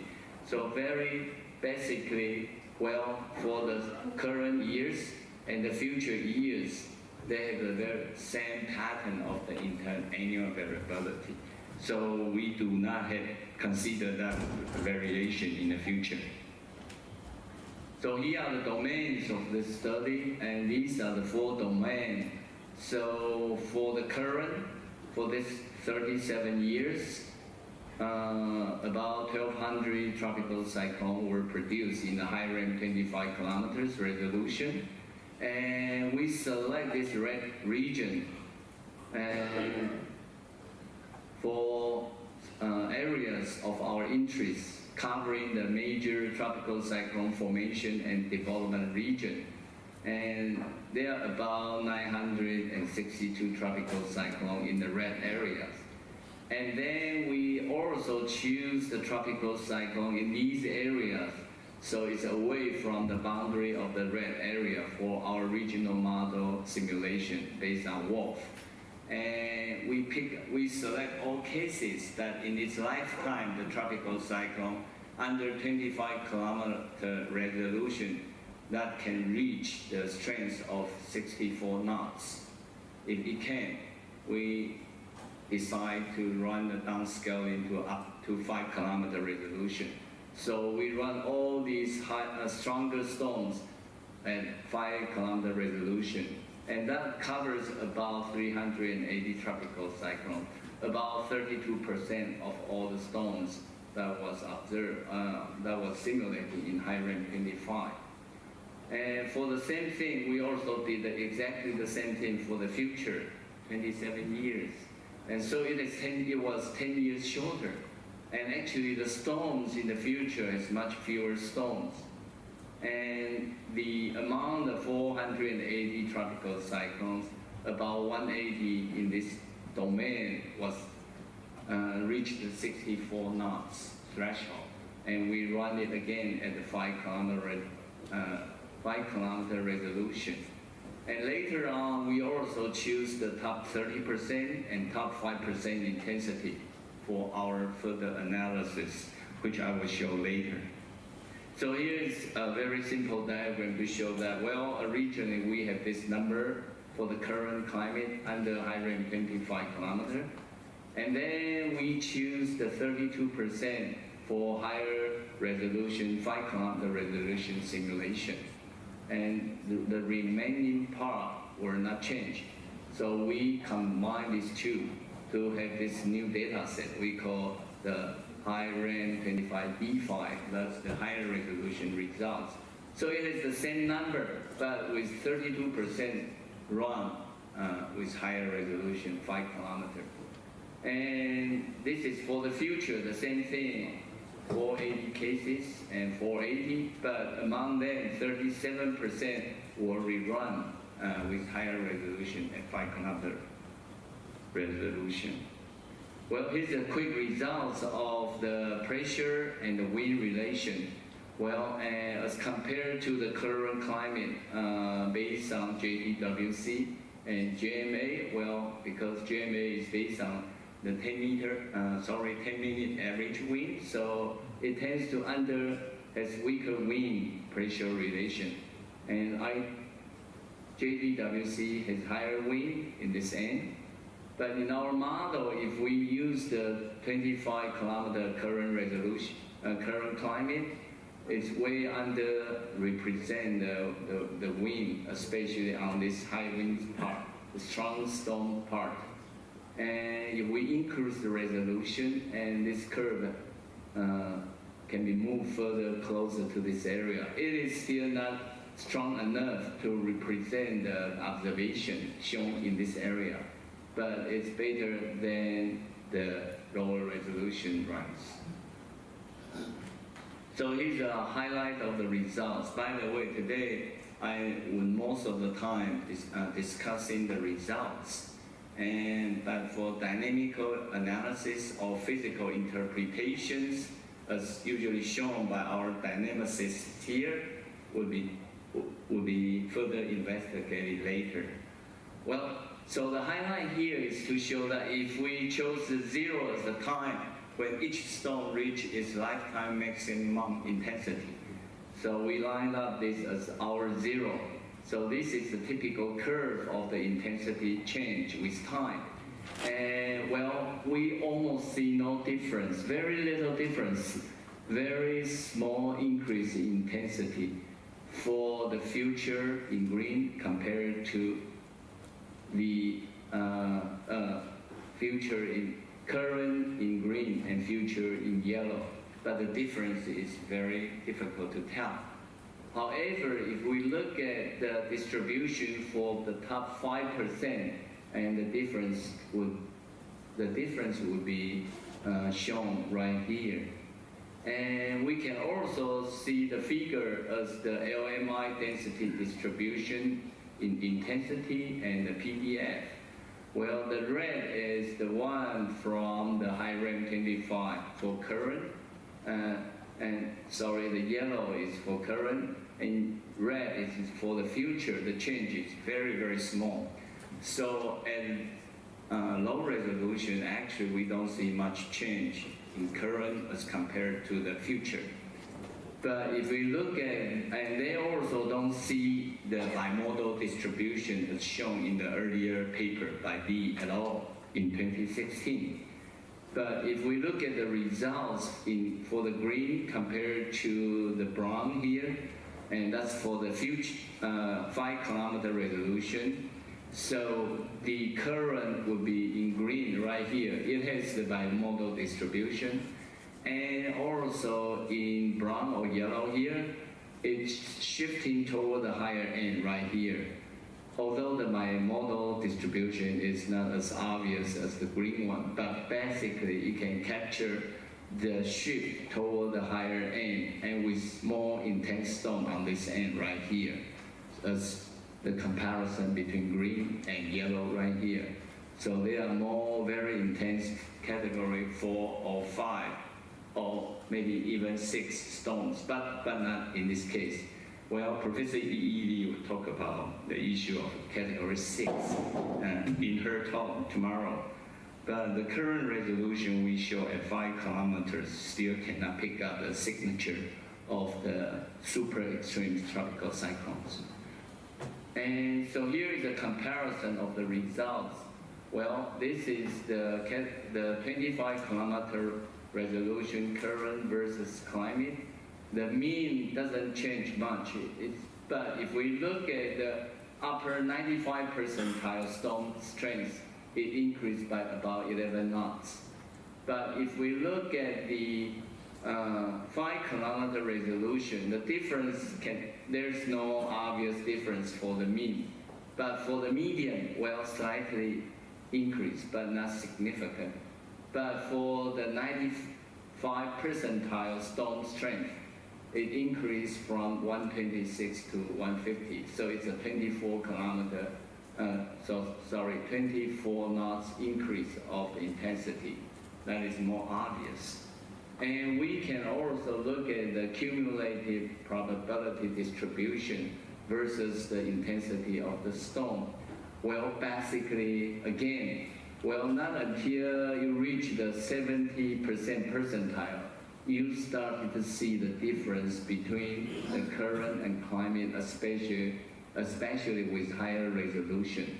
And if you go to the 95 percentile, you see much stronger difference between these two. That's the difference right here. And if we add up the difference between these two runs for the 5 kilometer resolution between the current and climate, if we shift this difference, we add this difference to the current JPWC analysis, which cannot be produced by the model at 5 kilometer resolution. But if we add that difference, it can be shown as this in dash. The future climate, well, it is possible according to this projection of difference, if we add on to the current climate, well, the future will be much stronger. And there are some stones reaching category 5 or even 6, as shown here. That's the meaning of the curves right here. Well, so let me repeat again. Well, for the 25 kilometer simulation, the category 4 and 5 only covers about 1.6% now, but for the future, it will be increased to about 7.5%, an increase of about 5% of the proportion of category 4-5 stones. On the other hand, if we look at the higher resolution, and what we can see is that the category 4 plus 5 will increase from 5% to about 12%, an increase of about 6.6%. And in the meantime, the category 1, 2, 3 stones proportions would be reduced from 62 to 53%, a 9% drop. So these information indicating the shift toward the higher intensity, and from both of the simulations at 25 or more significantly at 5 kilometer resolution. We can also look at the map, the figure right here, and for the LMI. And if we look at the overall cases, the change are very difficult to be identified. But if we look at 30% top or top 5% of the LMI, the difference becomes much more obvious. And what we can also find is the intensification rate is very different. And also the intensification rate, 48 hours before the LMI, also see the significant difference of the pre-LMI IR. And also the lifespan is also different. And if we plus composite the results from these 3 diagrams into one, well, the delta LMI for the future top 5% is very clearly different, and it well past the 95% statistically significant confidence level, and same for 30%. But for all cases, it's not as obvious. But when you are at lower resolution, no difference. But if you are at higher resolution, you can see the difference.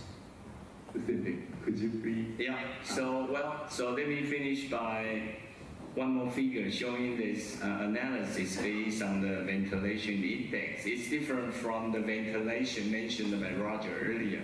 But this is an index used to combine all information about the environmental wind shear and also entropy deficit in the middle troposphere, and also the potential intensity. Well, what we see is that, well, there's when VI, ventilation index, remains favorable, but there's actually slightly less favorable VI for the future. However, the intensity becomes stronger, so this basic environment information really cannot tell us about why the stone becomes stronger in the future. Not enough. And we need more careful analysis about what happened. And what is also interesting is about the coastal influence. And what we find is that the average, the stones that hit in this coastal area near land, actually the intensity was much weaker as compared to the one on the right-hand side in the future at the 5 kilometer resolution.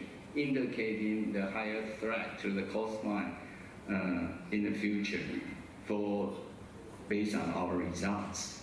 So let me summarize quickly about, well, I'll show you because I run out of time. So let me get back to the future. Well, we need to do more analysis, and we have been doing this. A paper has been submitted to look at different clusters of track to see whether they can explain some difference among all these storms. And the other thing is very interesting. We have rerun the model with 9 cases and even higher resolution to 1 kilometer. Well, there is some danger when you run downscale to 1 kilometer. Nevertheless, we show that the intensification rate is very different ballgame when we enter 1 kilometer as compared to 5 kilometer and 25 kilometer. And these are something we think we need to study in the future. Sorry, these are the wind speed, and this is the intensification rate, very different. And we think these are something we need to carefully study for the future. Thank you very much. Yes, thank you very much. Unfortunately, we run out of time, so we have no time for the questions, so please ask the question in the back. Thank you very much.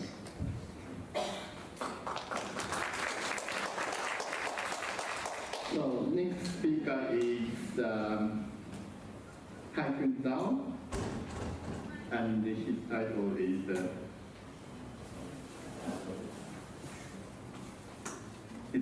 is Decreasing Global Tropical Cyclone Frequency in Historical Simulation.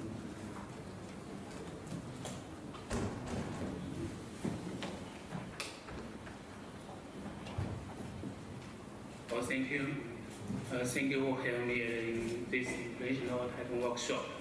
Good afternoon. I'm Haikun Zhao from Nanjing University of Information Science Technology, China.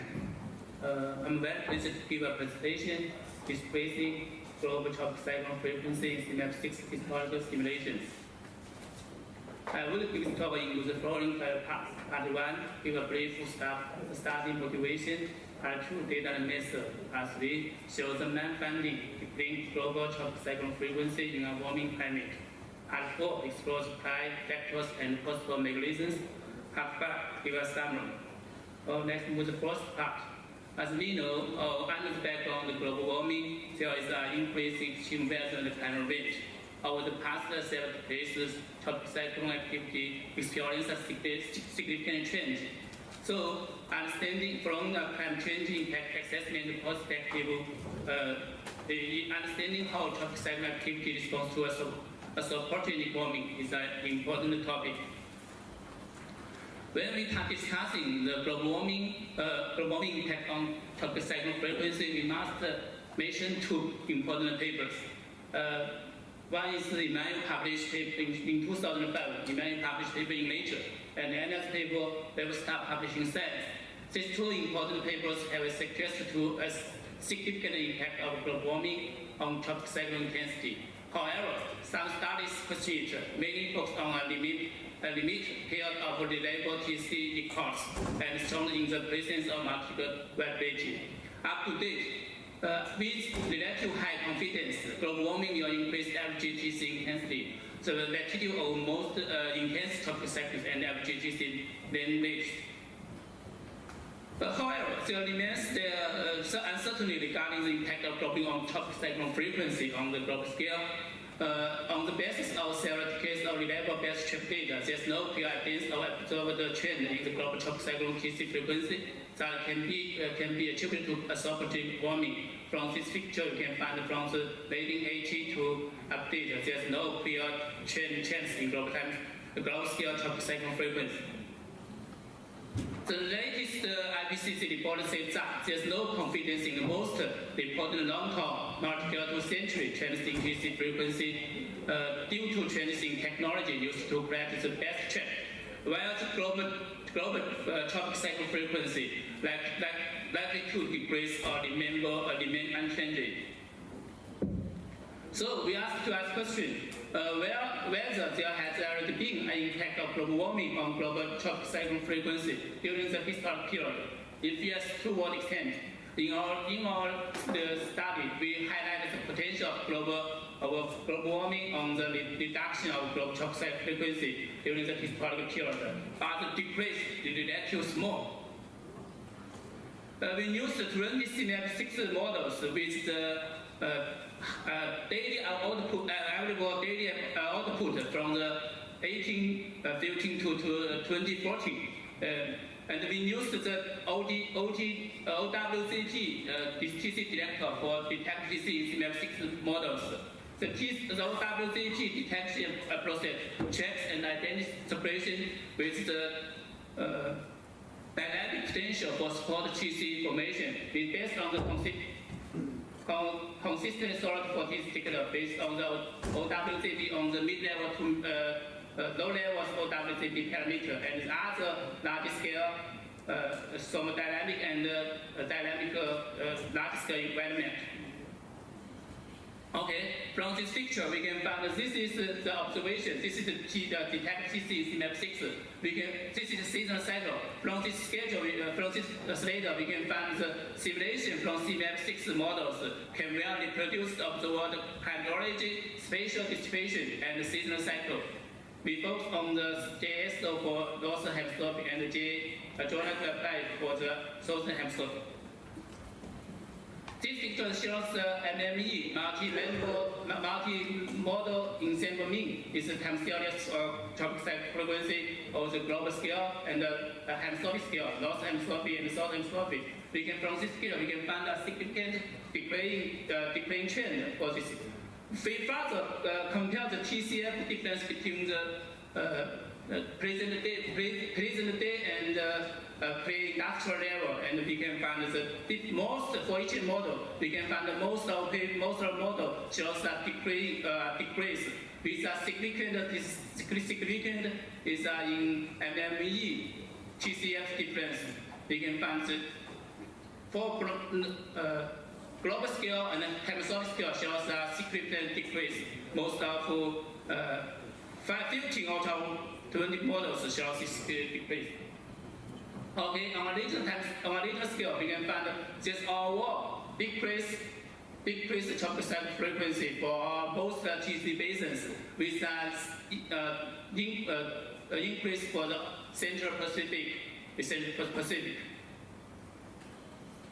Consistent this spatial distribution, we can find this MME for the TC basins time series. We can find for WMT, EMT, and SIO, Southern Indian Ocean, and North Atlantic and South Pacific shows a significant decreasing, and the Central Pacific is increasing trend.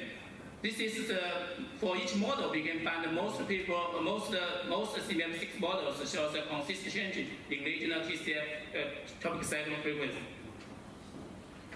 We next examine the changes of large-scale TC environment from this spatial distribution. We can find together with the TC changes over the global scale. We can find this factor is very, very important. This is consistent with the TC change. So we can get a hypothesis, changes in what could be the shear modulated tropical cyclone TCF, tropical cyclone frequency change, especially for the Indian Ocean, South Indian Ocean. To further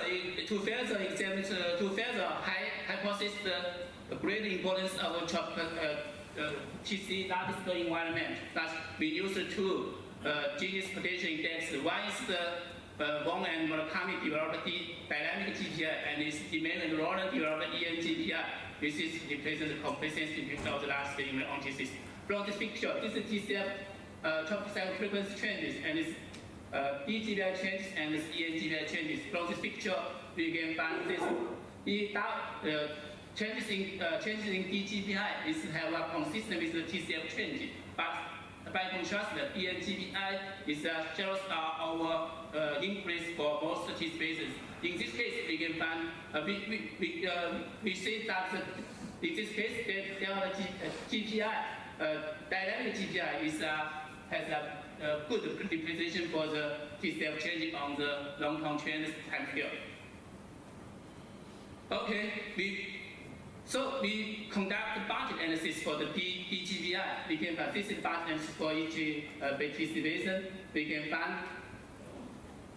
what motion is the main contributor to the total GVI changes in the basin, except as also in the ocean, and the other factors don't have a significant contribution and have a large model-to-model disagreement. For example, for the Western speaker, we can find the water wind shear and the wall has a large model-to-model balance, which is maybe associated with the simulation of monsoon chart of the Western North Pacific.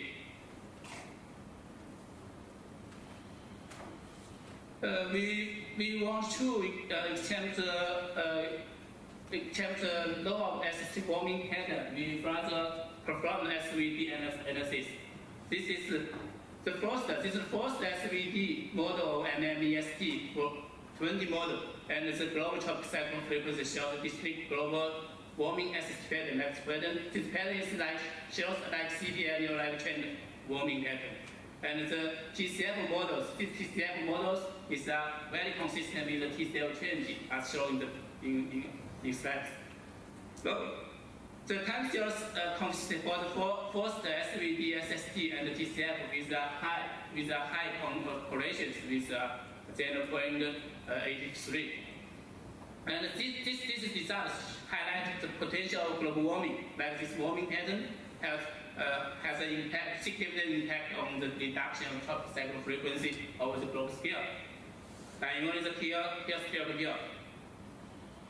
Okay, in response to the CPL needle-like warming SST warming pattern, we can find it can cause the weakening work circulation over the Pacific. In detail, is anomalous ST contrast corresponding to CPL near important modeling changes in the zonal circulation, leading a weakening upward motion over the here is the WMP and the EMP and the South Pacific. And the strong warming over the Central Pacific enhanced upwashing and favorable TC formation and increased the TC frequency over the from the industrial level. Okay, we next examine the convective activity in our one family. This is metropolitan saturation deficit. This is landfall. This is for the North Hemisphere. This is the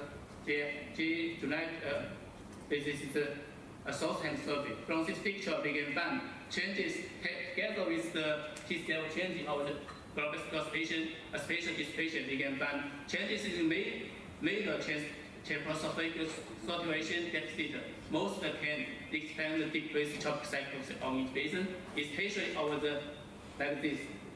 This over the South Indian Ocean. With the global warming, the saturation deficit shows our increased enhanced ventilation effect and increased potential for drive engagement into the convective clouds, thus creating a more bad environment for tropical cyclone frequency. Given the increase in convective, this is convective like from the this you can see from the precipitation. The convective active associated with the increase in precipitation like this.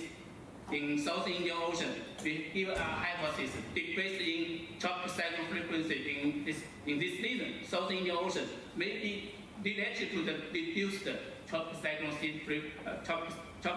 seed survival rate.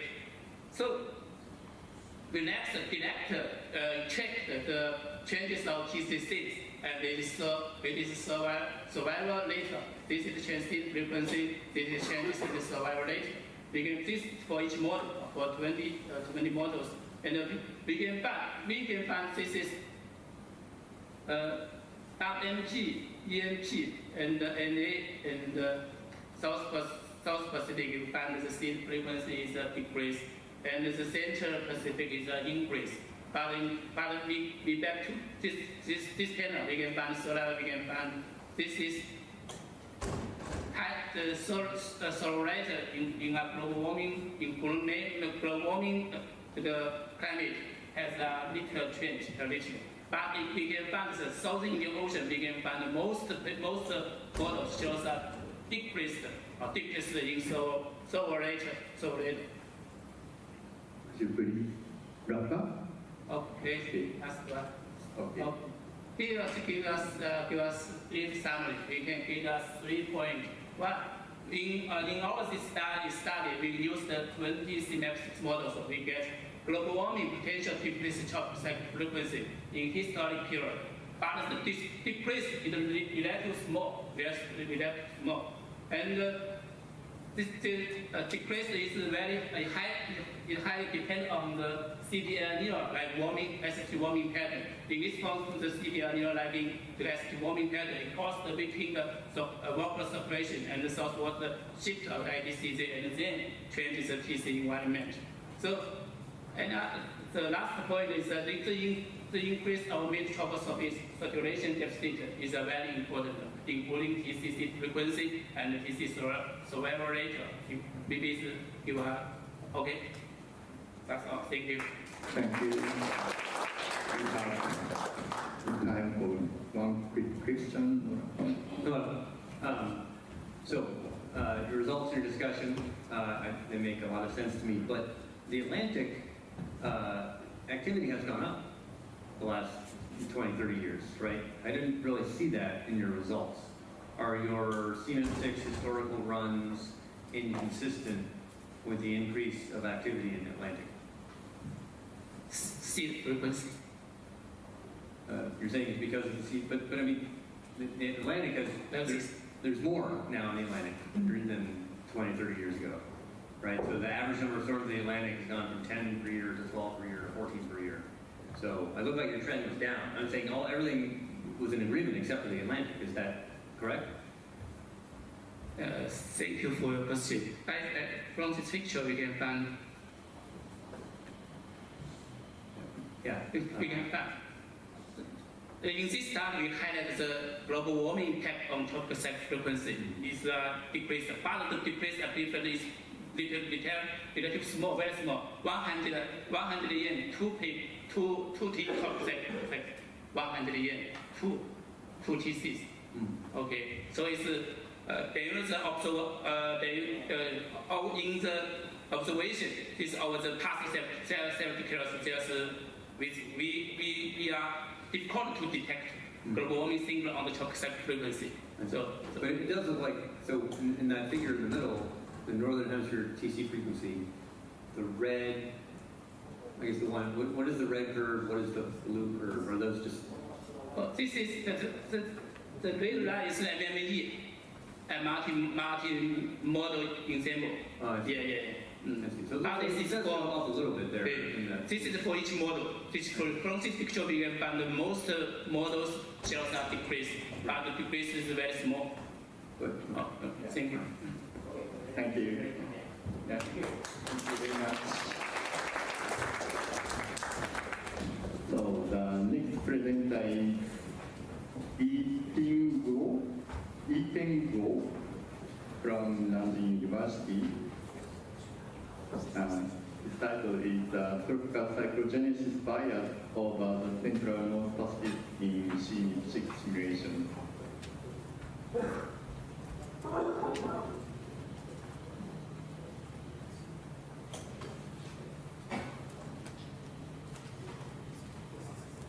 So I have one announcement. We will be at the 10 and 12 and 50 minutes. So you have the 50 minutes for the time slot, but also including the question and comments and question time. So please wrap up hearing after the second one, okay? Okay. So tomorrow my talk is very short. Okay, so very glad to be here to do this presentation. My name is Yipeng Guo from Nanjing University. I have done this presentation in some conference. Maybe some of you have learned this work. Today my topic is tropical cyclone genesis bias over the Central North Pacific in CNET6 simulations. Okay, so I was planning to start with this question, but I think the last two talk has give a well answer to this question. So why do we use the GCM to simulate tropical cyclone? Because as a weather system, it has a strong interaction with the climate. Generally, when we focus on tropical cyclone mesoscale aspects, we use models like warp simulation, but if we focus on the statistics of tropical cyclone on global scale, it may influenced by a lot of factors in the climate system. So if we use the regional models, it would be limited by the boundary condition, because the boundary condition cannot contain as enough information of outside the region as possible. So we try to use GCM. Another reason is that TC has strong feedback on climate, such as ENSO. So if you have a well simulation of TC in mean state, you may get a better climate simulation. So we would like to use GCM to simulate tropical cyclone, but of course it has a lot of uncertainties. The TC's climate simulation can date back to a very early time. As you can see, by using very coarse GCM, resolution GCM, you have a lot of TC-like vortexes. And even the EC models has generally a reasonable prediction of the tropical cyclone with global models. But still, these models show large biases. And the biases may come from many reasons. One of the reason is horizontal resolution. As you can see, with the increase, when you have a coarse resolution, the TC number is small. But when you increase the resolution, you will get a much reasonable or closer TC number to the observation. This is a solid square here. So we must have a high resolution GCM to obtain a more reasonable TC number simulation. And another reason is system temperature. This is historic the GCM forced by prescribed SST, but SST has a lot of biases. If you have a correction of the SST bias, you have a much reasonable simulation of the TC number time series. These are previous works. In our work, we want to see how does it perform in semi-fixed simulations. We focus on 3 experiments: historical, 1950, and high-res SST present. The first 2, this is a coupled run with coarse resolution. This is a high resolution coupled run, and this is an uncoupled run with high resolution models. So here's the main result. This is the observation. You see in the Central North Pacific, we have a very small number of TC genus, but in the climate models, it is obviously overestimated. But of course, in the main developed regions, the model underestimates the TC genus. This is mainly because of the coarse resolution. So the question here is why the model overestimates TC genus over here. Okay, so if you look at the different experiments, this is a historical run, this is a high resolution coupled run. They both has overestimation. But interesting thing is that for the AMIB run, the high-res SST present, it has nearly no TC genus bias here. So this gives us a clue that this overestimation may come from the coupling process. So we divide these models into 2 groups, large bias TC genus group and the small bias groups. So if you look at the different groups, you find for the large bias group, the overestimation is obvious, and the small bias group, the overestimation is well improved. And this is high resolution. This is image run, so there's nearly no TC Genesis bias. But interesting is that if you use coupled model to minus the uncoupled model, the error estimation over the mean developed region has disappeared. That means the underestimation here is not because of the resolution. It's because of the resolution. It doesn't related to the AFC coupling. And only the overestimation of TC Genesis here is relative. So that means this overestimation is closely related to the AFC coupling. So we further take a look at the large-scale environment. The large bias model has a strong relative vorticity in the low level and decrease the vertical wind shear as shown in the counter. The vorticity is the color. So this environment conditions is favorable for the TC Genesis, but for small bias models, these environmental biases are reduced.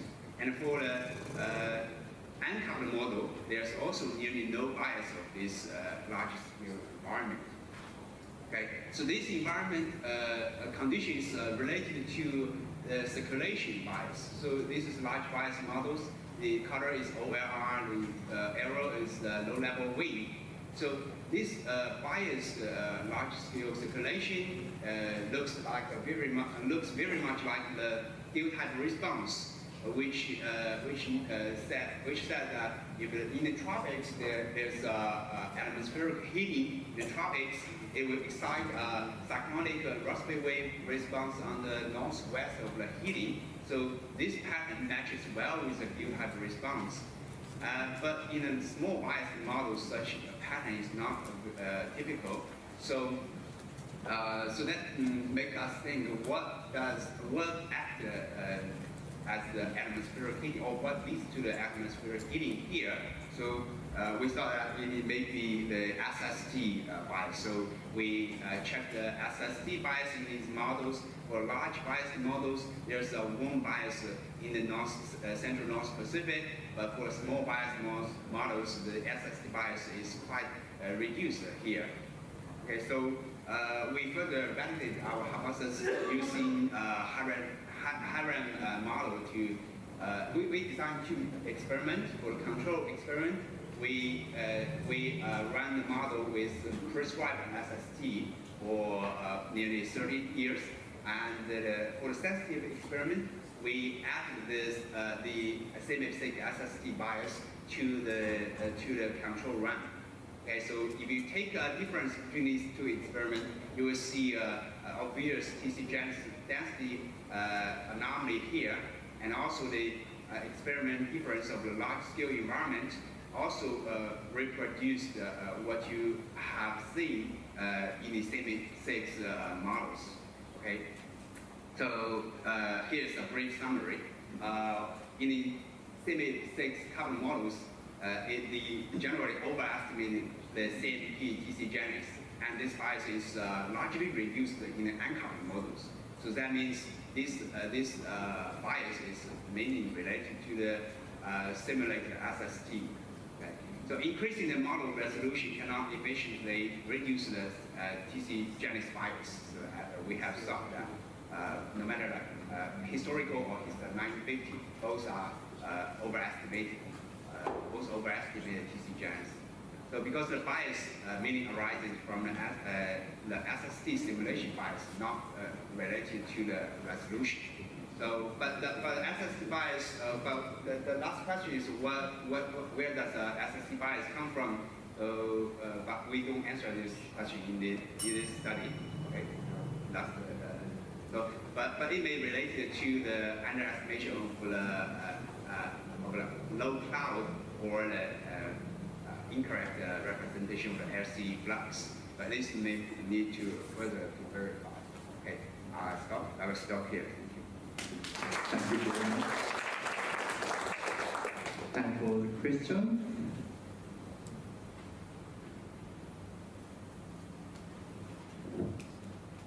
So, have you that why the SSD bias occurs in Central Pacific. You suggested yeah. So yeah, there are some previous works has explained maybe there may be so the bias originated from here, maybe the underestimation of the low cloud over the western coast of North America, and this ocean get a lot of much more shortwave radiation, so the SSD won't hear, but you know, the air-sea coupling can, like a footprint mechanism, can extend the warm bias from the eastern Pacific to the central Pacific. But this process is need further to verify. Thank you. Any other comment or question?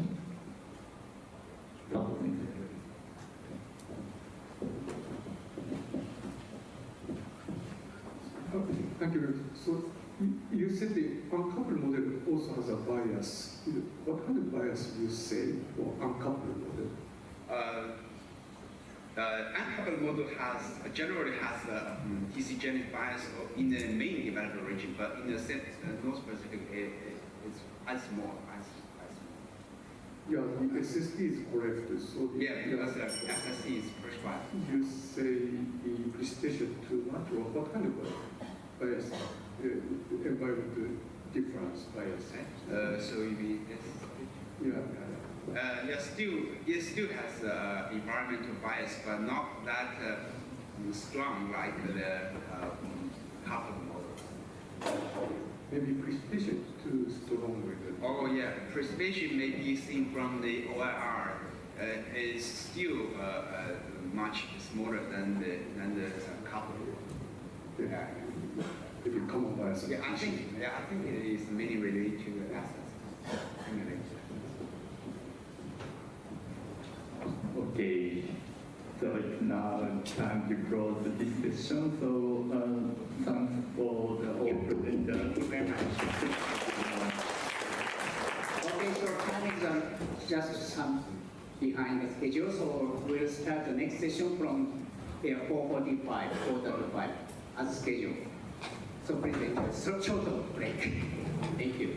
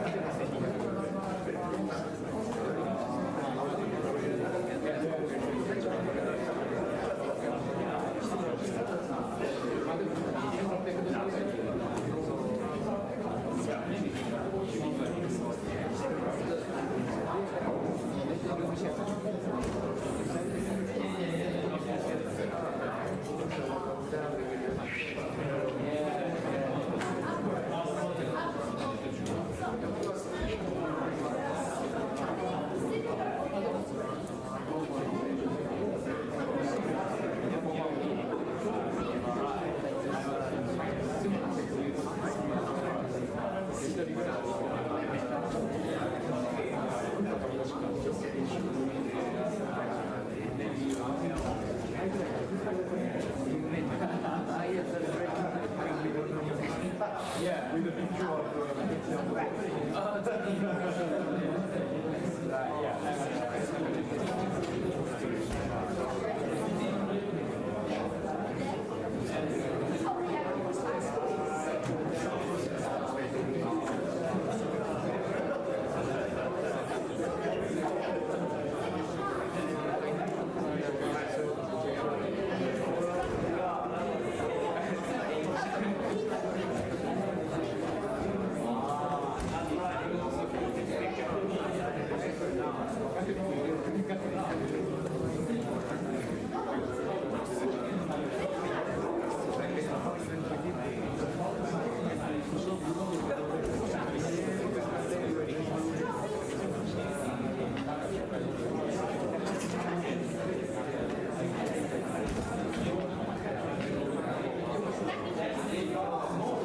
Okay, in 1 minute, the next session will start, and we are sorry for the bell was not ready for your presentation, but from now we'll strictly want to keep the time.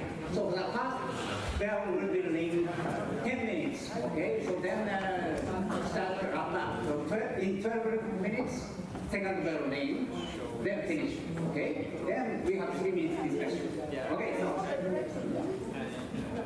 And I hope the next speaker will sit very close to here, and maybe there or something.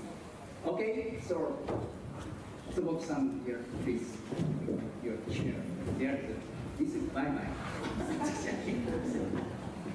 Okay, so we start the last session for today. The first speaker of this session is Kitamoto-san. Please start. Thank you very much for the introduction. So, my name is Asano Kitamoto from National Institute of Informatics and also from TRC. And today I would like to talk about machine learning for the digital Typhoon dataset extensions to multiple basins and new developments in representations and tasks. So this is a joint work with my internship students, Elwan Kuzik and Gaspar Fowler. So I'm working on this digital Typhoon project for many years. Started at 1999, and we also released in the website that you may have a look at this. And so we have been receiving many users on this website, and also we released many type of data sets. But from the last year, we decided to release the digital Typhoon dataset, which is mainly for machine learning purposes. So we use the best track dataset and also satellite images from Himawari dataset, Himawari satellite images, and we apply the map projection so that the center of the Typhoon is always at the center of the image. And we created the image dataset with the best track. So this is really controlled for machine learning tasks. So we have seen some research that uses this dataset. And we have seen, the introduction of machine learning algorithms to many applications of weather forecasting and weather analysis, so this is one of them. And yesterday we updated this dataset to version 2. So I would like to explain what we updated. So the first part is that we annually update the dataset to add the data from the previous year, like 2023. So this is about the Western Pacific dataset. And this time we also added the Southern Hemisphere dataset around Australia between 1979 to 2024. So now we have data from the Northern Hemisphere and Southern Hemisphere. So we could probably compare what's the difference between two basins or two hemispheres. And we also changed some of the data processing pipeline, like map projection, but I don't go into the detail here. And we also tried a new tasks like center estimation task that I will introduce later. So the details of the dataset V2, that we have data from the Western Pacific, WP, and also around Australia, AU. So this Australia basin is not the typical basin definition. It's like you typically have South India and South Pacific, but it's like this one is combining South Pacific and also the eastern part of South India. So the data set has around 200,000 images for the Northern Hemisphere and 70,000 images in Southern Hemisphere. So based on this data set, we tried several machine learning tasks. And one issue is is called representation learning. So this is about how to represent the typhoon cloud pattern using machine learning. And there are many ways to represent the typhoon typhoon image using machine learning. But in this case, we have tried a self-supervised learning approach. So it's like it's based on idea of contrastive learning. So roughly speaking, the idea of contrastive learning is that learning representation space by pulling closer similar samples and pushing away dissimilar ones. So we take two images from the same type of sequence as similar images. And we also take images from different sound sequence as dissimilar images. And we learn, the machine learning algorithms learn that to put these two images in a similar location in the feature space, and this one as far from these ones. So we would like to check that if this idea improves some of the machine learning tasks. And we apply this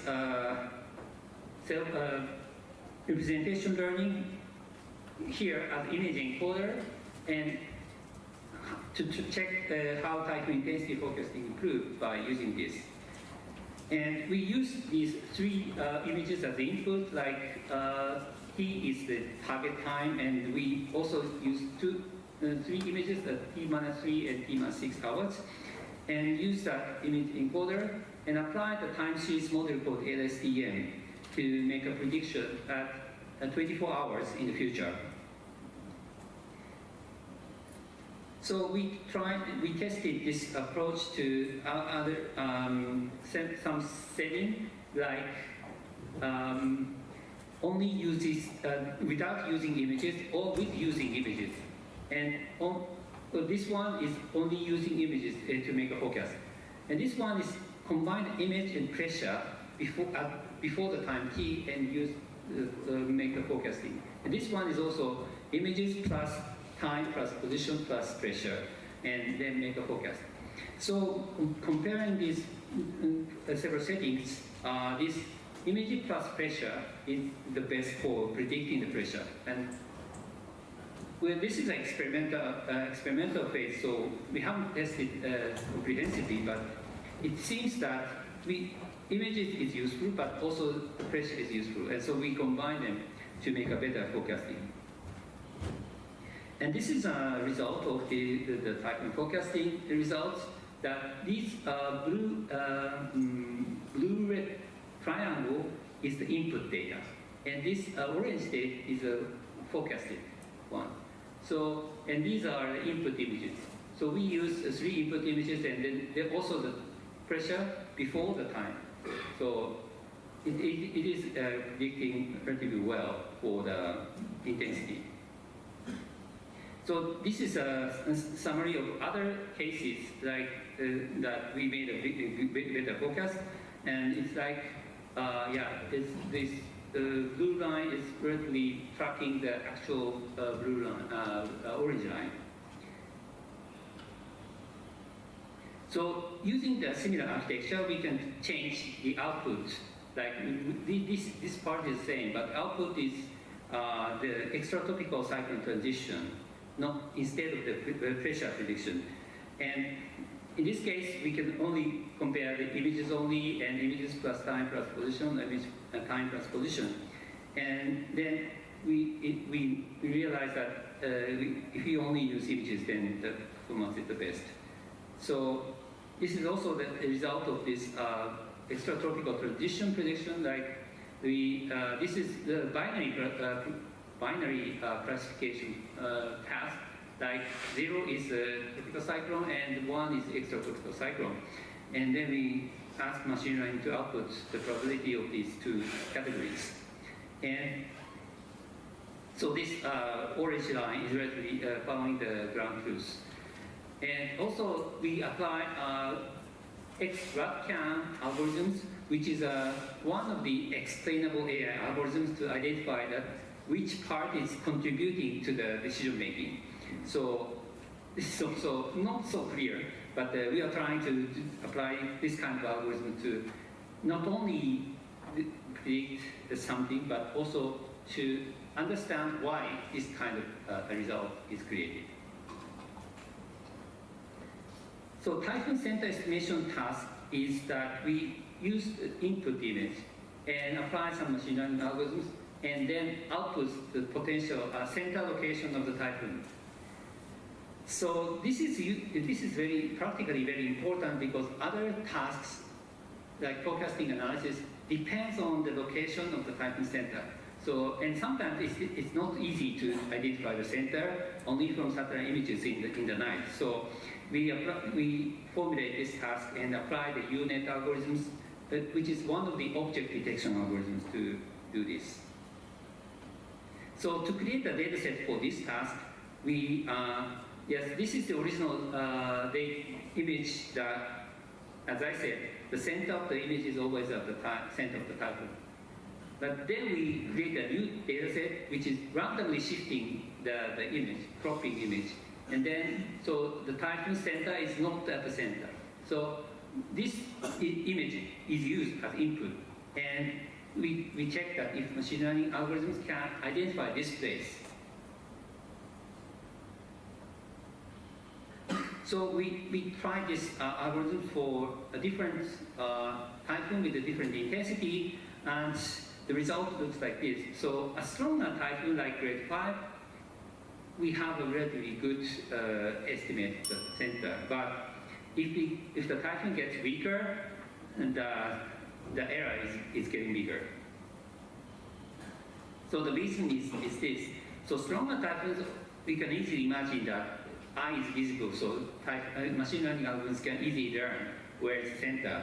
But weak ones, the typhoon cloud pattern is very irregular, and sometimes the output of the machine learning algorithms is like you have several peaks, several modes, and we pick up one of them as a center, but sometimes make mistakes.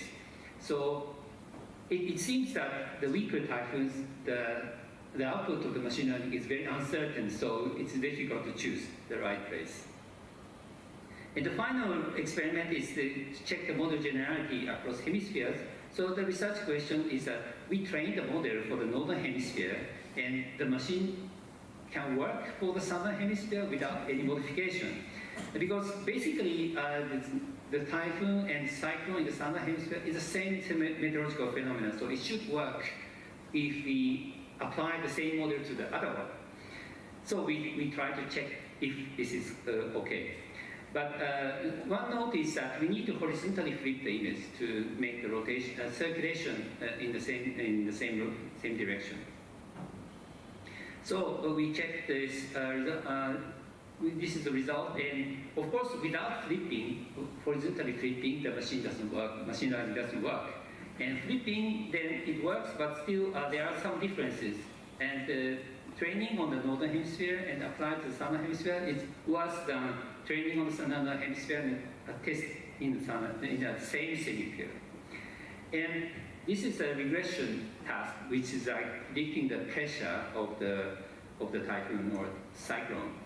And well, it is worse in the southern hemisphere, and especially it's worse for some intensity, probably because of the different intensity estimate of the Dobrock technique. But we need to check if that hypothesis is true. So the summary is that we released the digital time data set day2, including the data from the southern hemisphere, and we studied representation learning and applied it to analysis and forecasting tasks, and which is kind of superior performance. And we also introduced the typing set destination task and solved it using object detection-based algorithms. And we also evaluated generalization of machine learning models across basins and hemispheres. Thank you very much. Please. Yes, Thank you very much. I have a question about the forecasting part of your talk, up to 24 hours. Particularly impressed with the forecast performance, especially even for tropical cyclone with relatively rapid intensification. And is it possible to say what kind of characteristics in the image play an important role in predicting the intensification? In other words, if you kind of intentionally modify a part of the image and then the forecast significantly change, that is, we could say that is kind of sensitive area or important factor to predict rapid intensification. Yes, thank you very much for the question. Yes, it is an experimental result, and this result is produced by the student, but I haven't personally verified this result, so I'm not 100% sure that this is correct, but this result seems to be very good. And so this is an open question. And other things is that we artificially modify the image and check the result. This is, actually, I'm not really sure that this works because in the machine learning research, we use the method called data augmentation, and we intentionally modify a part of the image and then should try to make the machine learning algorithm robust, more robust with a small change. And so it's like we intentionally modify the input and see what results. But yeah, we will have some results, but I'm not sure it is interpretable in that way. So I think it's also open question. Okay, thank you. So let's move to the next talk. The next talk will be given by Cao San.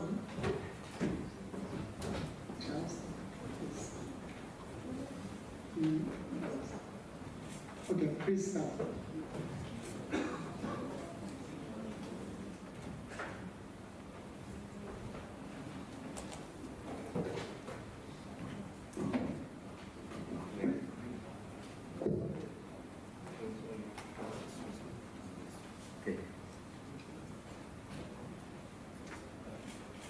Hello everyone, my name is Xiao Sun, and I come from Shanghai Taiping Institute, STI, and IWTRC. And my report presentation is application of multi-source microwave satellite data in typhoon infra wind radiant monitoring. I'm very glad to be here in beautiful YNU.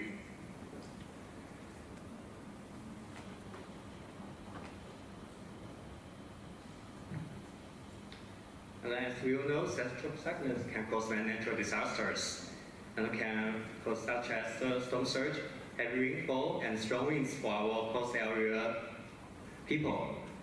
And so we should acquire accurate TC parameters that can help us assess the scope and extent of our TCs accurately. And we can look at this picture, the left picture. It shows the severe typhoon Dami and the super typhoon Somi. And we can see the cloud maps of these two typhoons are very different. And this is so big and this is so small. And we can look at the right picture. The left is tip in 1979 and it's in the West North Pacific. And its R34 is wind rate over 1,000 kilometers. However, we can see another hurricane, the Marco, in 2008 in Atlantic. Its R34 is only 10 kilometers, and we found that the largest tropical cyclone in West North Pacific is roughly 100 times larger than the smallest PC, that is the Atlantic. And we shall note that the strength and spatial extent of TC's external circulation most significantly determines the total hazard and the risk it poses. And for TC scale information, we can acquire this information from JTWC, and since 2001, the United States Joint Type 1 Center, that is JTWC, has provided scale information for the tropical cyclones in the Western North Pacific. And in beginning 2016, they began their post-domain analysis for their R34. And in recent years, they have used the multiple set data like SMAP, MAP2, and the SAP for their real-time and post-domain analysis. And for our China Meteorological Administration, our STIT specific data set, we also in recent years use the machine learning combined with geostationary infrared satellite imagery to reconstruct a set of TC scale data set. And this scale data set is from 1981 to 2020. However, these best track data sets are delayed, and we cannot acquire them real time. So the high quality in situ observations, such as the spectral frequency microradiometer (SFMA) and Doppler radars and ocean buoys and automatic weather stations, that are optimal for our estimating tropical cyclone parameters.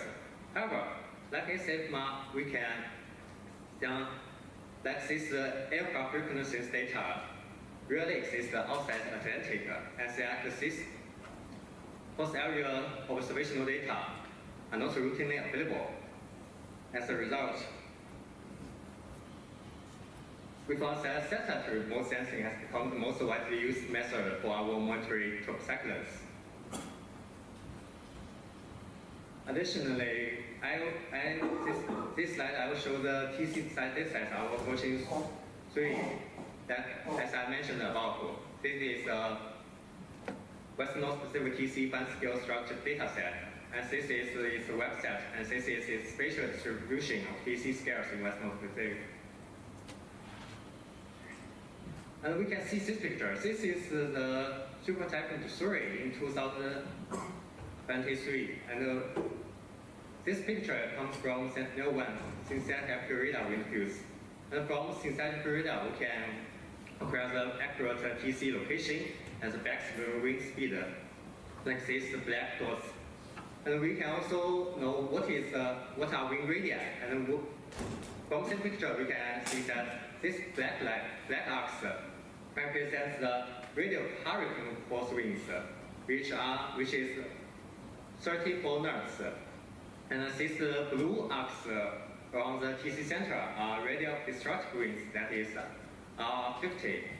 And the outer red arcs, they represent the radial gale force winds, that is R34, like as I mentioned above. And by synthetic radar, we can acquire these wind radii very accurately. And like spectrometers, we will talk about these instruments first. And they are main primary sources of surface winds for TC forecast operations. And we can see the left 9 pictures.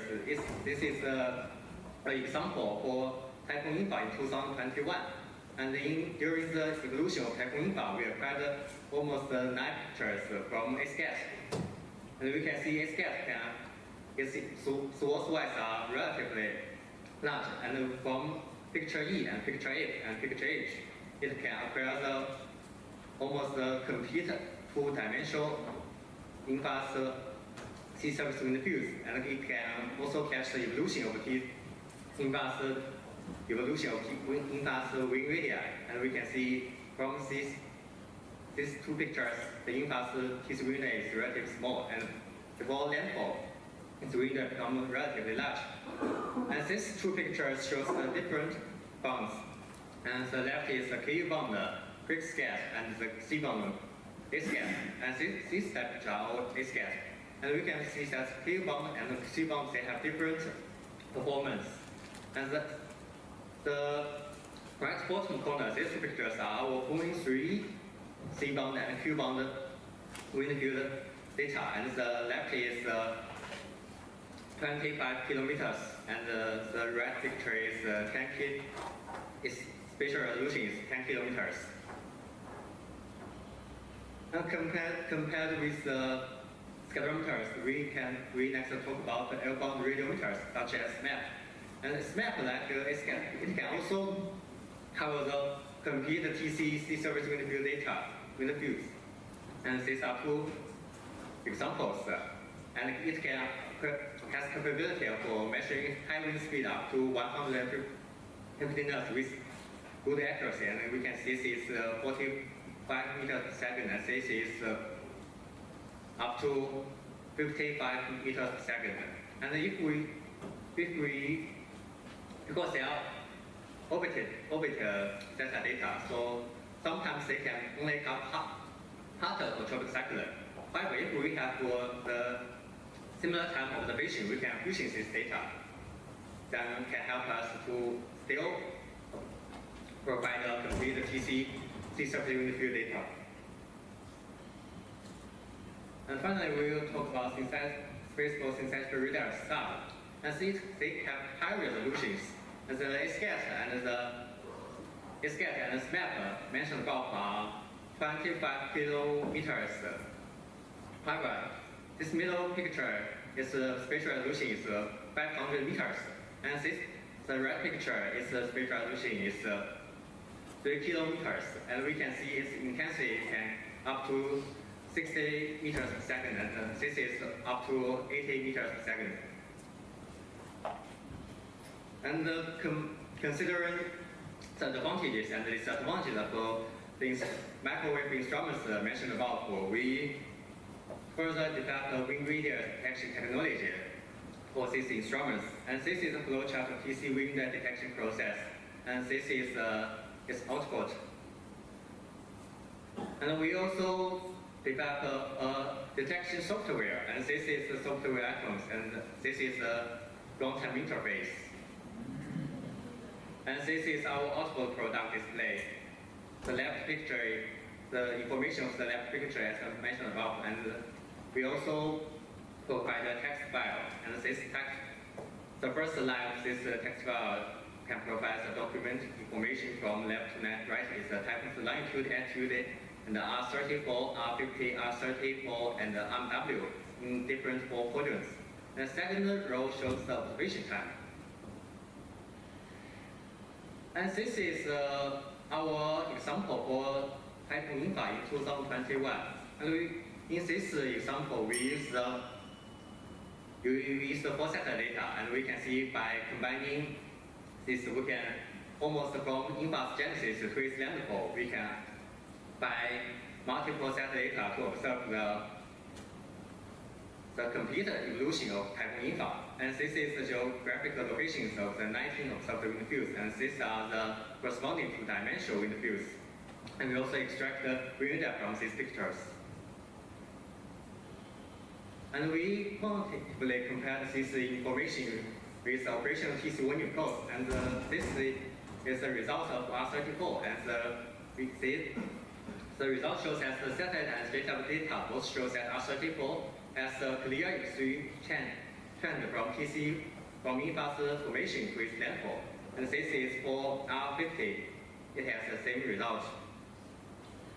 And however, for R34, we found in the one period, the satellite data is similar to that from JWC. However, before Typhoon Infa landfall, the R34 extracted from satellite data displays a clear increasing trend and have larger information. And the MW has the same trend. Before landfall, it displays more large information. And we found some possible sources of errors, maybe some from the native resolution of the microradiometers, and maybe come from the efficient smooth coverage or land pushing, or because we use operational TC when you post real time, it's subjective and it has its own errors. And this is Typhoon Solar last year, and we use these two pictures shows that we can, in our operational work, by extract the wind radius and intensity from this multiple set data, we can make a judgment that intensity for this example, it can maintain at super type level, and its TC wind radius is scale. The overscale is small from this picture, and with a tight and relatively symmetrical inner core structure with a reduced R30 pole. And in this year, we use the mode data data from our Pony 3 for our, this is an example for super typhoon Yagi. And this is the Pony 3 global wind field observation. And this is the ascending orbiter, and this is the descending orbiter. On 5 September 2024, and this place shows the Yagi. And this is corresponds to this. And I'll do some main conclusions. And we found combining observations from multi-source data can provide significant advantages for improving the temporal and spatial resolution of this monitoring. And this can help us by emergency managers and downstream applications. That's all. Thank you. Okay, thank you. Questions and comments, please.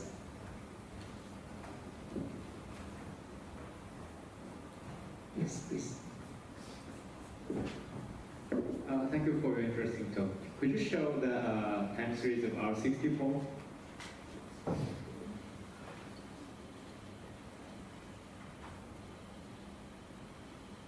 Yes, this one. The panel.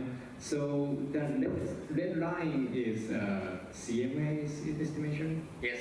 Okay, so how does the CMA estimate the R64? Because in 2021, our CMA PC wind operation is just what from the geostationary set data is very inaccurate. So now, is it the same for now? No, from now we use such as machine learning data model to acquire the new, such as we now using TC radar machine learning model from Nanjing University from me, Dr. Tan. Okay, so is there any paper for that? Yes. Okay. Yes. Yeah, I understand that. Thank you. Thank you. Any other further questions? Okay, thank you. The next speaker is Clement Holmes. Please start.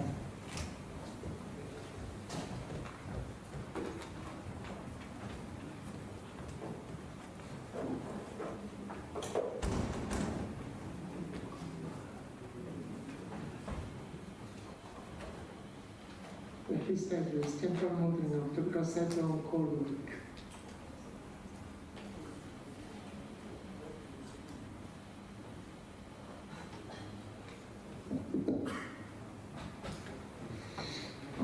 Konnichiwa minasan. Today I'm going to present you some works about tropical cyclone Kawek, so use and response. Here you can see a nice response about the tropical cyclone Yan, which makes an impressive chlorophyll bloom to change the color, which is basically what I'm not looking at, but some beautiful image make better words. So I'm going to present you on the subject about these mixing processes that are occurring during tropical cyclones. So while we are studying this phenomenon, so part of a bigger scope. So when we look at the mixing, so here is one typical footprint made by tropical cyclones. Generally these footprints encompass many different interactions occurring between tropical cyclones and the ocean. So generally integrated all atmospheric forcing and ocean stratification parameters, and it's a very long-term processes which can in fact be linked to different proxies, such as looking at the persistence of the signature which help us to understand ocean circulation or Earth interaction through drag coefficients. So what I'm going to show you here is first, it's important to have a proper diagnostic of this mixing processing that creates a coil wave before having possibility to have a temporal monitoring of the signature. And I will show you the new capability of satellite observation to monitor this signature through time. First, what we did basically before, it was to use the collection of microwave sensors that are all weather satellites that see through clouds. You can see oceanic footprints and atmospheric forcing. So, and we tried to connect those inputs to predict the ocean response made by tropical cyclones, whether on sea surface temperature or sea surface height anomalies. And to be able to do so, we use this collection of data and we link them in some simplistic semi-empirical formulas that come from a paper produced in 2019. It is basically an equation based on momentum balance.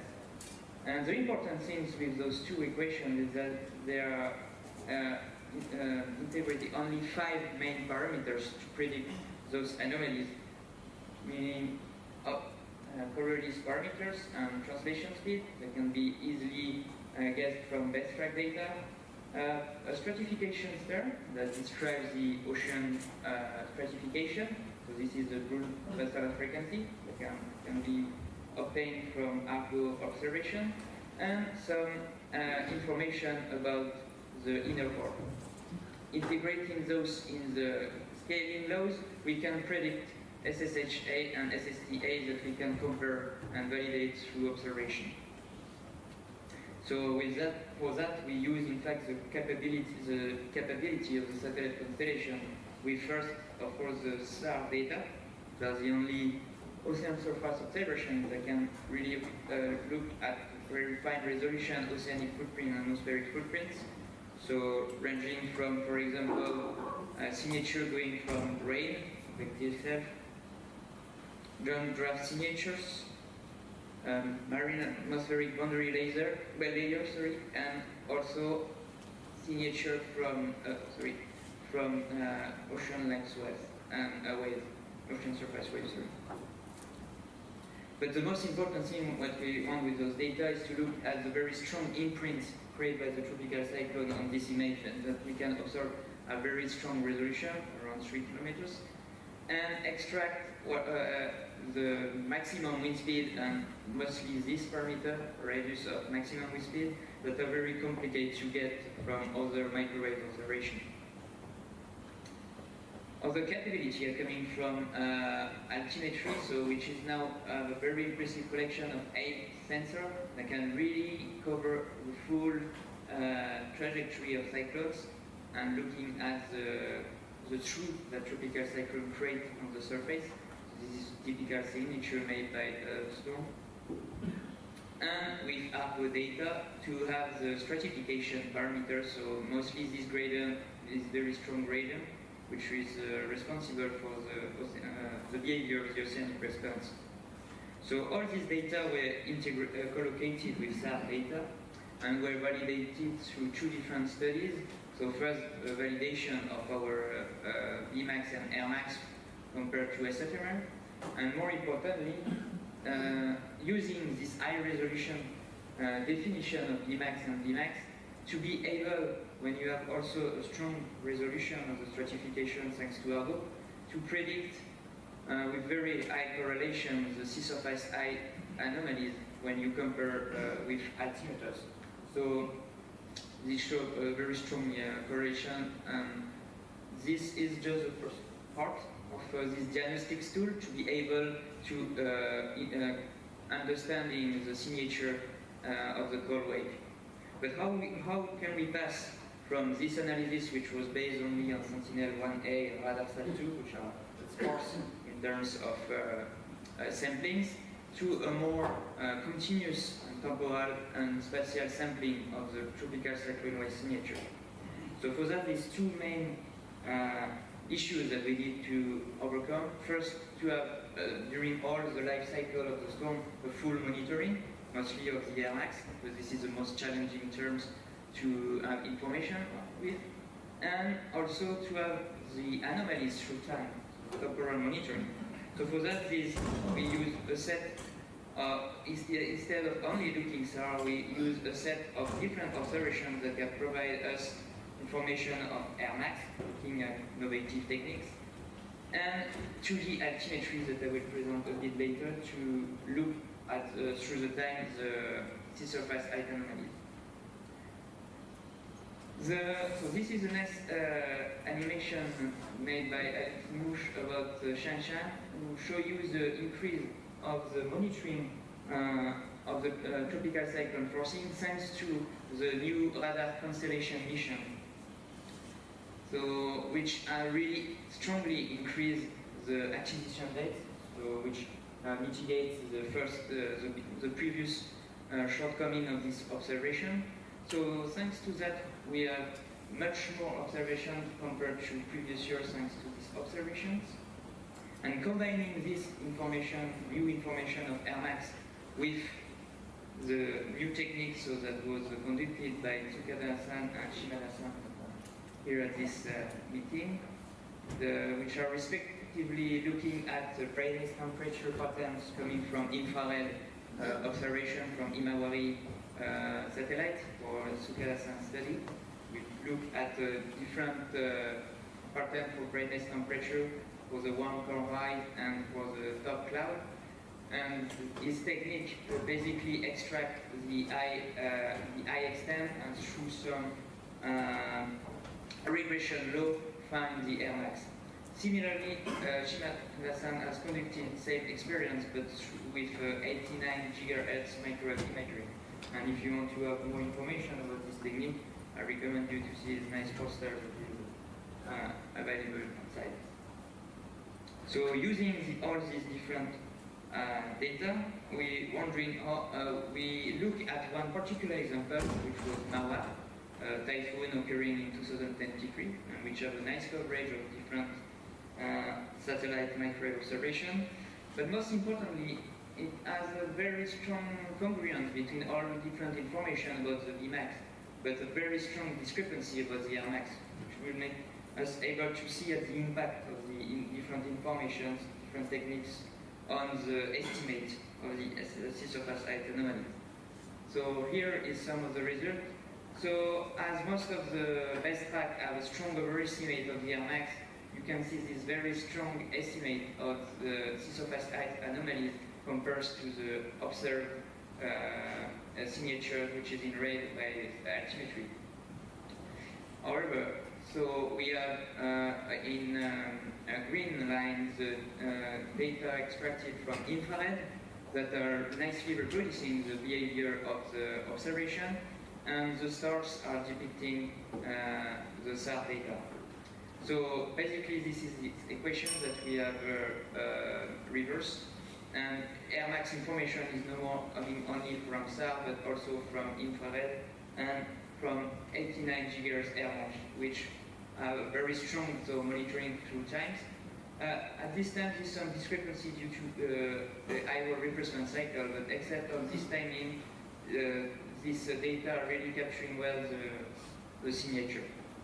So this is the first part of this capability. Second capability is using new altimetry, which is SWOT data, and the new breakthrough of this observation is it's no more an RDR looking instrument, but a 2D observation. And these observations are really a nice intersection with malware trajectory, specifically this one that I'm going to show you. So you can see the 2D SWOT that representing the cold wake of the surface height amplitude. And so this is an animation, so there is a one-day cycle of repetition for this instrument during our lifetime. So we can really monitor pretty easily the signature, and by averaging along track, create a temporal history of the evolution of the anomaly. So basically this kind of Muller diagram was before made by multi-years data, but thanks to SWOT observation, using only one single track that repeat every day, we are able to reconstruct the evolution of this anomaly through times, and to see the deflection that was previously observed by daily product and models, which is also observed in SST data that we interpolate on the SWOT data. Particular things also occurs, and you can see that there is no more deflection after 60th day, is there were another storms who occurred. So here is the centroid of the wake for Mawar and for Kishore, who was the cyclones who occurred after. And if we change the precondition before, we are able to distinguish the two different signatures of the storm, Mawar on the left and Kishore on the right. So this kind of new observation make us possible to furthermore identify the geometric structure of the Galway signature, but also to easily capture them through times. So to finish on this two steps, so from our previous diagnostic tools, so scaling laws, now with new techniques based on very high frequency observation and the new sampling capability of RCM, we are able to capture most of lifetime variability of the signature of Mawar with mean errors that are still comparable to SAR performances. And thanks to SWOT data to look at temporal monitoring through multiple months, the signature. So combining those two different capabilities, we will be able to look at ocean heat transport, looking at the anomalies that the tropical cyclone inject inside the ocean, which is the next step for the analysis. So here are the references about the different techniques that are used in this presentation. Thanks for your listening. Thank you. Please.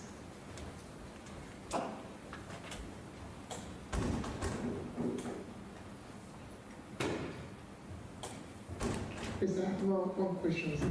In this technique, what is the coverage area?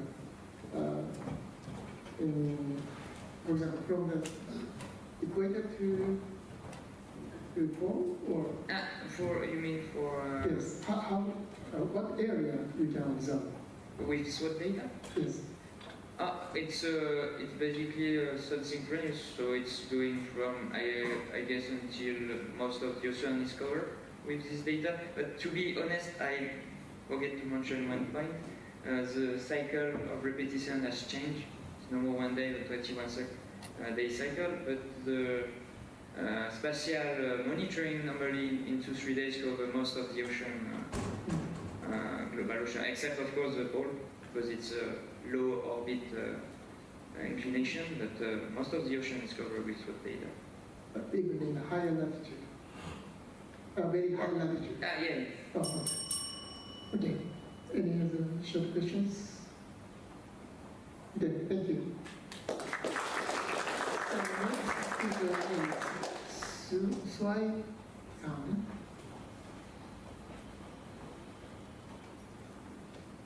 His title is not physical variables of precipitation, but traveling inward along with precipitation range of the typhoon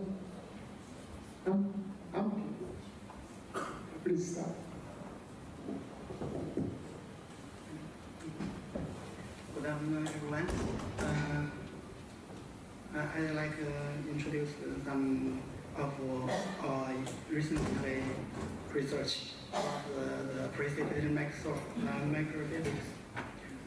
CMA has densely deployed expand radar along the coastline of China, and this bring us advantage for research. And this research is based on the observation of Nanhui radar during the influence of Typhoon Hampton. This is the main content, include 5 parts. There have been a lot of research about the dynamics In addition to the dynamics and thermodynamics process, and the microphysical process also play a very important role in the formation of the precipitation.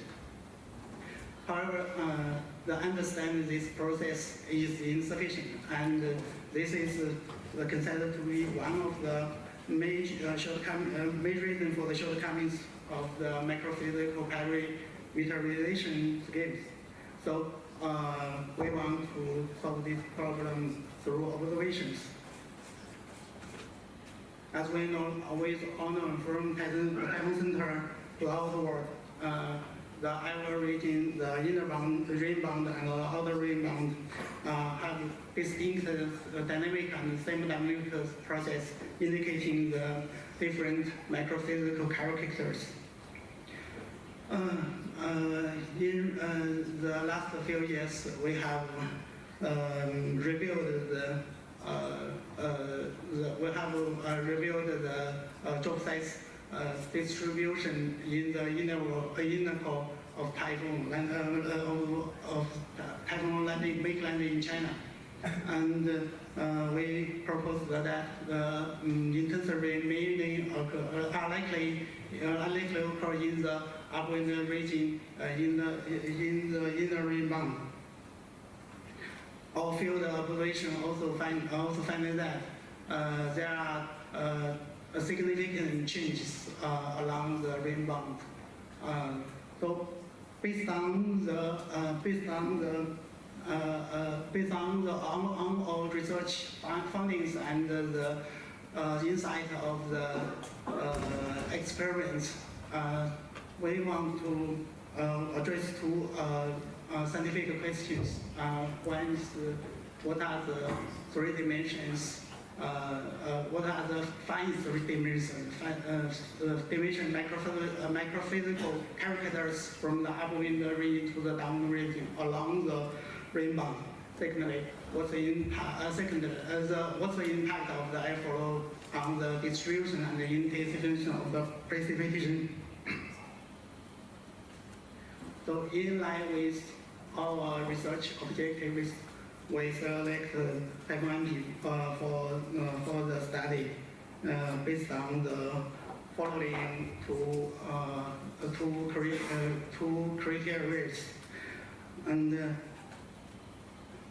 the reader data was processed following the steps in our previous research, including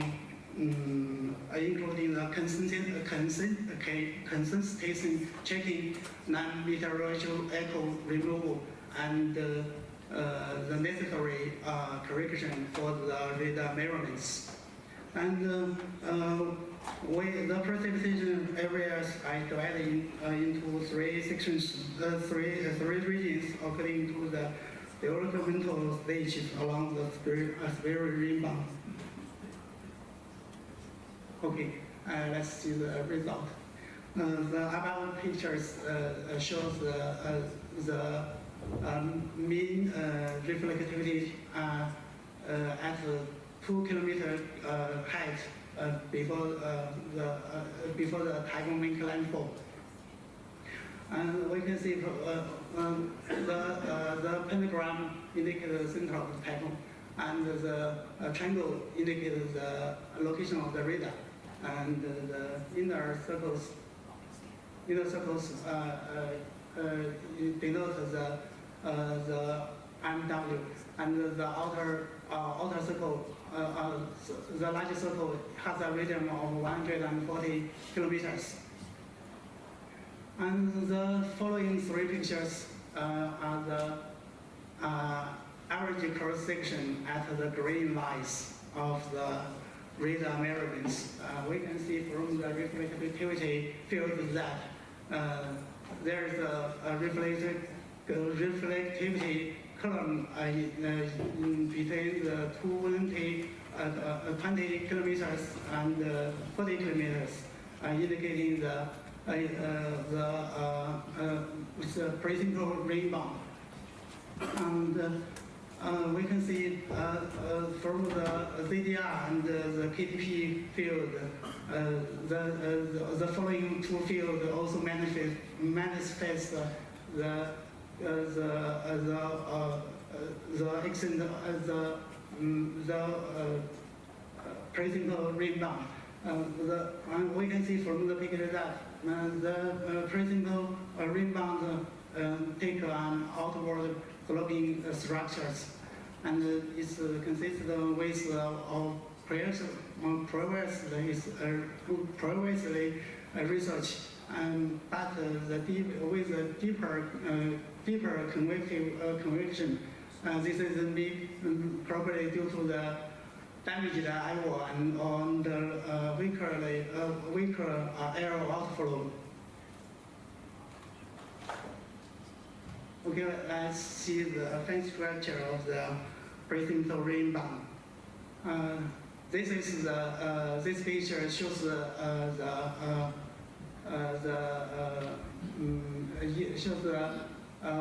what is the distribution of rate observations in the upwind region, transition region, and the downwind regions in the rebound.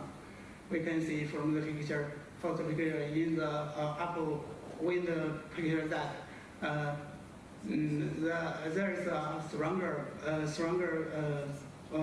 convection in the upwind range, indicated by the X-top, which with the intensity greater than 30 dB, and there is also larger DDR values in the cold cloud areas, indicated the anisotropic particles occurs in this region, and below in the enhanced enhanced ZDR region, and we can see the ZDR decreased with height, while the reflectivity increased with height, and this indicates that this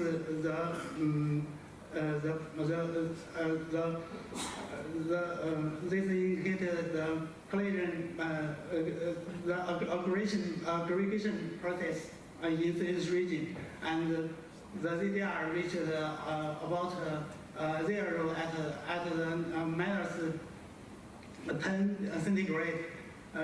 This denotes that the presence of isotropical particles such as droplets. And below the metal layer, the large ice particles finally made into large drops below the metal layer, as denoted on this picture. However, we can see that the upwind region have lower KDP values, indicate the lower concentration of the hydrometeors. Compared with the upwind regions, the downwind regions have the higher reflectivity and higher KDP values, indicate the higher concentration of the hydrometeors. And we can see from the picture that all the variables, including reflectivity, ZDR, and KDP, increase with the dacing height, and this manifests that below the metal layer, the transition region have obviously warm cloud process.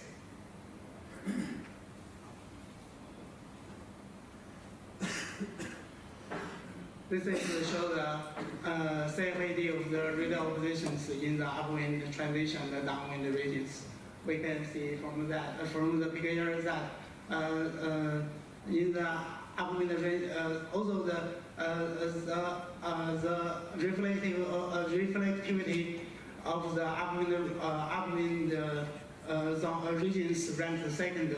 Also the ZDR of this region is the largest, just below the meteor layer, and this under the ZDR profiles show the upright features. That means the lack of the warm cloud process below the meteor layer. Compared with this region, the transition region has a largest reflectivity and KDP, and the profiles increase with decreasing height, also confirm the warm cloud process. So we can combine with the wind field. We can draw the cloud conclusion that the particles, the small and medium-sized particles generated in the upwind was transformed down to the transition zone, and as the falling of these particles and the size of these particles significantly increased with height through the warm cloud process. So let's make a summary. The different regions in the pre-synthetic rebound has different microphysical characters, and the strong upwind motions occur in the upwind region, and the airflows bring the particles generated in the upwind region to the transition region, and lead to the largest, the most intense rainfall in this region. And the last very interesting conclusion is that we are hardly to see the hails in rebound because the outward slowing structure of the pre-synthetic rebound, because I think the hails formulation is lifted and tossed by the airflows. So this is the reason why the hails is rarely observed really the precipitation. Thank you. Thank you. Please.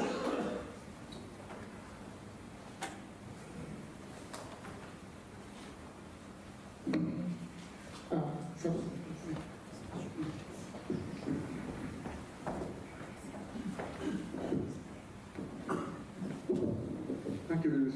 Maybe I missed what kind of vertical profile shear existing in this case? Actually, this is a question from one of the reviewer. Actually, the impact of the shear. I think the microphysical characters showing in this research is the combined effect of the shear and the typhoon cyclonic airflows. So it's hardly to divide the shears individually on the microphysical characters of the pre-synthetic rebound. But we have drawn a plot and analyzed this. It's shown that all the intense chemical precipitation occurs in the downshare left regions. Thank you. Yeah, not so complicated. Maybe just show the vertical profile of winds near the area. So yeah, may I ask where the radar is? I also missed the location of the radar. Near the Shanghai? Yes, actually you can see from this picture, and this is the location of the radar, and it's deployed in Shanghai at Nanhui. Yes. Yeah, just to show you that zone data is sufficient. Yeah. Okay, thank you, San-san. We start here. And thank you for all speakers and audiences. I close this session. Yeah, thank you very much. So last session is a kind of a special memorial session for Professor Hiroyuki Yamada and Professor Hironori Ryotsu will chair. Yes, so we have organized this special session on short notice to honor to remember Professor Hiroyuki Yamada from Ryukyu University, who passed away just a month ago on October 28th this year. So Professor Yamada, a member of the TRC, was very senior colleague, and I have known since my student days about nearly 30 years ago. So he was always kind and supportive of the TRC activity. So actually he contributed the last year's IWTRC here as well. So we decided to use this opportunity at the IWTRC to honor Professor Yamada's achievement and share memories of him with you all. So in this session, Professor Tsuboki and Professor Ito, who has long collaborated with him, will talk with him about his contribution and legacy. So Professor Ito is the first. Okay, so please. Thank you for the introduction. We certainly miss Professor Hiroyuki Yamada. His passing is a great loss to the whole tropical cyclone community all over the world. So I'm Kosuke Ito. I worked with him over the 9 years when I was in the University of Ryukyu. So I'd like to share the news with you. Today, I'd like to briefly introduce his career and also his achievements. Well, Professor Hiroyuki Yamada, he obtained his PhD degree from Hokkaido University in 2000. Actually, his PhD thesis was on the observational studies on factors causing differences in development of snow clouds during winter monsoon surges. So he was a specialist on the snow studies. And then he started to work on various aspects of atmospheric sciences, such as the monsoons and tropical meteorologies in Jamstick. And then he became an associate professor in University of Ryukyu in 2012. And then he was promoted to professor in 2022. The last year, actually, he became an advisor to the president of the University of Ryukyu. So let me show you several his masterpieces. So first one, it is well known that the tropical cyclone track forecast has northward biases in some cases. His paper, published in 2016, addresses address this issue. The data analysis of the Japan Meteorological Agency global model and NICAM model, he found that this kind of northward bias was related to the asymmetric diabatic heating, as explained by Johnny Chan this morning. Well, in this case, the much more active convection occurred in the southwestern part, so the wind itself tried to make the vortex move to the northward, but the better representation of the southwestward active convection was a key to correctly predict the tropical cyclone track. And second masterpiece I'd like to introduce you is the improvement of TC intensity by using the AI technique. His group and my group and several other groups collaborated to estimate the tropical cyclone intensity by using the satellite image combined with the AI technique. Professor Yamada proposed to distort the satellite image in a way that we call the fish-eye distortion. It means the central part can be enlarged. It gives a larger weight on the central region, as the forecaster typically doing. It dramatically improves the accuracy of tropical cyclone intensity estimate using the AI technique. That was another masterpiece of him. And finally, I think Professor Tsuboki will introduce more details, but he was the pioneer of upper air eyewall penetration aircraft mission. And so he realized the aircraft mission by the aircraft mission, and then he also detected two warm cores.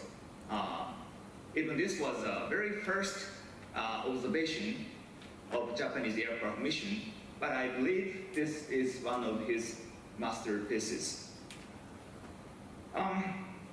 Actually, I prepared one poster in front of the entrance. If you have any messages to him or his family, please post your message through this QR code. The QR code is also attached in the poster in front of the entrance. So we will deliver your messages to his family later on. So please, share your, comments or messages. I just want to say here now, I hope may he rest in peace. Thank you very much.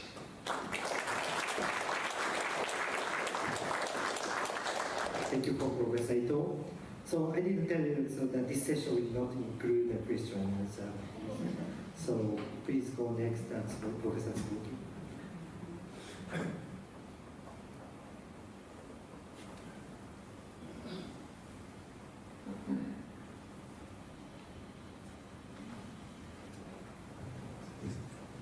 Thank you, Professor.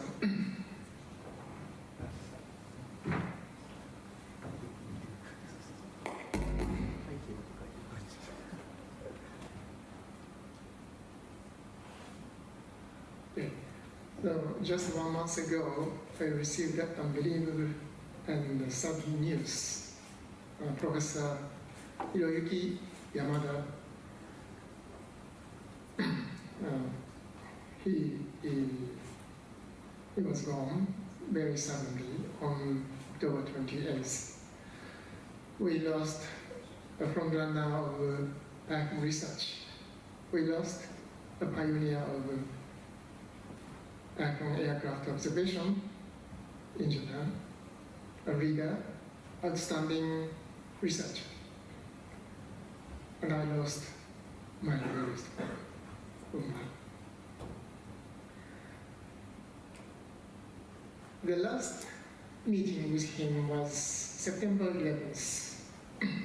I met him in Ryukyu University. At that time, he was fine and we talked as usual. But I guess at that time, he had been aware of how short the rest of his life. But it was very short. Just 1 month later, he passed away. I can't believe this yet. I feel like that he is coming to appear here now and says hello to everyone. He always smiles to everyone and gives a thumbs up, as shown in this picture. I should mention about his great contribution to the 10-year project of Typhoon aircraft observation named DPAC-2. This video also made by Yamada-san. In original plan in DPAC-2, we make observation in the surrounding area of Typhoon. But he had another plan in his mind. He had an ambition to penetrate into the eye in Super Typhoon. I always with him on board in Gulf 3-2, G2, and also G4. I think this is a picture taken in Philippines in aircraft observation Typhoon Chami 2018. He always sit on behind the pilots and communicate with pilots between with us, and he make a decision the route when we make a launch drop zone and everything. This is a nice picture. The first observation was made in 2017 in Super Typhoon Dam. When we approached to the typhoon, we found, not we, he found an eye over here, and he found a very weak area in the western part of the eye. And he decided to penetrate into the eye through the weak area. And this is a picture taken by Professor Yamada. He is the best photographer as well. His photography is always very nice, very beautiful. I can never take such a beautiful photograph like this. And also, he created a very nice movie. And then in the next slide, I will show a movie he produced, showing how we approached to Typhoon Dam and how he decided to penetrate it into the eye with pilot. This movie is a little long, so I will show a part of this movie.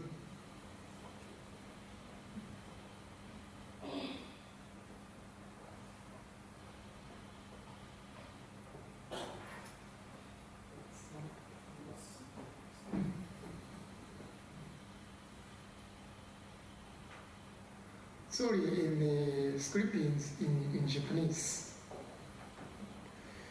No.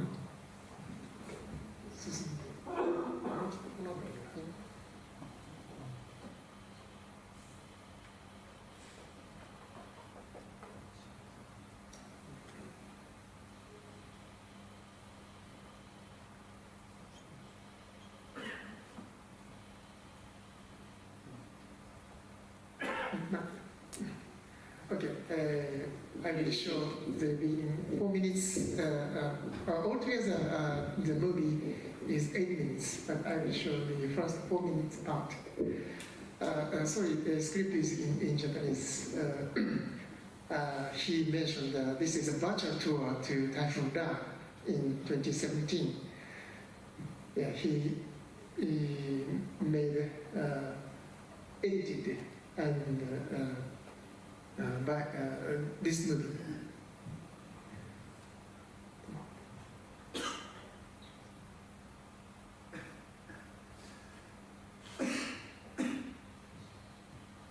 Yes, we from Kagoshima using a G2. And now G4, but at that time aircraft was G4. And the target is Typhoon Dam. The JMA is 935, very intense, and approaching to Japan. We are discussing about that flight plan. We decided to approach from the west, but not penetrate into the eye. But finally, we decided to penetrate into. So now we are going to take off. But actually, this movie was taken in Nagoya Airport, not Kagoshima. So since this is a virtual tour, we took off the Kagoshima and approaching to the Typhoon Dam, 100 times faster than the normal. We are now ascending and reaches to 43,000 feet. Yes, this is a pass of the G2, approaching to the Aircon Center from the west, preparing for the launching of the Sunday. Yes, like this. And we launched. Now the radar shows the eye of Typhoon Dam, and he found a weak area on the west side. Red area is dangerous, but maybe green region is okay. We could reach it to the eye, center of the eye. So he asked the pilot, this is a real communication with pilot. May I come in? Just a bit, but real wind is very strong, right? So now let's go get into. You heard it. He said, let's go get into. Listen to again. Let's get in.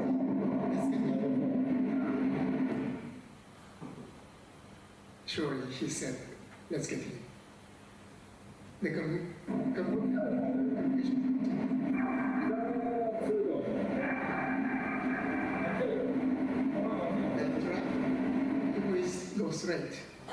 If we go straight, we approach to the eye.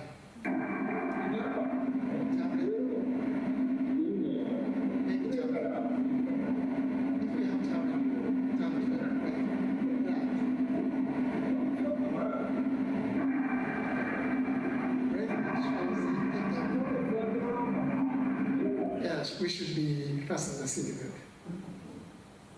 We now penetrating into the eye. This is a cockpit view through the eye wall. The height is 40,000 feet, still below the cloud top. The turbulence was not so strong. Now we come into the eye.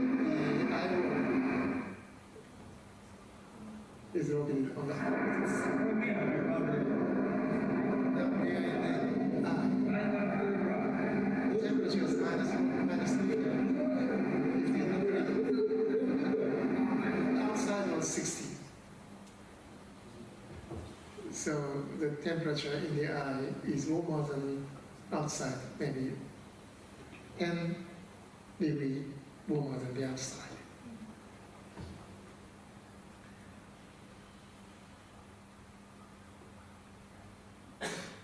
Yes, at that time, I was working in the cabin and didn't notice we are going to into the eye. I was very surprised. This decision was made by Professor Yamada. But his decision opened the observation with penetration into the eye. Since then, we made 4 typhoon observations, and all typhoon we made a penetration observation. This is the contribution of Professor Yamada. This is the second penetration. Yes. So time is limited. I will stop here. Yeah, Professor Yamada served anyone equally and kindly, and he was loved by everyone. May his soul rest in peace. Thank you.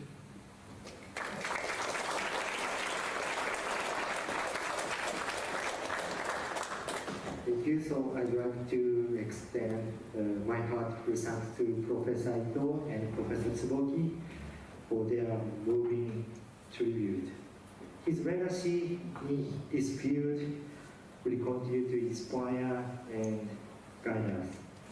So thank you once again for being part of this special session. Thank you.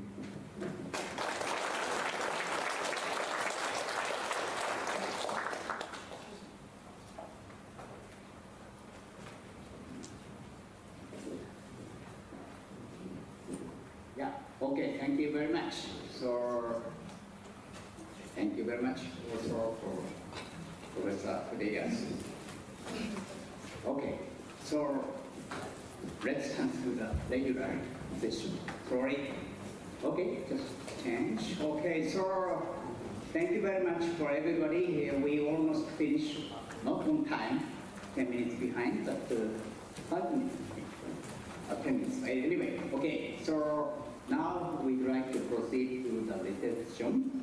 So the reception place is the same as the lunch place, but those who didn't go, just I explain again. So just go out from the front door, then there's a main road with a sick tree, and then there's another main road for to go, and the 2 buildings there. So third floor is poverty, we say. There is an elevator and also stairs here. So please go up. And originally it is scheduled to start from 6:15, but maybe it's difficult. So maybe we'll 6:20 or something. So yeah, please bring everything with you. Maybe better to bring everything with you and go to the session. And those who will not attend, yes, actually this concludes today's program. Thank you very much for your contribution. Thank you very much. This conference will tomorrow at 9 a.m. So it's 10 minutes earlier than today, so please don't drink too much during or after the reception. And the reception desk will open 8:45. Okay? Maybe you can come a little bit earlier, but better to come later than 8:45. Okay, thank you very much and enjoy the evening. And memory of the Professor. Thank you very much.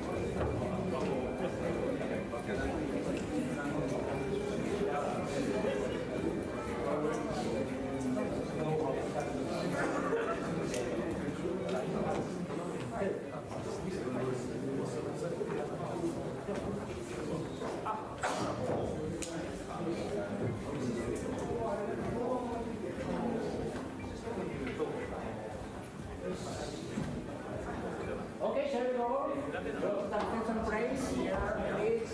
Proceed.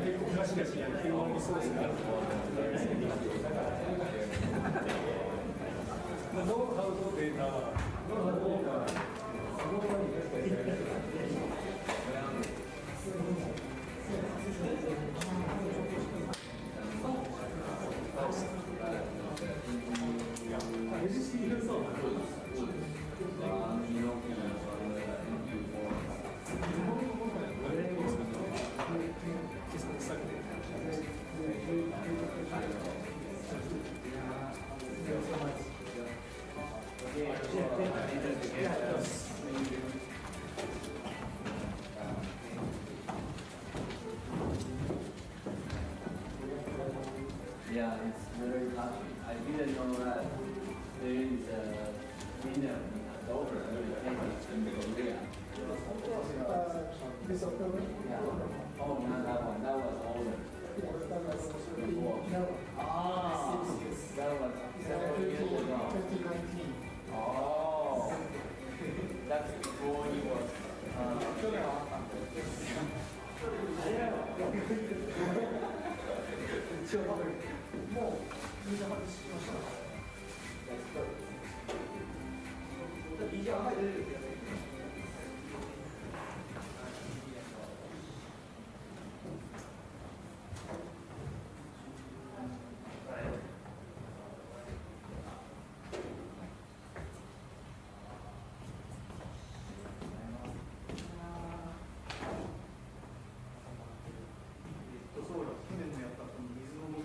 いやー、余裕でしたね。余裕でした。なんもないです。はい、大丈夫です。はい、吉田さん、むしろ言ってもらった方がいいと思います。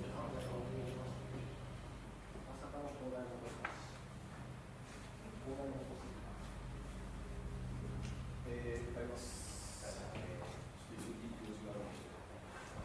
明日でよろしくね。はい。ビシバシ。ビシバシも。ビシバシも。感情的に明かり散らかす。僕何もいじめられた。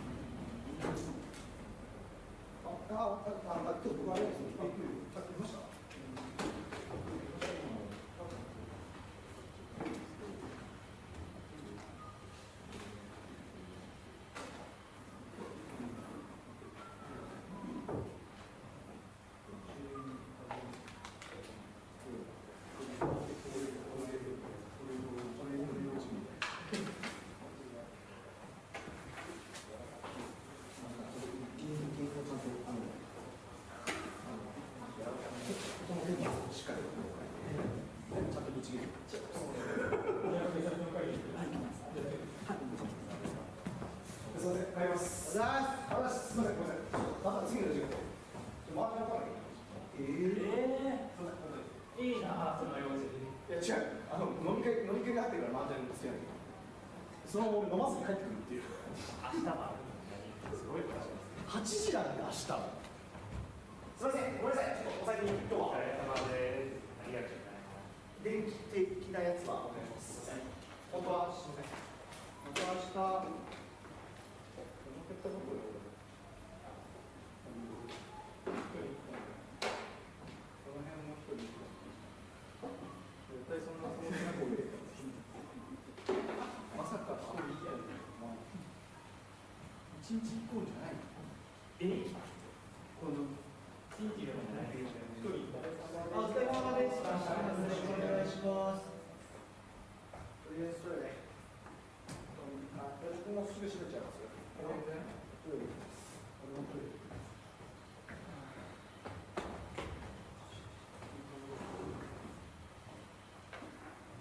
とりあえず全部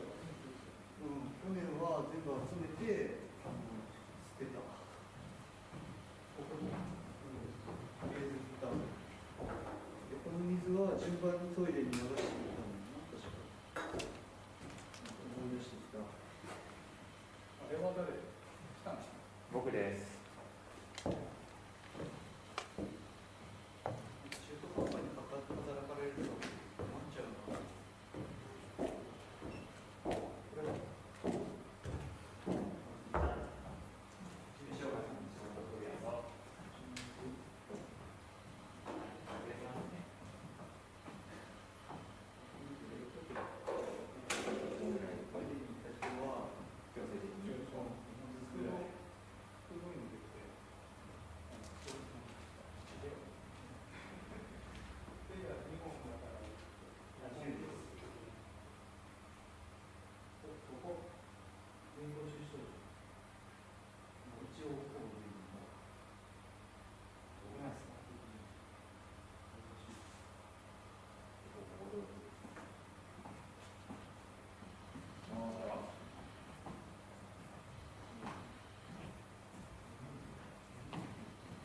じゃあ僕トイレ行くから、なんかメモ書いてあげていいですか？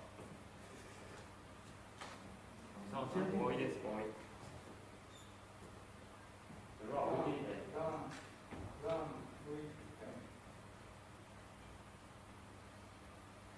このバッグは iPad 入れるのにちょうどいいです。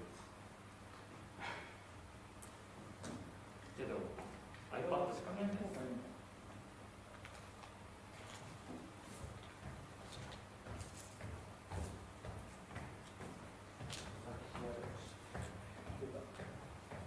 今年コーヒーないですか？コーヒーはあれば楽しみです。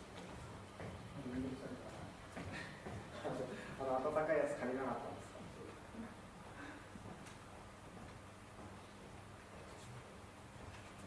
じゃあ、僕は戻りますね。帰る？はい。いや、お疲れ様です。変に仕事すると、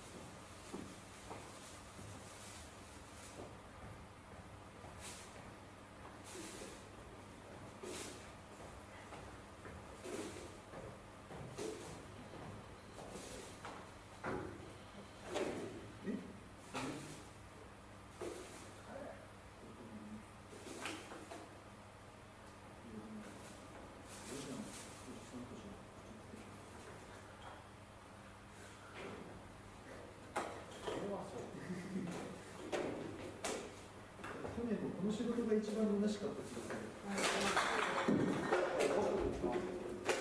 僕がいつまで待っても吉岡さんも来ないから迎えに来ました。石村さんとね、柴山さん。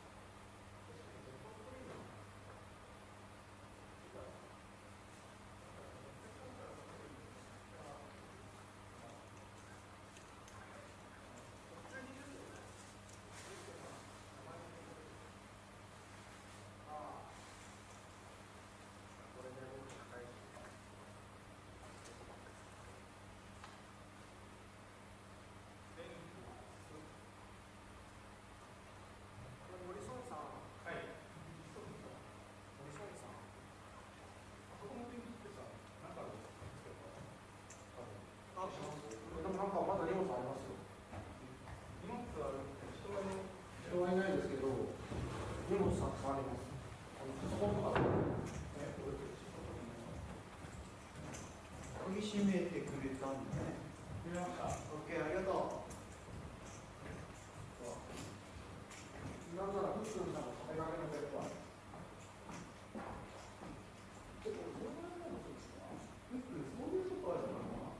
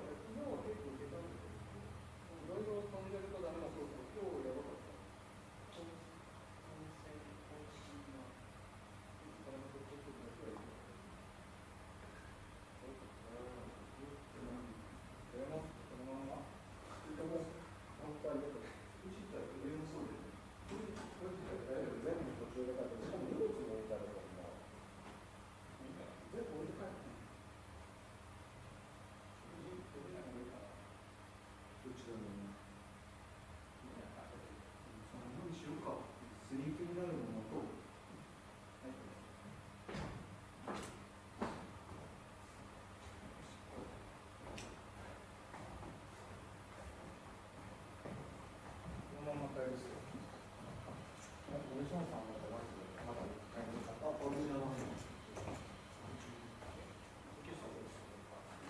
が行く。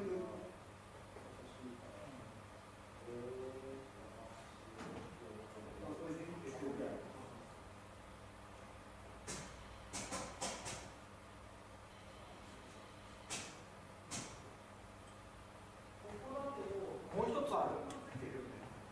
水銀灯はあれだわ、前だわ。そうそう。あれでここって鍵閉めなきゃいけない。やばいやばいやばい。やばい。やばいやばいやばい。その後は、そうなんですよ。これ意外とおもろいんですよ。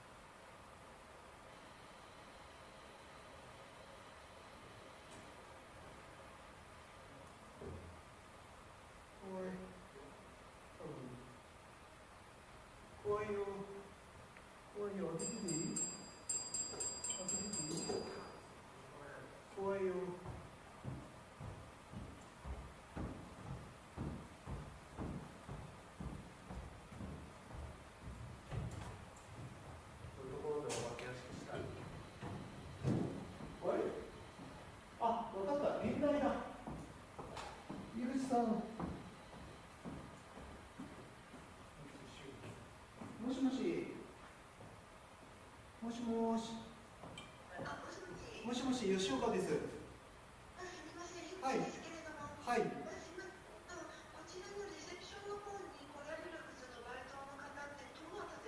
あ、山崎くんなんですけど、山崎くんです。あ、はい、本人にはバイトがあるので、先行ってと言いました。あ、これ、はい。あ、はい、行ってるはずです。なんで、なんだっけ、セッションが終わったら、僕すぐ交代して、ポルティ向かってバイトしてくださいって頼みました。はい。あ、はい。あ、じゃあ本人にも、あ、すいません、今ホールの中にいて、あ、なんで山崎君には僕から連絡しておきます。